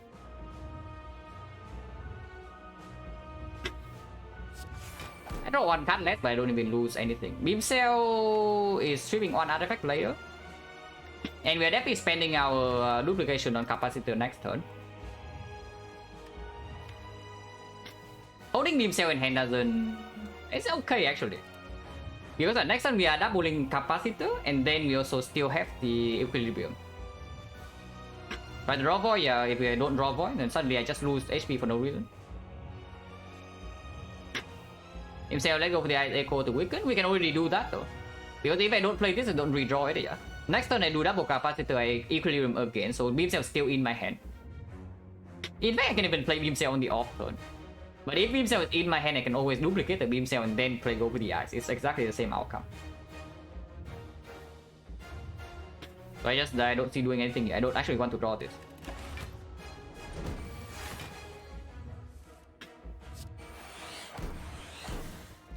And yeah, now you want the rainbow? Your rainbow is here.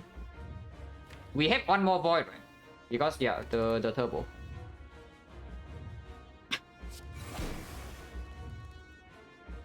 Even if I draw into it right now, it doesn't matter.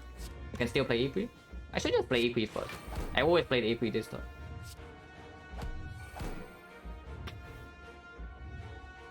And yeah, now we are chilling, right? I would assume.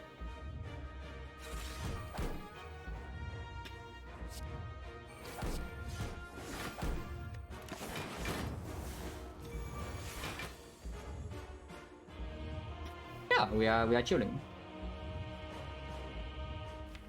Next turn is the 90, and weakness is not in our hand yet, but 90 we can easily block.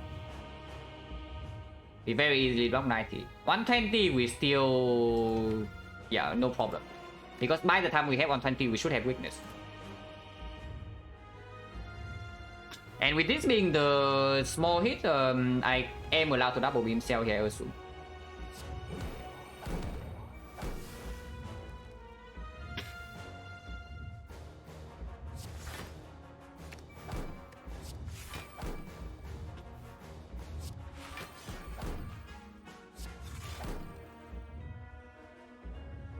This is not full block, I'm taking 2.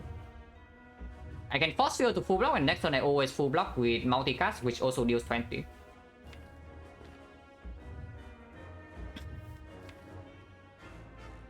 But force field just matter next turn. Actually, it's not full block, yeah? It's next turn I block 16, I block another 44, so block 60. 60, I block 84, but I lose 12, I lose 6, so I block 78. So I lose 12 HP next turn if I do not keep this force field.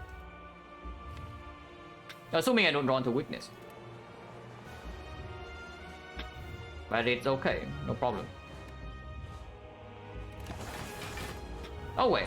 Oh yeah, it's 32. It's 32. It's not the other thing.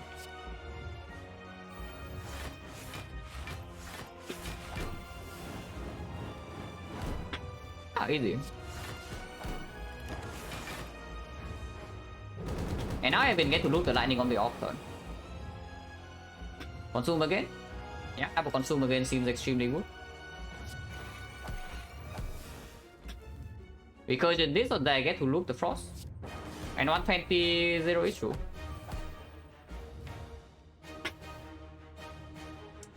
Go with the ice will land. A reinforced body is full block. Quidditch full block. Defend plus is fine.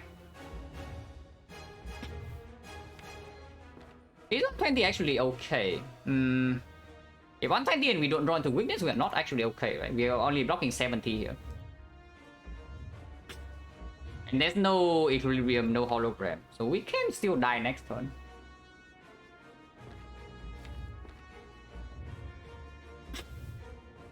Why don't I pull back with the 041 now?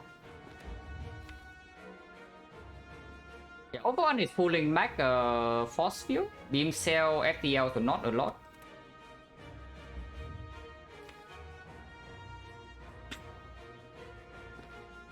Because getting, yeah, Quidditch this turn is also not a good draw. So Reinforced Body next turn is a good draw. Go with the Eyes is winning instantly.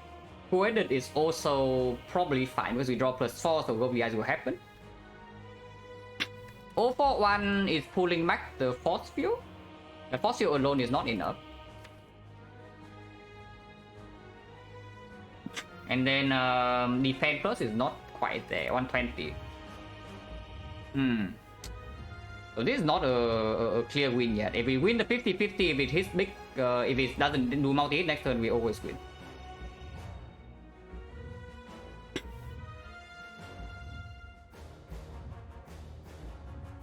Is the scheme is drawing 3 right now accomplishing anything? Because there is a rebound in here, so if I can rebound a draw card, I'm also feeling safe. Go rebound, go with the eyes can happen. And even if I draw into Go with the Eyes right now, 0-1 can pull it back. Okay. So I draw. I draw this turn.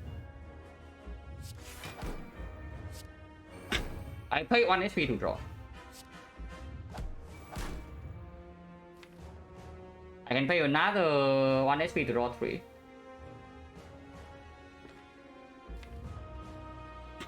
If I don't do rebound right now, I rebound Go with the Eyes. What can I draw next turn? I need to bottom deck 0-1. I need to bottom deck Two-Handed. And I need to bottom deck Sweeping Beam, right? Even if I bottom deck all of these 3, I draw into the Reinforced Body. So I have 4 energy Reinforced Body, which blocks for... 4 energy Reinforced Body, which blocks for how much? Like, 28 times 2. So 56, 53. 53 plus another... 70. Yeah, that's full block. So no matter what happens, I will live next turn. No matter what hit it is. The small issue I do have is that if next turn is a big hit, and I bottom deck exactly 0-4-1, we might not have weakness for the turn after, and then there is a problem. But I can always rebound, go with the Reinforced Body. Yeah, if I can rebound Reinforced Body, we're also fine. And double Sweeping Beam means I can always rebound Reinforced Body if 0-1 is bottom deck. So if I stop drawing now, we are guaranteed to live next turn. Correct? Turn 2 I can, but the problem is that we have a chance to die next turn if I play this turn wrongly. But if I do not do anything else right now, we can never die next cycle, and then it's dead. With the Sweeping open, then I just echo form the Reinforced Body. If it's a multi-hit, echo form Reinforced Body is full block, even with the void. No. If it's a big hit, and I bottom deck exactly 3 cards, I just double rebound into single Reinforced Body. But single Reinforced Body full block the big hit. And turn after I have double Reinforced Body, which fully blocks the multi-hit. You see, right? We are absolutely guaranteed here. Like there is nothing that can go wrong if I end turn here. Yeah, literally nothing that can go wrong. And I don't even need to pay HP to exhaust this slime either. Deal some extra damage. Oh, it goes first, but 0-1 is here.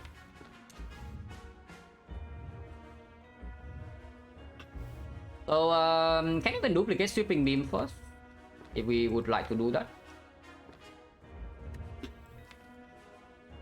Oh yeah, 0-1 pulls back how many cards? 1, 2, 3, 4, 5. So I need 5 slots. If I double the sweeping beam, 0-1 will pull back exactly 5 cards. So it will, I get to the scope of the eyes. Because there are otherwise I'm facing 90 this turn and I'm blocking only 70. So I go to single digit HP, I never die next turn, but the problem, another problem is that I do get like a ton of wounds. If I play sweeping beam, do I die though? If I break? Because I can bottom deck exactly the reinforced body. And then the coordinate will mean that I do not have loop on Frost next turn. No, not true, not true. Yeah, I pull back the freaking force field. Right. Yeah. I block way more.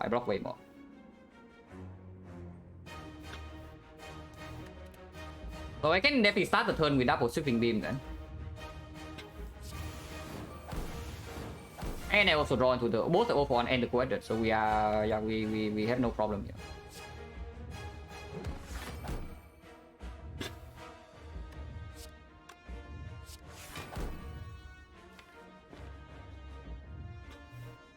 In fact, I can even reinforce body, turbo into reinforce the rebound something. And I never draw these wounds if I just shuffle now. So turbo into cool-headed.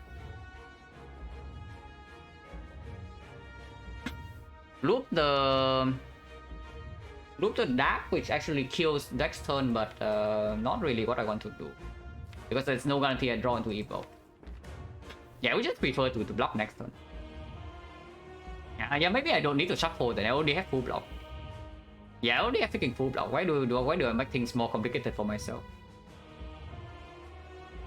So Beam Cell, Gold the Eyes, Term FTL would block for -5. Gold the Eyes alone block for -2. So I'm paying 2 HP to deal a bunch more damage. So I block -12. Go to 20. 20 is actually plus another 42, 62. 62 plus 7 is 69. Yeah, nice block. 69 and we are facing 90. So I'm taking 21. I go to 9 HP. If I do not play 3 attacks, I go to 14.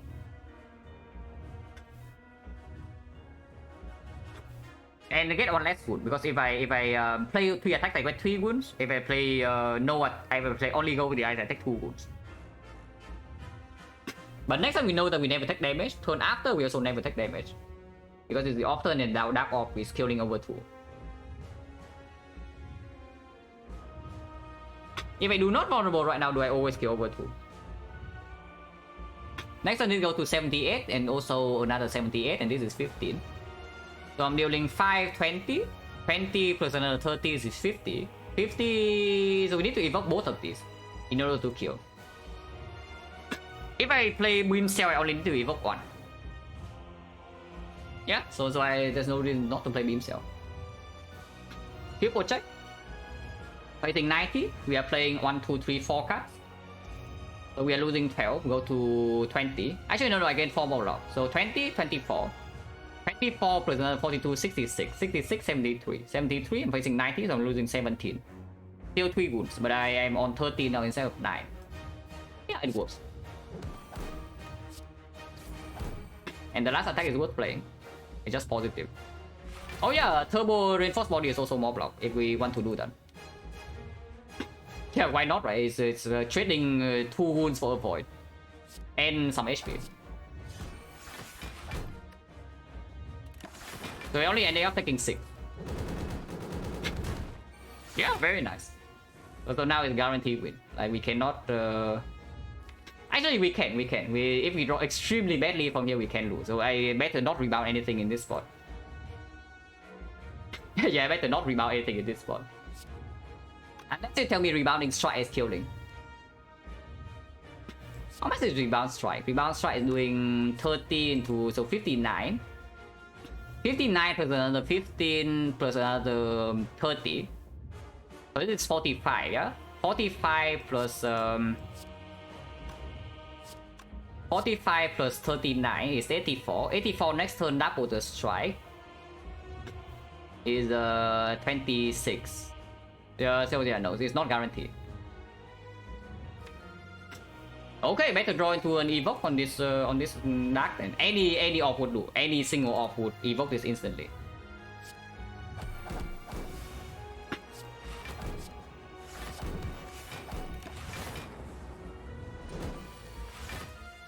And yeah, fight's over.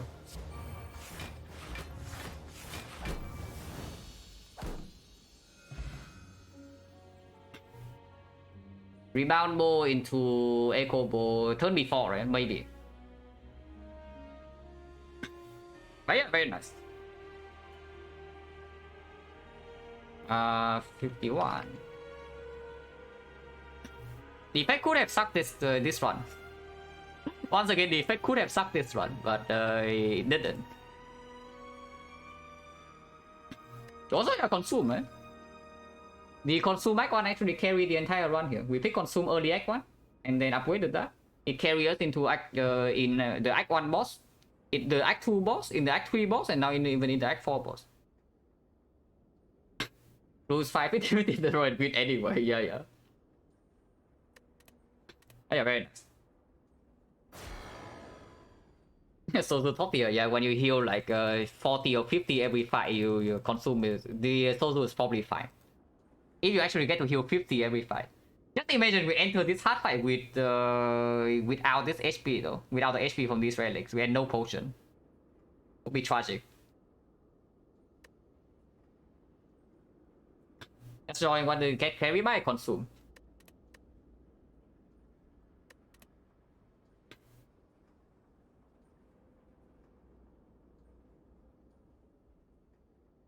But yeah, like we did draw Echo Form pretty early, right?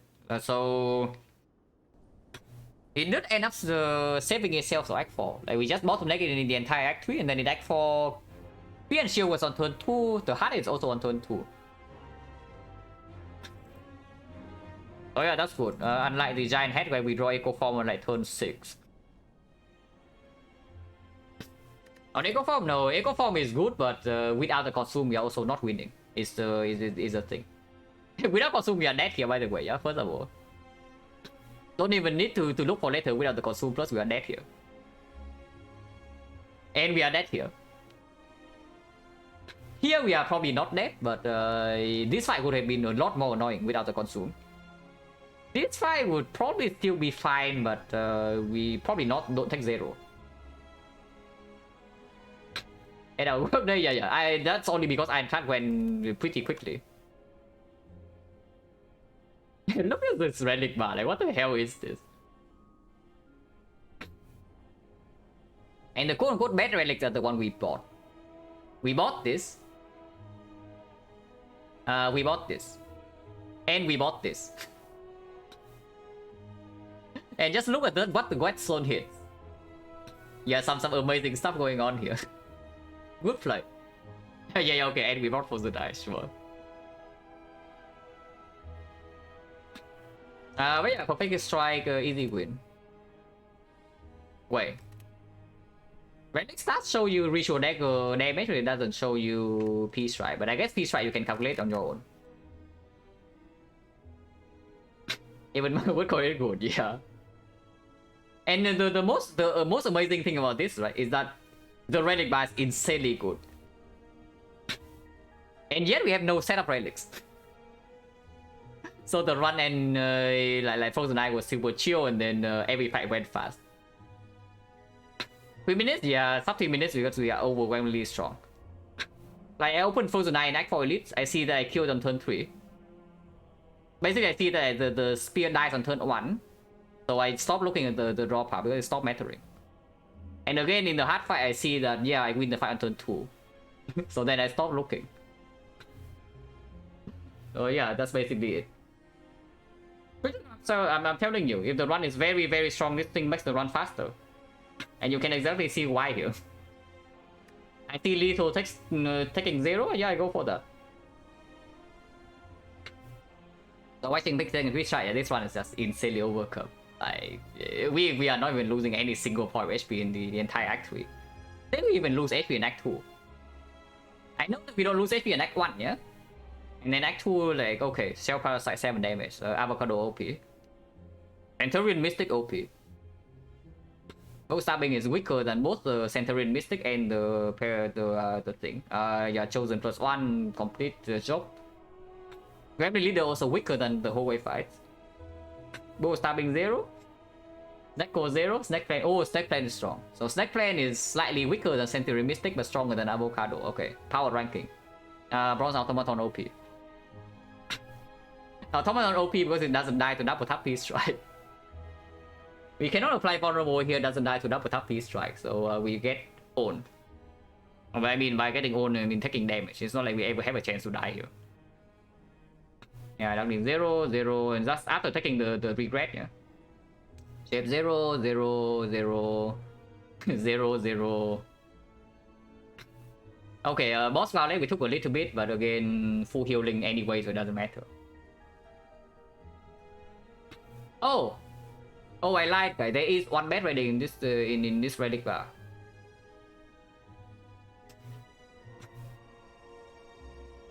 Yeah, actually, like there is one bad relic. So very interesting stuff. Then we have a pentagraph, early Act 2 and it healed for 3 HP. Yeah, Moskov is strong, you don't take damage, and then pentagraph can also play. But this one is a lot cooler than the Ironclad. Because we are sustaining through the heavens here, but I never feel like overwhelmingly ahead. Besides Act 1, like it's just that the entire Act 1 we are ahead until the Hexaghost fight, and then in Act 2 we fall off a little bit, and in Act 3 we still are not like overwhelmingly strong. We just basically have an insane amount of sustain, so we don't care about damage taken. And Act 4 the hard fight was like actually close.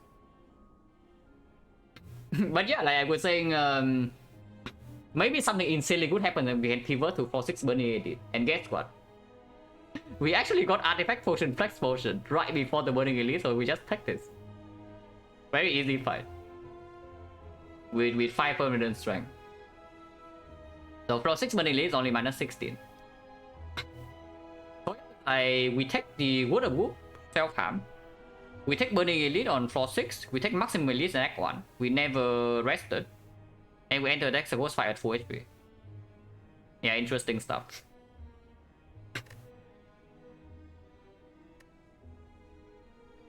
Yeah, 2 positives into Vermilion Blue.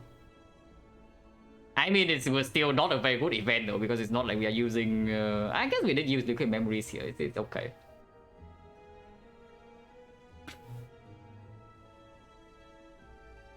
More the Equine potion, yeah, sure.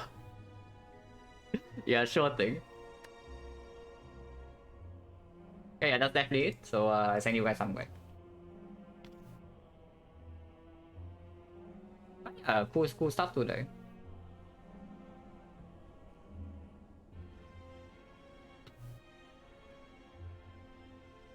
Jeremiah is back to playing Spire, so we can go there.